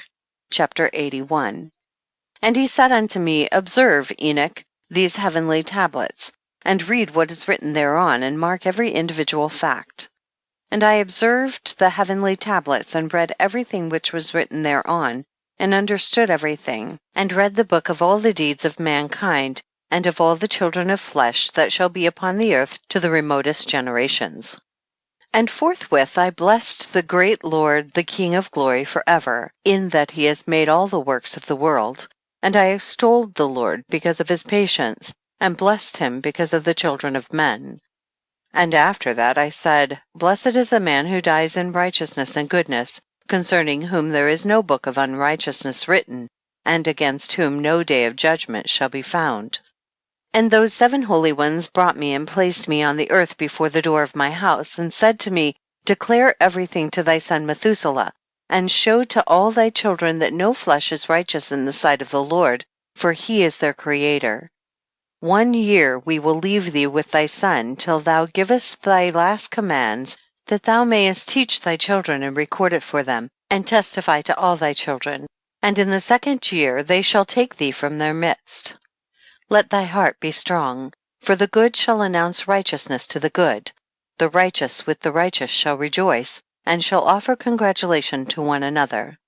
But the sinners shall die with the sinners, and the apostate go down with the apostate. And those who practice righteousness shall die on account of the deeds of men, and be taken away on account of the doings of the godless. And in those days they ceased to speak to me, and I came to my people blessing the Lord of the world. Chapter 82. Charge given to Enoch, the 4 intercalary days, the stars which lead the seasons and the months. Chapter 82. And now, my son Methuselah, all these things I am recounting to thee and writing down for thee, and I have revealed to thee everything, and given thee books concerning all these. So preserve, my son Methuselah, the books from thy father's hand, and see that thou deliver them to the generations of the world. I have given wisdom to thee and to thy children, and thy children that shall be to thee, that they may give it to their children for generations, this wisdom, namely, that passeth their thought. And those who understand it shall not sleep, but shall listen with the ear, that they may learn this wisdom, and it shall please those that eat thereof better than good food. Blessed are all the righteous. Blessed are all those who walk in the way of righteousness and sin not as the sinners, in the reckoning of all their days in which the sun traverses the heaven, entering into and departing from the portals for 30 days, with the heads of thousands of the order of the stars, together with the 4 which are intercalated, which divide the 4 portions of the year, which lead them and enter with them 4 days. Owing to them, men shall be at fault, and not reckon them in the whole reckoning of the year. Yea, men shall be at fault, and not recognize them accurately, for they belong to the reckoning of the year, and are truly recorded thereon forever, 1 in the 1st portal, and 1 in the 3rd, and 1 in the 4th, and 1 in the 6th, and the year is completed in 364 days. And the account thereof is accurate, and the recorded reckoning thereof exact.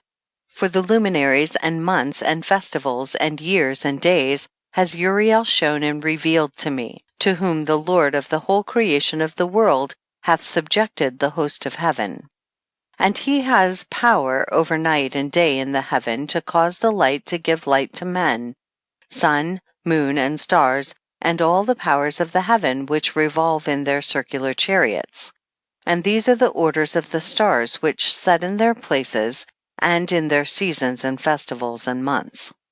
And these are the names of those who lead them, who watch that they enter at their times, in their orders, in their seasons, in their months, in their periods of dominion, and in their positions. Their 4 leaders who divide the 4 parts of the year enter first, and after them the 12 leaders of the orders who divide the months. And for the 360 days there are heads over thousands who divide the days, and for the 4 intercalary days there are the leaders which sunder the 4 parts of the year. And these heads over thousands are intercalated between leader and leader, each behind a station, but their leaders make the division. And these are the names of the leaders who divide the 4 parts of the year which are ordained: Milkael, Helemelech, and Melishal, and Neril. And the names of those who lead them: Adnaral, Yasusael, and Ilomeel.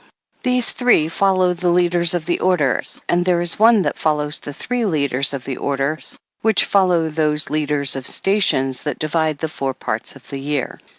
In the beginning of the year, Melchiel rises first and rules, who is named Tamanian's son. And all the days of his dominion whilst he bears rule are 91 days. And these are the signs of the days which are to be seen on earth in the days of his dominion: sweat, and heat, and calms.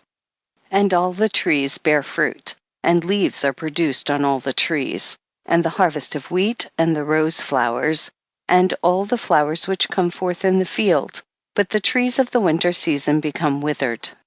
And these are the names of the leaders which are under them: Barkael, Zelebzel, and another who is added a head of 1,000, called Hiluyaseph.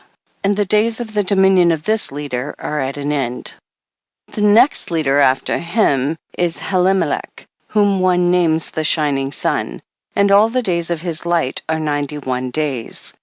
And these are the signs of his days on the earth: glowing heat and dryness, and the trees ripen their fruits, and produce all their fruits ripe and ready, and the sheep pair and become pregnant, and all the fruits of the earth are gathered in, and everything that is in the fields, and the winepress. These things take place in the days of his dominion.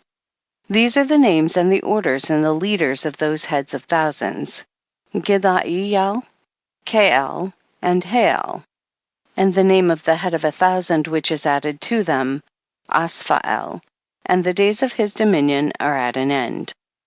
End of section 11. Chapters 83 through 88. The Dreams/Visions. Chapters 83 through 90. Chapters 83 through 84, the first dream/vision on the deluge. Chapter 83.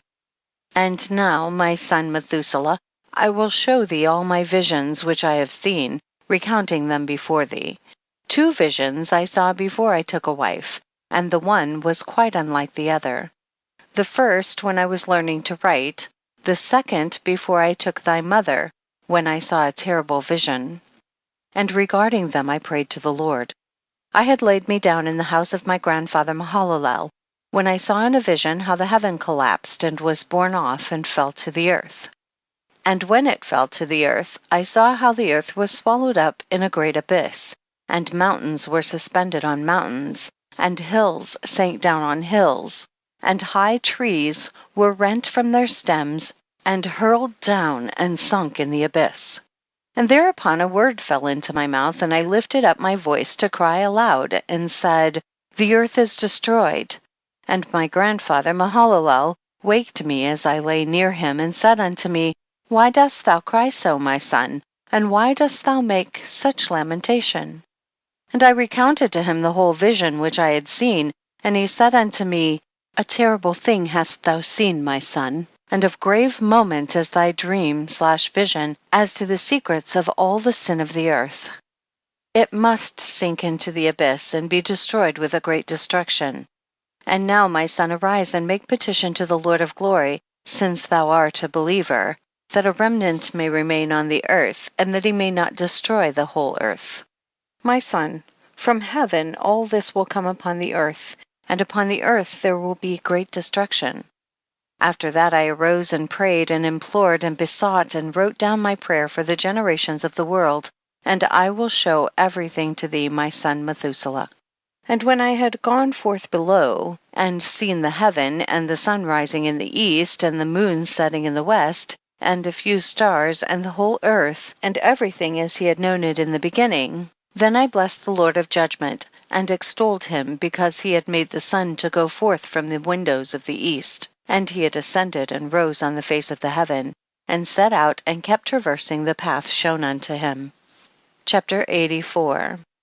And I lifted up my hands in righteousness, and blessed the Holy and Great One, and spake with the breath of my mouth, and with the tongue of flesh, which God has made for the children of the flesh of men, that they should speak therewith.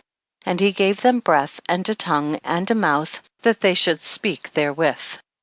Blessed be thou, O Lord King, great and mighty in thy greatness, Lord of the whole creation of the heaven, King of kings and God of the whole world. And thy power and kingship and greatness abide forever and ever. And throughout all generations thy dominion, and all the heavens are thy throne forever, and the whole earth thy footstool forever and ever. For thou hast made, and thou rulest all things, and nothing is too hard for thee. Wisdom departs not from the place of thy throne, nor turns away from thy presence. And thou knowest, and seest, and hearest everything. And there is nothing hidden from thee, for thou seest everything. And now the angels of thy heavens are guilty of trespass, and upon the flesh of men abideth thy wrath until the great day of judgment. And now, O God and Lord and great King, I implore and beseech thee to fulfill my prayer, to leave me a posterity on earth, and not destroy all the flesh of man, and make the earth without inhabitant, so that there should be an eternal destruction. And now, my Lord, destroy from the earth the flesh which has aroused thy wrath, but the flesh of righteousness and uprightness establish as a plant of the eternal seed. And hide not thy face from the prayer of thy servant, O Lord. Chapter 85 through chapter 90, The second dream/vision of Enoch, the history of the world to the founding of the Messianic kingdom. Chapter 85. And after this I saw another dream, and I will show the whole dream to thee, my son. And Enoch lifted up his voice and spake to his son Methuselah, To thee, my son, will I speak, hear my words, incline thine ear to the dream/vision of thy father.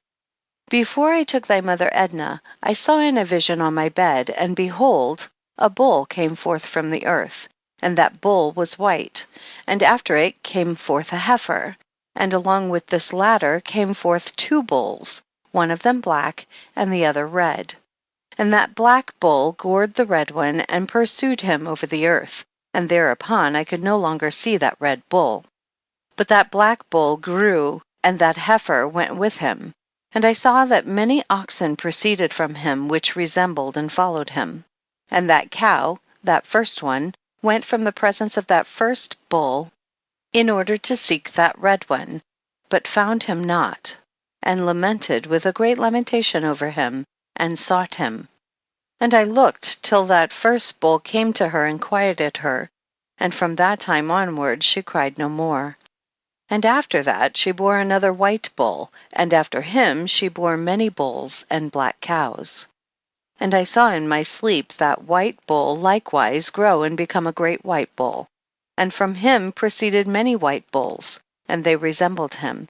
And they began to beget many white bulls, which resembled them, one following the other, even many.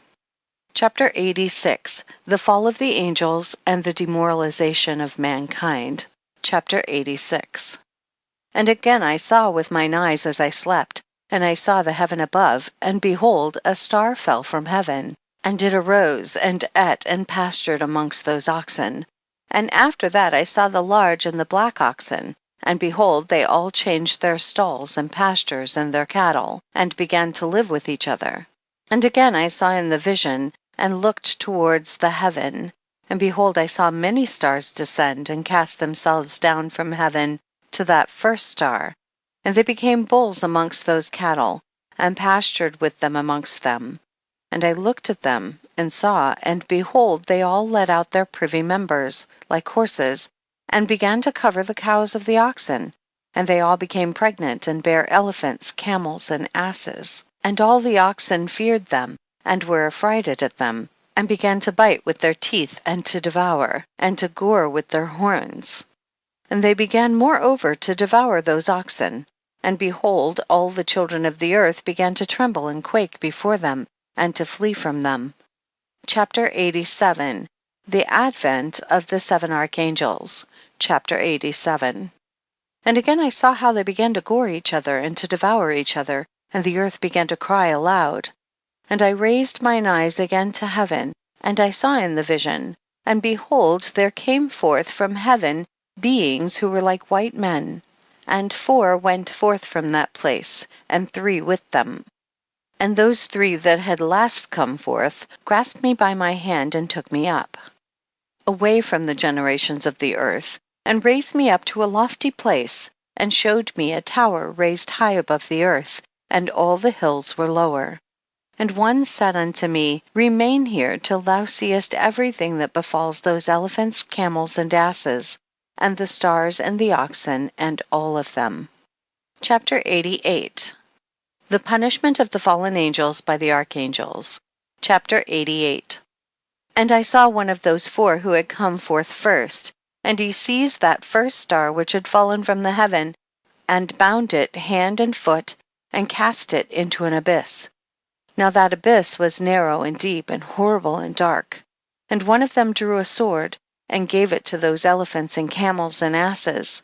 Then they began to smite each other, and the whole earth quaked because of them. And as I was beholding the vision, lo, one of those 4 who had come forth stoned them from heaven, and gathered and took all the great stars, whose privy members were like those of horses, and bound them all hand and foot, and cast them in an abyss of the earth. End of section 12. Chapter 89. Verses 1 through 9. The deluge and the deliverance of Noah. Chapter 89.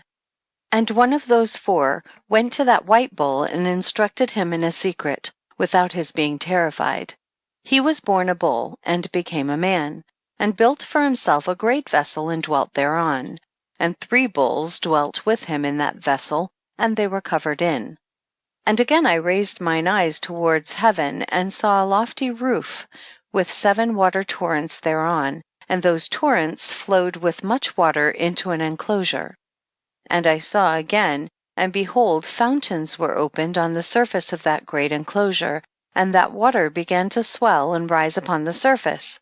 And I saw that enclosure till all its surface was covered with water. And the water, the darkness, and mist increased upon it. And as I looked at the height of that water had risen above the height of that enclosure, and was streaming over that enclosure, and it stood upon the earth. And all the cattle of that enclosure were gathered together until I saw how they sank, and were swallowed up and perished in that water. But that vessel floated on the water, while all the oxen and elephants and camels and asses sank to the bottom with all the animals, so that I could no longer see them, and they were not able to escape, but perished and sank into the depths. And again I saw in the vision till those water torrents were removed from that high roof, and the chasms of the earth were leveled up, and other abysses were opened. Then the water began to run down into these, till the earth became visible. But that vessel settled on the earth, and the darkness retired, and light appeared. But that white bull, which had become a man, came out of that vessel, and the 3 bulls with him, and one of those 3 was white like that bull, and one of them was red as blood, and one black. And that white bull departed from them. Chapter 89, verses 10 through 27, from the death of Noah to the Exodus. And they began to bring forth beasts of the field and birds, so that there arose different genera: lions, tigers, wolves, dogs, hyenas, wild boars, foxes, squirrels, swine, falcons, vultures, kites, eagles, and ravens, and among them was born a white bull. And they began to bite one another. But that white bull which was born amongst them begat a wild ass, and a white bull with it, and the wild asses multiplied. But that bull which was born from him begat a black wild boar, and a white sheep. And the former begat many boars, but that sheep begat 12 sheep. And one of those 12 sheep had grown. They gave up one of them to the asses, and those asses again gave up that sheep to the wolves, and that sheep grew up among the wolves. And the Lord brought the 11 sheep to live with it, and to pasture with it among the wolves, and they multiplied and became many flocks of sheep. And the wolves began to fear them, and they oppressed them until they destroyed their little ones, and they cast their young into a river of much water. But those sheep began to cry aloud on account of their little ones, and to complain unto their Lord. And a sheep which had been saved from the wolves fled and escaped to the wild asses, and I saw the sheep how they lamented and cried, and besought their Lord with all their might, till that Lord of the sheep descended at the voice of the sheep from a lofty abode, and came to them and pastured them. And he called that sheep which had escaped the wolves, and spake with it concerning the wolves, that it should admonish them not to touch the sheep. And the sheep went to the wolves according to the word of the Lord, and another sheep met it and went with it. And the 2 went and entered together into the assembly of those wolves, and spake with them, and admonished them not to touch the sheep from henceforth. And thereupon I saw the wolves, and how they oppressed the sheep exceedingly with all their power, and the sheep cried aloud. And the Lord came to the sheep, and they began to smite those wolves, and the wolves began to make lamentation. But the sheep became quiet, and forthwith ceased to cry out. And I saw the sheep till they departed from amongst the wolves. But the eyes of the wolves were blinded, and those wolves departed in the pursuit of the sheep with all their power. And the Lord of the sheep went with them, as their leader, and all his sheep followed him, and his face was dazzling and glorious and terrible to behold. But the wolves began to pursue those sheep till they reached a sea of water. And the sea was divided, and the water stood on this side and on that before their face, And their Lord led them, and placed himself between them and the wolves. And as those wolves did not yet see the sheep, they proceeded into the midst of that sea, and the wolves followed the sheep, and those wolves ran after them into that sea.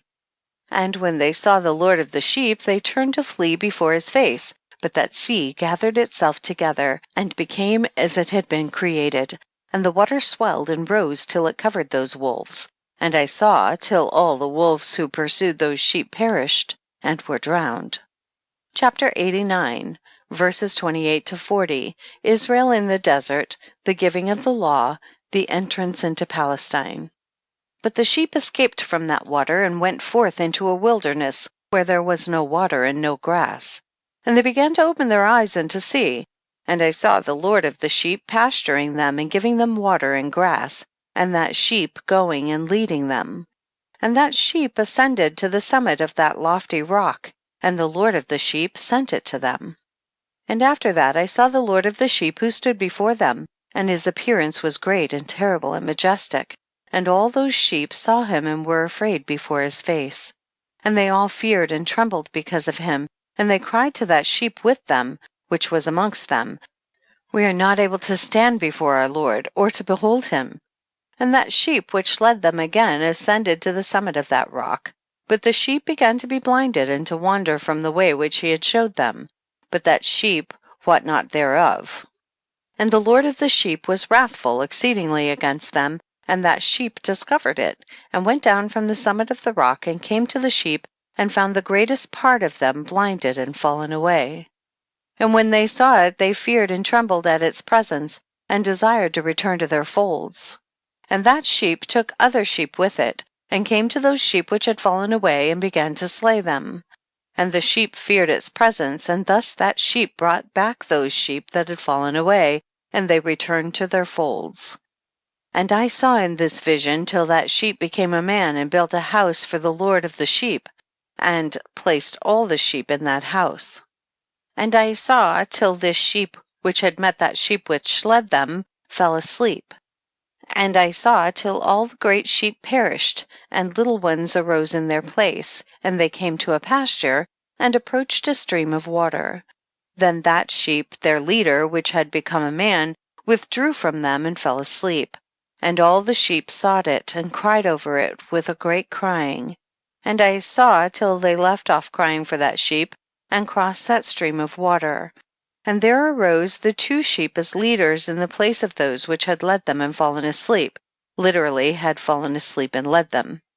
And I saw till the sheep came to a goodly place, and a pleasant and glorious land, and I saw till those sheep were satisfied, and that house stood amongst them in the pleasant land. Chapter 89, verses 41 through 50, from the time of the judges till the building of the temple. And sometimes their eyes were opened, and sometimes blinded, till another sheep arose, and led them, and brought them all back, and their eyes were opened. And the dogs, and the foxes, and the wild boars began to devour those sheep, till the Lord of the sheep raised up another sheep, a ram from their midst, which led them. And that ram began to butt on either side those dogs, foxes, and wild boars, till he had destroyed them all. And that sheep whose eyes were opened saw that ram which was amongst the sheep, till it forsook its glory, and began to butt those sheep, and trampled upon them, and behaved itself unseemly. And the Lord of the sheep sent the lamb to another lamb, and raised it to being a ram and leader of the sheep instead of that ram which had forsaken its glory. And it went to it and spake to it alone, and raised it to being a ram, and made it the prince and leader of the sheep. But during all these things those dogs oppressed the sheep. And the first ram pursued that second ram, and that second ram arose and fled before it. And I saw till those dogs pulled down the first ram. And that second ram arose and led the little sheep.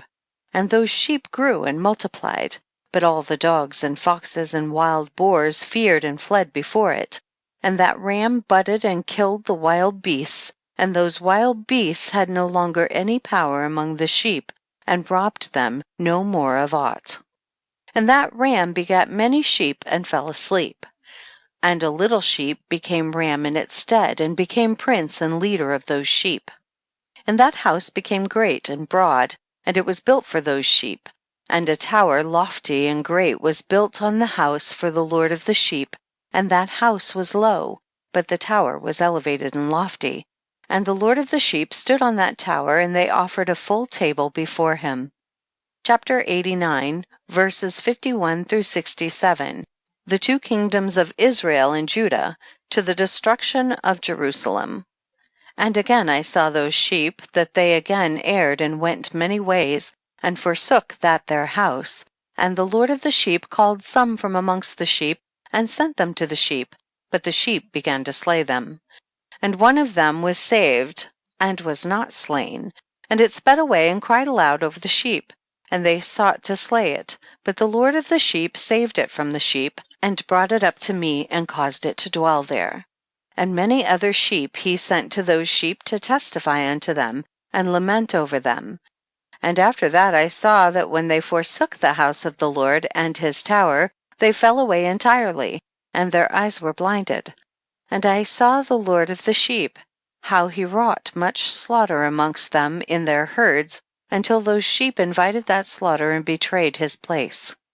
And he gave them over into the hands of the lions and tigers and wolves and hyenas, and into the hands of the foxes, and to all the wild beasts, and those wild beasts began to tear in pieces those sheep. And I saw that he forsook that their house and their tower, and gave them all into the hand of the lions, to tear and devour them, into the hand of all the wild beasts. And I began to cry out loud with all my power, and to appeal to the Lord of the sheep, and to represent to him in regard to the sheep, that they were devoured by all the wild beasts. But he remained unmoved, though he saw it, and rejoiced that they were devoured and swallowed and robbed, and left them to be devoured in the hand of all the beasts. And he called 70 shepherds, and cast those sheep to them, that they might pasture them. And he spake to the shepherds and their companions, Let each individual of you pasture the sheep henceforward, and everything that I shall command you, that do ye. And I will deliver them over unto you, duly numbered, and tell you which of them are to be destroyed, and them destroy ye. And he gave over unto them those sheep. And he called another and spake unto him, Observe and mark everything that the shepherds will do to those sheep, for they will destroy more of them than I have commanded them. And every excess and the destruction which will be wrought through the shepherds, record, namely, how many they destroy according to my command, and how many according to their own caprice.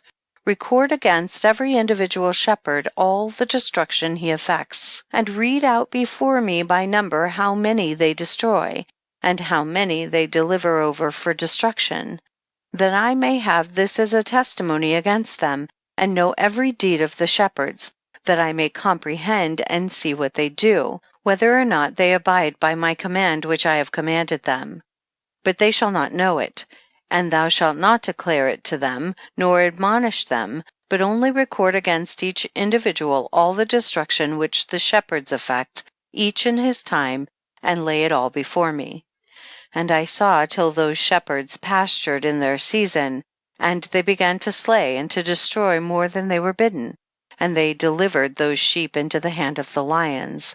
And the lions and tigers eat and devoured the greater part of those sheep, and the wild boars eat along with them. And they burnt that tower and demolished that house. And I became exceedingly sorrowful over that tower, because that house of the sheep was demolished. And afterwards I was unable to see if those sheep entered that house. Chapter 89, verses 68 through 71. First period of the angelic rulers from the destruction of Jerusalem to the return from the captivity. And the shepherds and their associates delivered over those sheep to all the wild beasts to devour them, and each one of them received in his time a definite number. It was written by the other in a book how many each one of them destroyed of them, and each one slew and destroyed many more than was prescribed. And I began to weep and lament on account of those sheep. And thus in the vision I saw that one who wrote, how he wrote down every one that was destroyed by those shepherds, day by day, and carried up and laid down and showed actually the whole book to the Lord of the sheep, even everything that they had done, and all that each one of them had made away with, and all that they had given over to destruction. And the book was read before the Lord of the sheep, and he took the book from his hand and read it, and sealed it, and laid it down. Chapter 89, verses 72 through 77. Second period, from the time of Cyrus to that of Alexander the Great. And forthwith I saw how the shepherds pastured for 12 hours, and behold, 3 of those sheep turned back, and came and entered and began to build up all that had fallen down of that house. But the wild boars tried to hinder them, but they were not able. And they began again to build as before, and they reared up that tower, and it was named the High Tower. And they began again to place a table before the tower, but all the bread on it was polluted and not pure. And as touching all this, the eyes of those sheep were blinded so that they saw not, and the eyes of their shepherds likewise. And they delivered them in large numbers to their shepherds for destruction, and they trampled the sheep with their feet and devoured them. And the Lord of the sheep remained unmoved till all the sheep were dispersed over the field and mingled with them. In other words, the beasts, and they, in other words, the shepherds, did not save them out of the hand of the beasts. And this one who wrote the book carried it up and showed it, and read it before the Lord of the sheep, and implored him on their account, and besought him on their account, as he showed him all the doings of the shepherds, and gave testimony before him against all the shepherds. And he took the actual book and laid it down beside him, and departed. End of section 13. Chapter 90, verses 1 through 5, third period, from Alexander the Great to the Greco-Syrian domination. Chapter 90. And I saw till that in this manner 35 shepherds undertook the pasturing of the sheep, and they severally completed their periods as did the first. And others received them into their hands to pasture them for their period, each shepherd in his own period. And after that I saw in my vision all the birds of heaven coming, the eagles, the vultures, the kites, the ravens, but the eagles led all the birds, and they began to devour those sheep, and to pick out their eyes, and to devour their flesh. And the sheep cried out because their flesh was being devoured by the birds.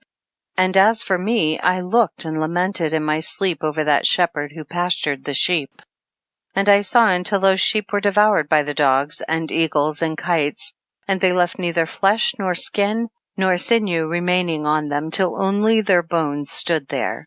And their bones too fell to the earth, and the sheep became few. And I saw until that 23 had undertaken the pasturing, and completed in their several periods 58 times. Chapter 90, verses 6 through 12, fourth period, from the Greco-Syrian domination to the Maccabean revolt. But behold, lambs were born by those white sheep, and they began to open their eyes and to see, and to cry to the sheep. Yea, they cried to them, but they did not hearken to what they said to them, but were exceedingly deaf, and their eyes were very exceedingly blinded. And I saw in the vision how the ravens flew upon those lambs, and took one of those lambs, and dashed the sheep in pieces, and devoured them. And I saw till horns grew upon those lambs, and the ravens cast down their horns. And I saw till there sprouted a great horn of one of those sheep, and their eyes were opened. And it looked at them, and their eyes opened, and it cried to the sheep, and the rams saw it, and all ran to it. And notwithstanding all this, those eagles and vultures and ravens and kites still kept tearing the sheep, and swooping down upon them, and devouring them. Still the sheep remained silent, but the rams lamented and cried out. And those ravens fought and battled with it, and sought to lay low its horn, but they had no power over it. Chapter 90, verses 13 through 19, the last assault of the Gentiles on the Jews, where verses 13 through 15 and 16 through 18 are doublets. And I saw till the shepherds and eagles and those vultures and kites came, and they cried to the ravens that they should break the horn of that ram, and they battled and fought with it, and it battled with them and cried that its help might come. And I saw till a great sword was given to the sheep, and the sheep proceeded against all the beasts of the field to slay them, and all the beasts and the birds of the heaven fled before their face. And I saw till that man who wrote down the names of the shepherds and carried up into the presence of the Lord of the sheep came and helped it and showed it everything. He had come down for the help of that ram. And I saw till the Lord of the sheep came unto them in wrath, and all who saw him fled, and they all fell into his shadow from before his face. Chapter 90, verses 20 through 27. Judgment of the fallen angels, the shepherds, and the apostates. And I saw till a throne was erected in the pleasant land, and the Lord of the sheep sat himself thereon, and the other took the sealed books, and opened those books before the Lord of the sheep. And the Lord called those men, the 7 first white ones, and commanded that they should bring before him, beginning with the first star which led the way, all the stars whose privy members were like those of horses, and they brought them all before him. And he said to that man who wrote before him, being one of those 7 white ones, and said unto him, Take those 70 shepherds to whom I delivered the sheep, and who, taking them on their own authority, slew more than I commanded them. And behold, they were all bound, I saw, and they all stood before him. And the judgment was held first over the stars, and they were judged and found guilty, and went to the place of condemnation, and they were cast into an abyss, full of fire and flaming, and full of pillars of fire. And those 70 shepherds were judged and found guilty, and they were cast into that fiery abyss. And I saw at that time how a like abyss was opened in the midst of the earth, full of fire, and they brought those blinded sheep, and they were all judged and found guilty and cast into this fiery abyss, and they burned. Now this abyss was to the right of that house, and I saw those sheep burning and their bones burning. Chapter 90, verses 28 through 38. The New Jerusalem, the conversion of the surviving Gentiles, the resurrection of the righteous, the Messiah. And I stood up to see till they folded up that old house, and carried off all the pillars, and all the beams and ornaments of the house were at the same time folded up with it, and they carried it off and laid it in a place in the south of the land. And I saw till the Lord of the sheep brought a new house, greater and loftier than that first, and set it up in the place of the first which had been folded up. All its pillars were new, and its ornaments were new and larger than those of the first. The old one which he had taken away, and all the sheep were within it. And I saw all the sheep which had been left, and all the beasts on the earth, and all the birds of the heaven, falling down and doing homage to those sheep, and making petition to, and obeying them in everything. And thereafter those 3 who were clothed in white, and had seized me by my hand, who had taken me up before, and the hand of that ram also seizing hold of me, they took me up and set me down in the midst of those sheep before the judgment took place. And those sheep were all white, and their wool was abundant and clean. And all that had been destroyed and dispersed, and all the beasts of the field, and all the birds of the heaven, assembled in that house, and the Lord of the sheep rejoiced with great joy, because they were all good, and had returned to his house. And I saw till they laid down that sword which had been given to the sheep, and they brought it back into the house, and it was sealed before the presence of the Lord. And all the sheep were invited into that house, but it held them not. And the eyes of them all were opened, and they saw the good, and there was not one among them that did not see. And I saw that that house was large and broad and very full. And I saw that a white bull was born with large horns, and all the beasts of the field and all the birds of the air feared him, and made petition to him all the time.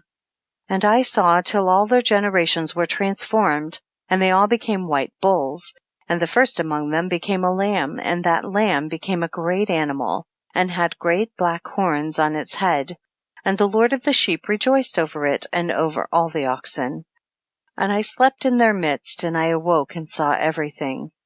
This is the vision which I saw while I slept, and I awoke and blessed the Lord of righteousness and gave him glory. Then I wept with a great weeping, and my tears stayed not till I could no longer endure it. When I saw, they flowed on account of what I had seen, For everything shall come and be fulfilled, and all the deeds of men in their order were shown to me.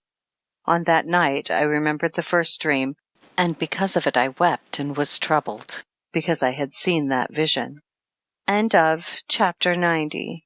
Chapters 91 through 97. The concluding section of the book. Chapters 92 through 105. Chapter 92 and 91, verses 1 through 10 and verses 18 through 19. Enoch's Book of Admonition for his children. Chapter 92. The book written by Enoch. Enoch indeed wrote this complete doctrine of wisdom, which is praised of all men and a judge of all the earth, for all my children who shall dwell on the earth, and for the future generations who shall observe uprightness and peace. Let not your spirit be troubled on account of the times, for the Holy and Great One has appointed days for all things. And the righteous one shall arise from sleep, shall arise and walk in the paths of righteousness, and all his path and conversation shall be in eternal goodness and grace. He will be gracious to the righteous, and give him eternal uprightness, and he will give him power so that he shall be endowed with goodness and righteousness, and he shall walk in eternal light. And sin shall perish in darkness forever, and shall no more be seen from that day forevermore. Chapter 91, verses 1 through 11 and 18 through 19. Enoch's admonition to his children. Chapter 91. And now, my son Methuselah, call to me all thy brothers, and gather together to me all the sons of thy mother. For the word calls me, and the Spirit is poured out upon me, that I may show you everything that shall befall you forever. And thereupon Methuselah went and summoned to him all his brothers, and assembled his relatives. And he spake unto all the children of righteousness, and said, Hear ye, sons of Enoch, all the words of your father, and hearken aright to the voice of my mouth. For I exhort you and say unto you, beloved, love uprightness, and walk therein. And draw not nigh to uprightness with a double heart, and associate not with those of a double heart. But walk in righteousness, my sons, and it shall guide you on good paths, and righteousness shall be your companion. For I know that violence must increase on the earth, and a great chastisement be executed on the earth, and all unrighteousness come to an end. Yea, it shall be cut off from its roots, and its whole structure be destroyed. And unrighteousness shall again be consummated on the earth, and all the deeds of unrighteousness and of violence and transgression shall prevail in a twofold degree. And when sin and unrighteousness and blasphemy and violence and all kinds of deeds increase, and apostasy and transgression and uncleanness increase, a great chastisement shall come from heaven upon all these. And the Holy Lord will come forth with wrath and chastisement to execute judgment on earth. In those days violence shall be cut off from its roots, and the roots of unrighteousness together with deceit, and they shall be destroyed from under heaven.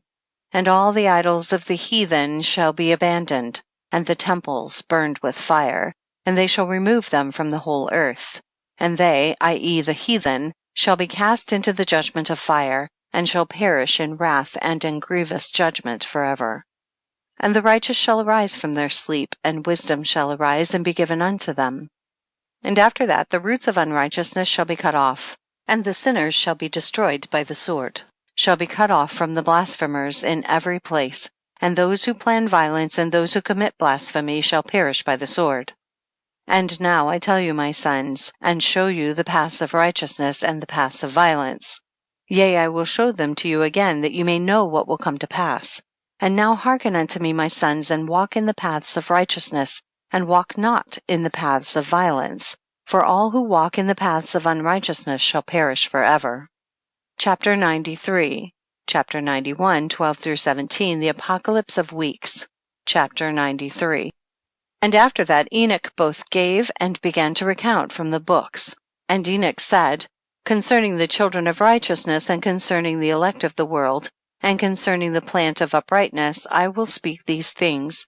Yea, I, Enoch, will declare them unto you, my sons. According to that which appeared to me in the heavenly vision, and which I have known through the word of the holy angels, and have learnt from the heavenly tablets. And Enoch began to recount from the books and said, I was born the 7th in the 1st week, while judgment and righteousness still endured. And after me there shall arise in the 2nd week great wickedness, and deceit shall have sprung up, and in it there shall be the first end. And in it a man shall be saved, and after it is ended unrighteousness shall grow up, and a law shall be made for the sinners. And after that, in the 3rd week at its close, a man shall be elected as the plant of righteous judgment, and his posterity shall become the plant of righteousness forevermore. And after that, in the 4th week at its close, visions of the holy and righteous shall be seen, and a law for all generations, and an enclosure shall be made for them. And after that, in the 5th week at its close, the house of glory and dominion shall be built forever. And after that, in the 6th week, all who live in it shall be blinded, and the hearts of all of them shall godlessly forsake wisdom. And in it a man shall ascend, and at its close the house of dominion shall be burnt with fire, and the whole race of the chosen root shall be dispersed. And after that, in the 7th week shall an apostate generation arise, and many shall be its deeds, and all its deeds shall be apostate. And at its close shall be elected the elect righteous of the eternal plant of righteousness, to receive 7-fold instruction concerning all his creation. For who is there of all the children of men that is able to hear the voice of the Holy One without being troubled? And who can think his thoughts? And who is there that can behold all the works of heaven? And how should there be one who could behold the heaven, and who is there that could understand the things of heaven, and see a soul or a spirit and could tell thereof, or ascend and see all their ends, and think them or do like them? And who is there of all men that could know what is the breadth and the length of the earth, and to whom has been shown the measure of all of them? Or is there any one who could discern the length of the heaven, and how great is its height, and upon what it is founded, and how great is the number of the stars, and where all the luminaries rest? Chapter 91, verses 12 through 17, the last 3 weeks. Chapter 91. And after that there shall be another, the 8th week, that of righteousness, and a sword shall be given to it, that a righteous judgment may be executed on the oppressors. And sinners shall be delivered into the hands of the righteous. And at its close they shall acquire houses through their righteousness, and a house shall be built for the great King and glory forevermore. And all mankind shall look to the path of uprightness. And after that, in the 9th week, the righteous judgment shall be revealed to the whole world, and all the works of the godless shall vanish from all the earth, and the world shall be written down for destruction. And after this, in the 10th week, in the 7th part, there shall be the great eternal judgment, in which he will execute vengeance amongst the angels. And the first heaven shall depart and pass away, and a new heaven shall appear, and all the powers of the heaven shall give 7-fold light. And after that there will be many weeks without number forever, and all shall be in goodness and righteousness, and sin shall no more be mentioned forever. Chapter 94, verses 1 through 5, Admonitions to the righteous. Chapter 94. And now I say unto you, my sons, love righteousness and walk therein. For the paths of righteousness are worthy of acceptation, but the paths of unrighteousness shall suddenly be destroyed and vanish. And to certain men of a generation shall the paths of violence and of death be revealed, and they shall hold themselves afar from them, and shall not follow them. And now I say unto you, the righteous, walk not in the paths of wickedness, nor in the paths of death, and draw not nigh to them, lest ye be destroyed. But seek and choose for yourselves righteousness and an elect life, and walk in the paths of peace, and ye shall live and prosper. And hold fast my words in the thoughts of your hearts, and suffer them not to be effaced from your hearts. For I know that sinners will tempt men to evilly entreat wisdom, so that no place may be found for her, and no manner of temptation may minish. Chapter 94, verses 6 through 11. Woes for the sinners. Woe to those who build unrighteousness and oppression, and lay deceit as a foundation, for they shall be suddenly overthrown, and they shall have no peace. Woe to those who build their houses with sin, For from all their foundations shall they be overthrown, and by the sword shall they fall. And those who acquire gold and silver in judgment suddenly shall perish. Woe to you, ye rich, for ye have trusted in your riches, and from your riches shall ye depart, because ye have not remembered the Most High in the days of your riches. Ye have committed blasphemy and unrighteousness, and have become ready for the day of slaughter, and the day of darkness, and the day of the great judgment. Thus I speak and declare unto you, he who hath created you will overthrow you, and for your fall there shall be no compassion, and your Creator will rejoice at your destruction. And your righteous ones in those days shall be a reproach to the sinners and the godless. Chapter 95. Enoch's grief, fresh woes against the sinners. Chapter 95. Oh, that mine eyes were a cloud of waters, that I might weep over you, and pour down my tears as a cloud of waters, that so I might rest from my trouble of heart. Who has permitted you to practice reproaches and wickedness? And so judgment shall overtake you, sinners. Fear not the sinners, ye righteous, for again will the Lord deliver them into your hands, that ye may execute judgment upon them according to your desires. Woe to you who fulminate anathemas, which cannot be reversed. Healing shall therefore be far from you because of your sins. Woe to you who requite your neighbor with evil, for ye shall be requited according to your works.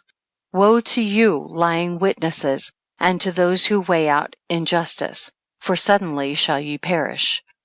Woe to you sinners, for ye persecute the righteous, for ye shall be delivered up and persecuted because of injustice, and heavy shall its yoke be upon you.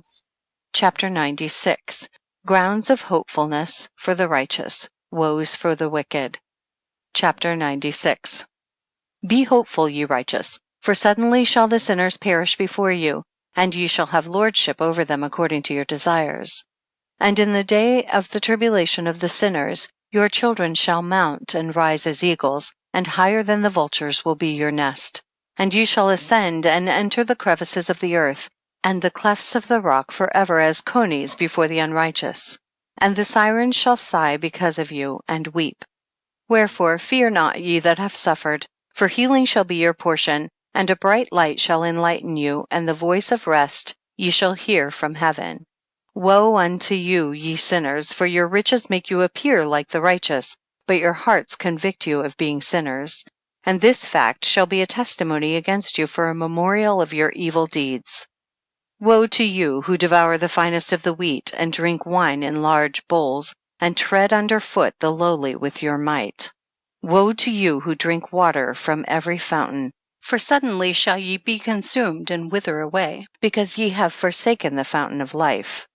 Woe to you who work unrighteousness and deceit and blasphemy, it shall be a memorial against you for evil. Woe to you, ye mighty, who with might oppress the righteous, for the day of your destruction is coming. In those days many and good days shall come to the righteous, in the day of your judgment. Chapter 97. The evils in store for sinners and the possessors of unrighteous wealth. Chapter 97. Believe ye righteous that the sinners will become ashamed, and perish in the day of unrighteousness. Be it known unto you, ye sinners, that the Most High is mindful of your destruction, and the angels of heaven rejoice over your destruction. What will ye do, ye sinners? And whither will ye flee on that day of judgment, when ye hear the voice of the prayer of the righteous? Yea, ye shall fare like unto them, against whom this word shall be a testimony. Ye have been companions of sinners. And in those days the prayer of the righteous shall reach unto the Lord, and for you the days of your judgment shall come. And all the words of your unrighteousness shall be read out before the great Holy One, and your faces shall be covered with shame, and he will reject every work which is grounded on unrighteousness. Woe to you, ye sinners, who live on the mid-ocean, and on the dry land, whose remembrance is evil against you. Woe to you who acquire silver and gold in unrighteousness, and say, we have become rich with riches and have possessions, and have acquired everything we have desired, and now let us do what we proposed, for we have gathered silver, and many are the husbandmen in our houses, and our granaries are brimful as with water. Yea, and like water your lies shall flow away. For your riches shall not abide, but speedily ascend from you. For ye have acquired it all in unrighteousness, and you shall be given over to a great curse. End of section 15. Chapter 98. Self-indulgence of sinners. Sin originated by man. All sin recorded in heaven. Woes for the sinners. Chapter 98. And now I swear unto you, to the wise and to the foolish, for you shall have manifold experiences on the earth.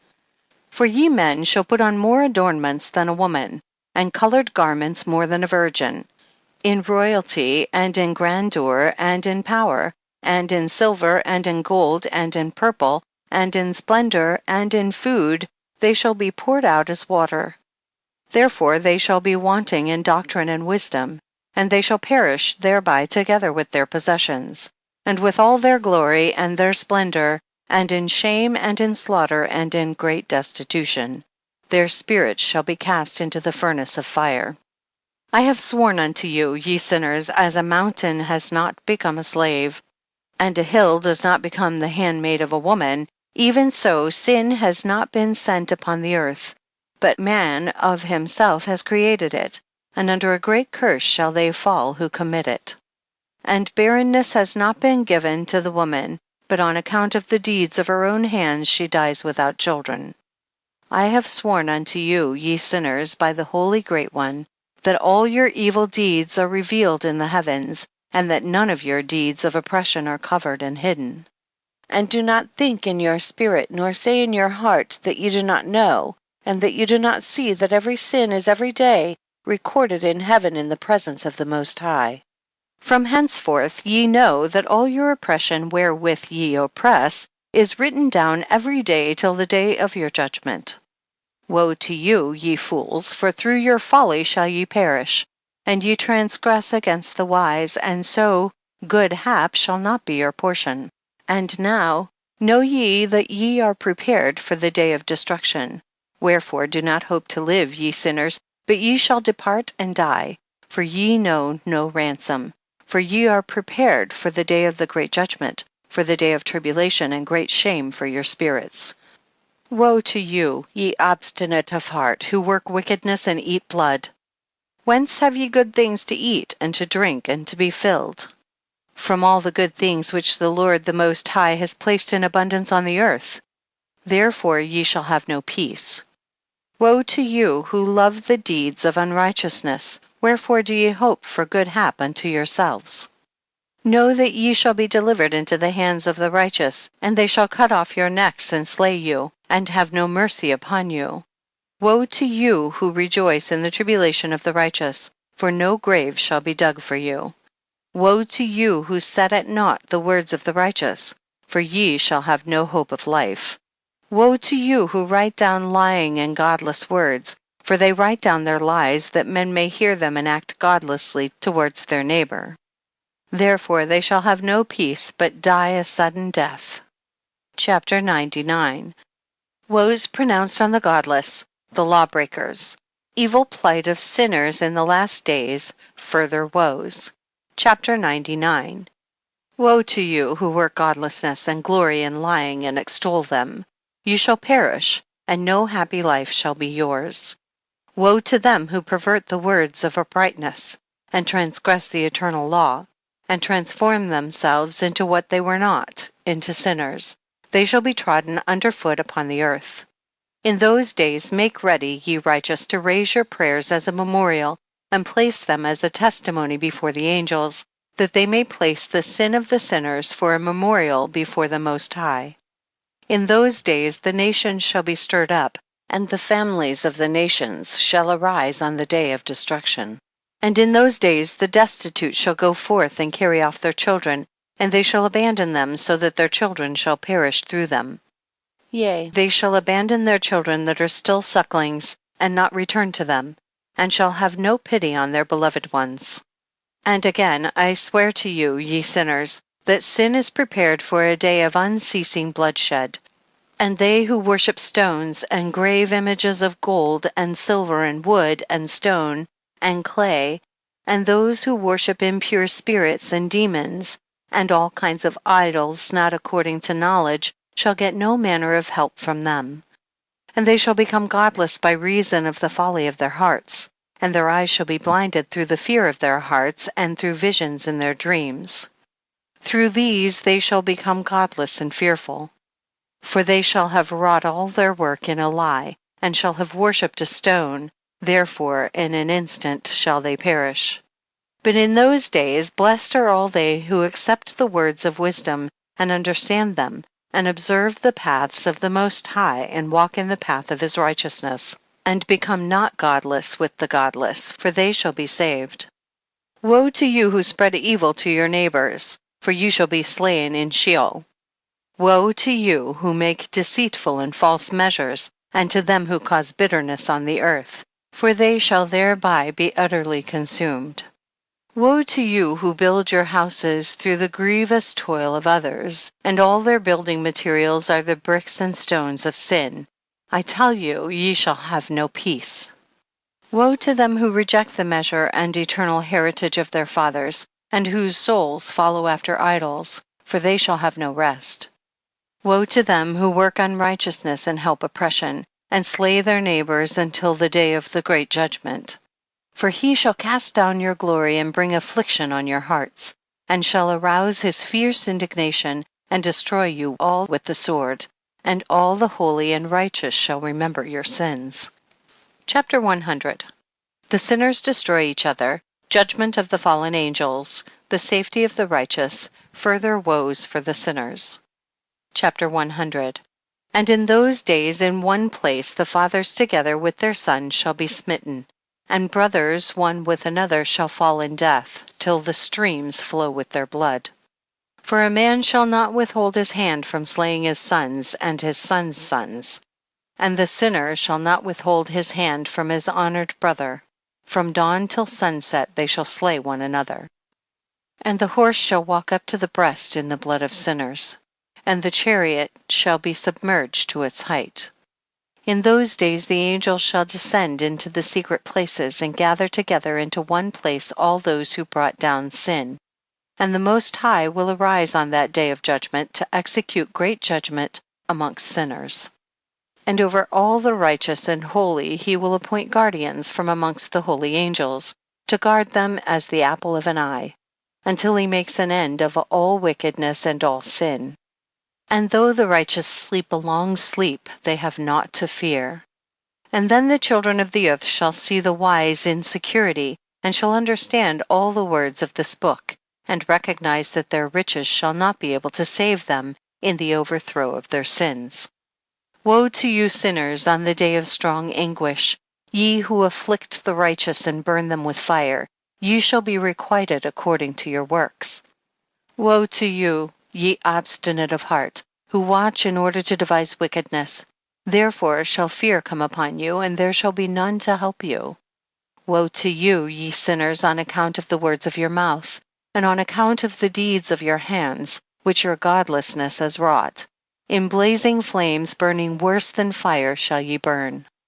And now, know ye that from the angels he will inquire as to your deeds in heaven, from the sun and from the moon, and from the stars in reference to your sins, because upon the earth ye execute judgment on the righteous.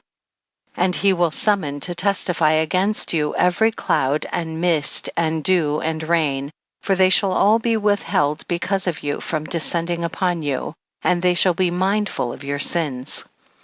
And now give presents to the rain, that it be not withheld from descending upon you, nor yet the dew when it has received gold and silver from you, that it may descend. When the hoarfrost and snow with their chilliness, and all the snowstorms with all their plagues fall upon you, in those days ye shall not be able to stand before them. Chapter 101. Exhortation to the fear of God. All nature fears him, but not the sinners. Chapter 101. Observe the heaven, ye children of heaven, and every work of the Most High, and fear ye him, and work no evil in his presence. If he closes the windows of heaven, and withholds the rain and the dew from descending on the earth on your account, what will ye do then? And if he sends his anger upon you because of your deeds, ye cannot petition him, for ye spake proud and insolent words against his righteousness. Therefore ye shall have no peace. And see ye not the sailors of the ships, how their ships are tossed to and fro by the waves, and are shaken by the winds, and are in sore trouble? And therefore do they fear, because all their goodly possessions go upon the sea with them, and they have evil forebodings of heart that the sea will swallow them, and they will perish therein. Are not the entire sea and all its waters and all its movements the work of the Most High, and has he not set limits to its doings, and confined it throughout by the sand? And at his reproof it is afraid and dries up, and all its fish die, and all that is in it. But ye sinners that are on the earth fear him not. Has he not made the heaven and the earth and all that is therein? Who has given understanding and wisdom to everything that moves on the earth and in the sea? Do not the sailors of the ships fear the sea? Yet sinners fear not the Most High. Chapter 102. Terrors of the Day of Judgment. The adverse fortunes of the righteous on the earth. Chapter 102. In those days when he hath brought a grievous fire upon you, whither will you flee, and where will you find deliverance? And when he launches forth his word against you, will you not be affrighted and fear? And all the luminaries shall be affrighted with great fear, and all the earth shall be affrighted and tremble and be alarmed. And all the angels shall execute their commands, and shall seek to hide themselves from the presence of the great glory, and all the children of earth shall tremble and quake. And ye sinners shall be cursed forever, and ye shall have no peace. Fear ye not, ye souls of the righteous, and be hopeful, ye that have died in righteousness. And grieve not if your soul into Sheol has descended in grief, and that in your life your body fared not according to your goodness. But wait for the day of the judgment of sinners, and for the day of cursing and chastisement. And yet when you die, the sinners speak over you. As we die, so die the righteous, and what benefit do they reap for their deeds? Behold, even as we, so do they die in grief and darkness, and what have they more than we? From henceforth we are equal. And what will they receive, and what will they see forever? Behold, they too have died, and henceforth forever they shall see no light.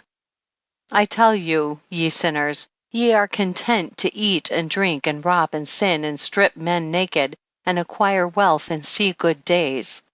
Have ye seen the righteous, how their end falls out, that no manner of violence is found in them till their death? Nevertheless they perished, and became as though they had not been, and their spirits descended into Sheol in tribulation. Chapter 103. Different destinies of the righteous and the sinners. Fresh objections of the sinners. Chapter 103.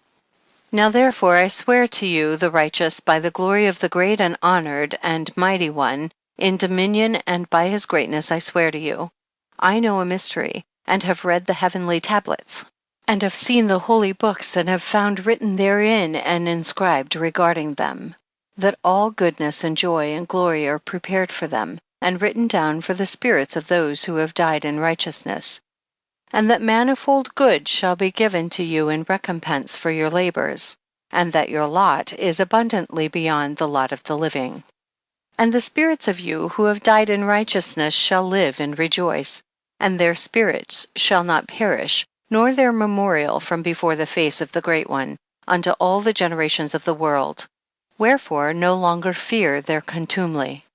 Woe to you, ye sinners, when ye have died, if ye die in the wealth of your sins, and those who are like you say regarding you, Blessed are the sinners, they have seen all their days, and how they have died in prosperity and in wealth, and have not seen tribulation or murder in their life, and they have died in honor, and judgment has not been executed on them during their life.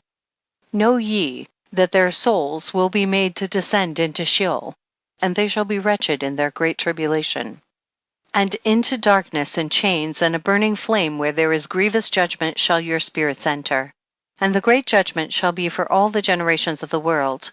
Woe to you, for ye shall have no peace.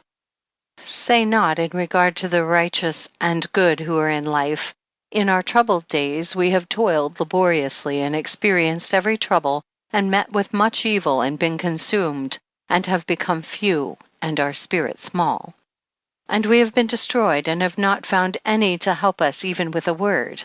We have been tortured and destroyed, and not hoped to see life from day to day. We hoped to be the head, and have become the tail. We've toiled laboriously, and had no satisfaction in our toil, and we have become the food of the sinners and the unrighteous, and they have laid their yoke heavily upon us. They have had dominion over us that hated us and smote us, and to those that hated us we have bowed our necks, but they pitied us not. We desired to get away from them, that we might escape and be at rest, but found no place whereunto we should flee and be safe from them. And are complained to the rulers in our tribulation, and cried out against those who devoured us. But they did not attend to our cries, and would not hearken to our voice. And they helped those who robbed us, and devoured us, and those who made us few. And they concealed their oppression, and they did not remove from us the yoke of those that devoured us, and dispersed us, and murdered us. And they concealed their murder, and remembered not that they had lifted up their hands against us. Chapter 104. Assurances given to the righteous, admonitions to sinners, and the falsifiers of the word of uprightness. Chapter 104. I swear unto you that in heaven the angels remember you for good before the glory of the Great One, and your names are written before the glory of the Great One. Be hopeful, for aforetime ye were put to shame through ill and affliction, but now ye shall shine as the lights of heaven. Ye shall shine, and ye shall be seen, and the portals of heaven shall be opened to you. And in your cry for judgment, and it shall appear to you. For all your tribulation shall be visited on the rulers, and on all who helped those who plundered you. Be hopeful, and cast not away your hopes, for ye shall have great joy as the angels of heaven. What shall ye be obliged to do?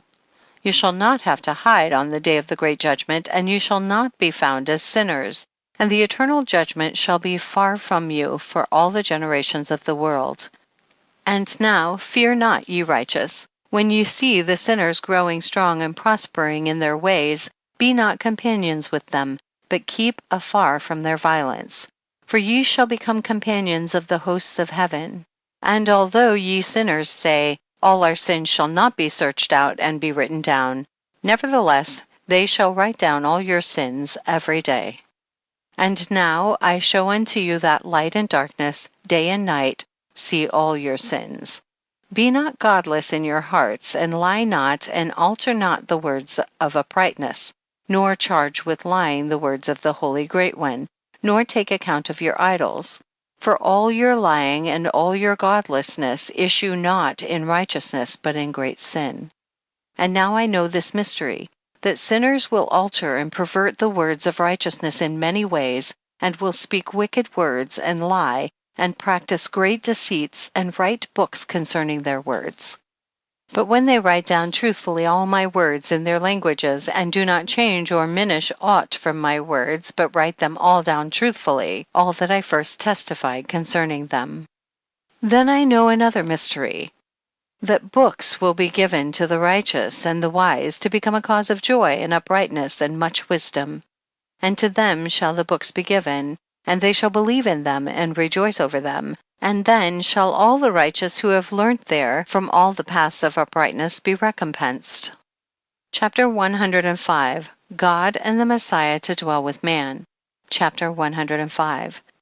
In those days the Lord bade them to summon and testify to the children of earth concerning their wisdom. Show it unto them, for ye are their guides, and a recompense over the whole earth. For I and my Son will be united with them forever in the paths of uprightness in their lives, and ye shall have peace. Rejoice, ye children of uprightness. Amen. End of section 16. Fragment of the Book of Noah. Chapters 106 and 107. Chapter 106. And after some days my son Methuselah took a wife for his son Lamech, and she became pregnant by him and bore a son. And his body was white as snow, and red as the blooming of a rose, and the hair of his head and his long locks were white as wool, and his eyes beautiful. And when he opened his eyes, he lighted up the whole house like the sun, and the whole house was very bright. And thereupon he arose in the hands of the midwife, opened his mouth, and conversed with the Lord of righteousness. And his father Lamech was afraid of him and fled, and came to his father Methuselah. And he said unto him, I have begotten a strange son, diverse from and unlike man, and resembling the sons of the God of heaven.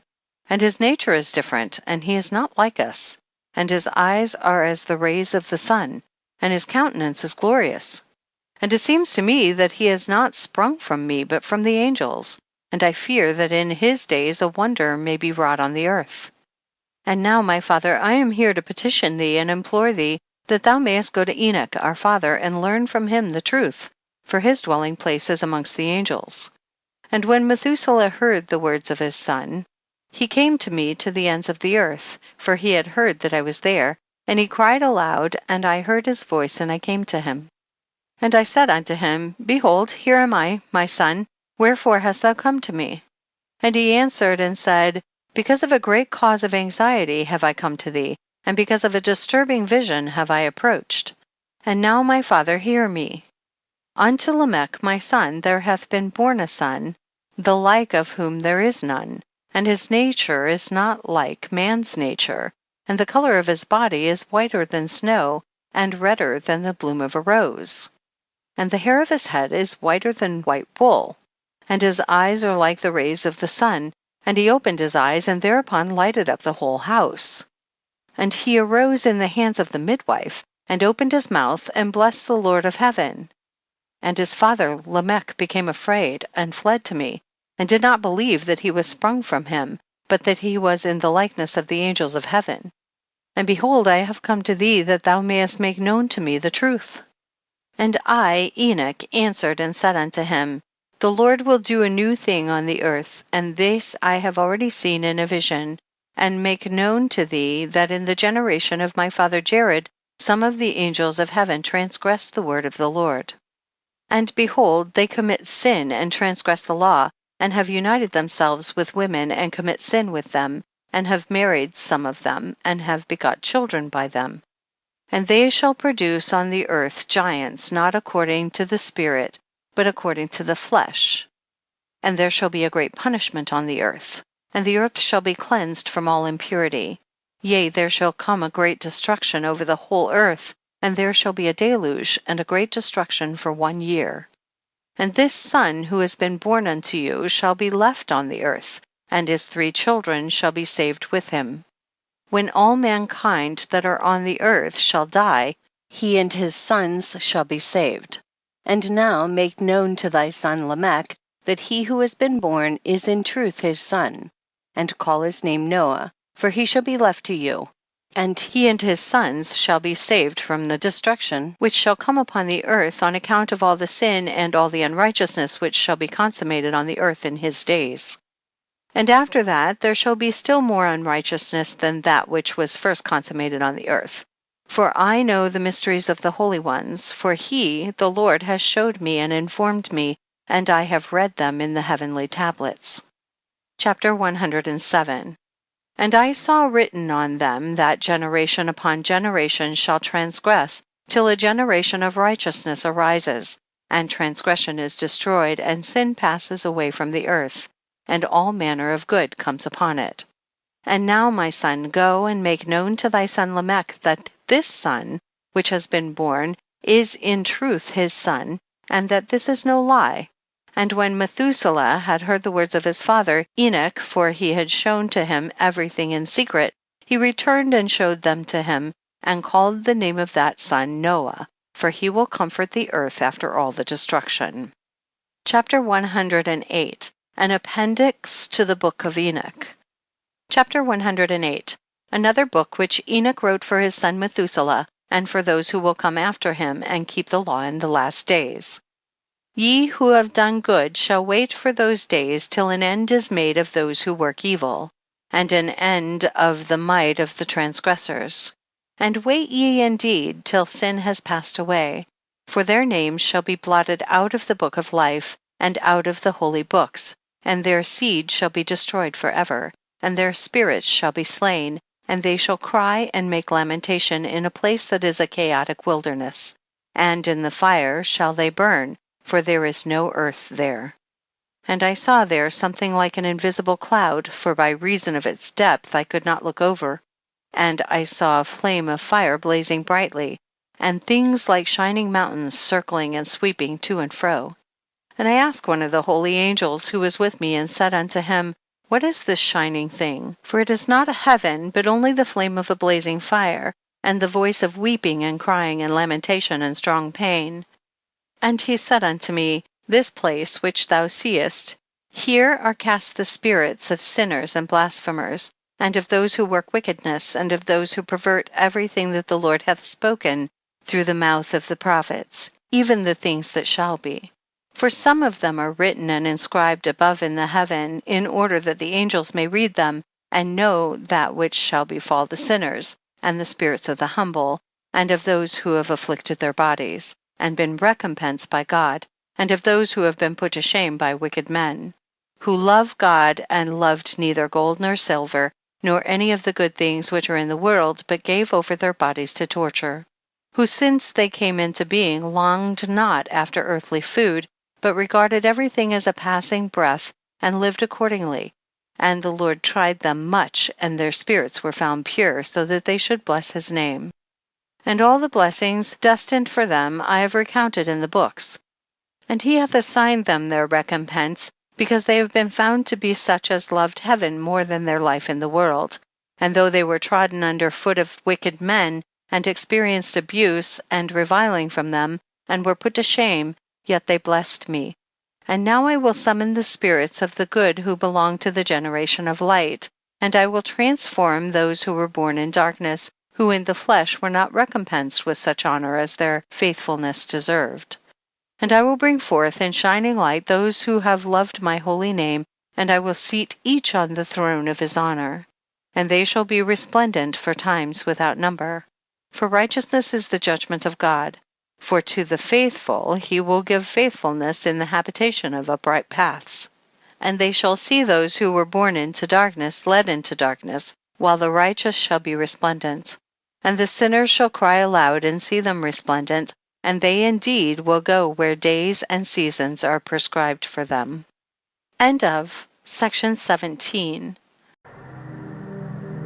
The Book of Enoch is an ancient Jewish text that holds a unique and enigmatic place within religious literature. While it is not included in the canonical Hebrew Bible, it has garnered significant attention and intrigue for its captivating accounts of the pre-flood world, celestial realms, and encounters with supernatural beings. Comprising several sections attributed to the biblical figure Enoch, the book offers a remarkable insight into cosmology, angelology, and eschatology, as well as prophetic visions and divine revelations. The narrative begins by describing the actions of the Watchers, a group of fallen angels who descend to earth and interact with humanity. These fallen angels, also known as sons of God, corrupt the human race by sharing forbidden knowledge and introducing wicked practices. The consequences of their actions lead to widespread chaos, violence, and moral decay. Enoch, however, emerges as a righteous figure who maintains his devotion to God and seeks to understand the mysteries of the universe. Enoch embarks on a series of visionary journeys, guided by heavenly beings, that take him to the celestial realms. These realms are depicted as a complex hierarchy of heavens, each governed by angelic beings and inhabited by otherworldly creatures. Enoch witnesses the splendor of heavenly architecture, encounters angelic beings of various ranks, and gains profound insights into the divine order and cosmic workings. Throughout his journeys, Enoch is granted knowledge of hidden truths and cosmic secrets. He learns about the origins of the universe, the nature of time, and the future destinies of both the righteous and the wicked. The book presents a vivid depiction of the divine judgment that awaits the fallen angels and evildoers, while also offering hope for the righteous through prophecies of the coming Messiah and the establishment of a new age of righteousness. The Book of Enoch contains elements of apocalyptic literature, emphasizing the eschatological aspects of God's ultimate plan for humanity. It foretells a final judgment where the righteous will be rewarded, evil will be vanquished, and a new era of justice and peace will be inaugurated. Although the Book of Enoch was not included in the mainstream canon, it has exerted considerable influence on both Jewish and Christian thought. Early Christian writers often referenced it, and fragments of the book were discovered among the Dead Sea Scrolls, highlighting its significance within Second Temple Judaism. The book's vivid descriptions, otherworldly encounters, and profound insights into cosmic and spiritual realms continue to captivate readers, sparking discussions on the nature of the divine, the relationship between humans and celestial beings, and the unfolding of God's plan for creation. In conclusion, the Book of Enoch stands as an intriguing and thought-provoking text that offers a glimpse into ancient Jewish cosmology, angelology, and eschatology. It serves as a testament to the enduring human quest for understanding the mysteries of the universe, the nature of divine beings, and the ultimate destiny of humanity.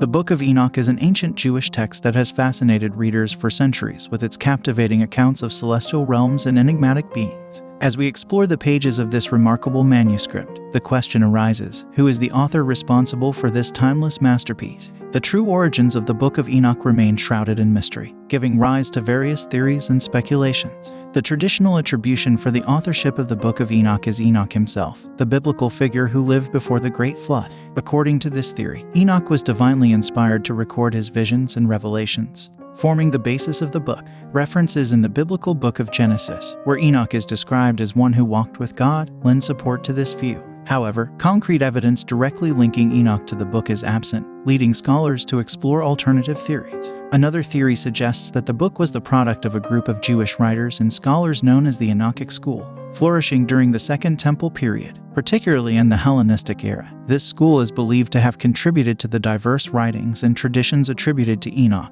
reflecting the theological and cultural milieu of its time. A prevailing view among modern scholars is that the Book of Enoch was authored by an unknown individual or group who wrote under the pseudonym of Enoch.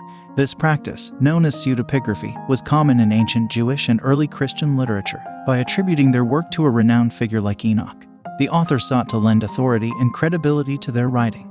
The presence of references to historical events and concepts that postdate the biblical Enoch supports this theory. Ultimately, while the identity of the author of the Book of Enoch remains a mystery, the enduring influence and profound insights contained within its pages continue to captivate readers. Whether it was penned by the biblical Enoch himself, the collective efforts of the Enochic school, or a pseudonymous author, the book's significance lies in its ability to inspire contemplation and spiritual reflection. The enigmatic author behind its creation, regardless of their true identity, has left an indelible mark on the realms of theology and religious literature. As we delve into the mystical dimensions and profound visions presented within the Book of Enoch, we are reminded of the timeless power that anonymous voices from the past possess in shaping our understanding of the divine and the human experience.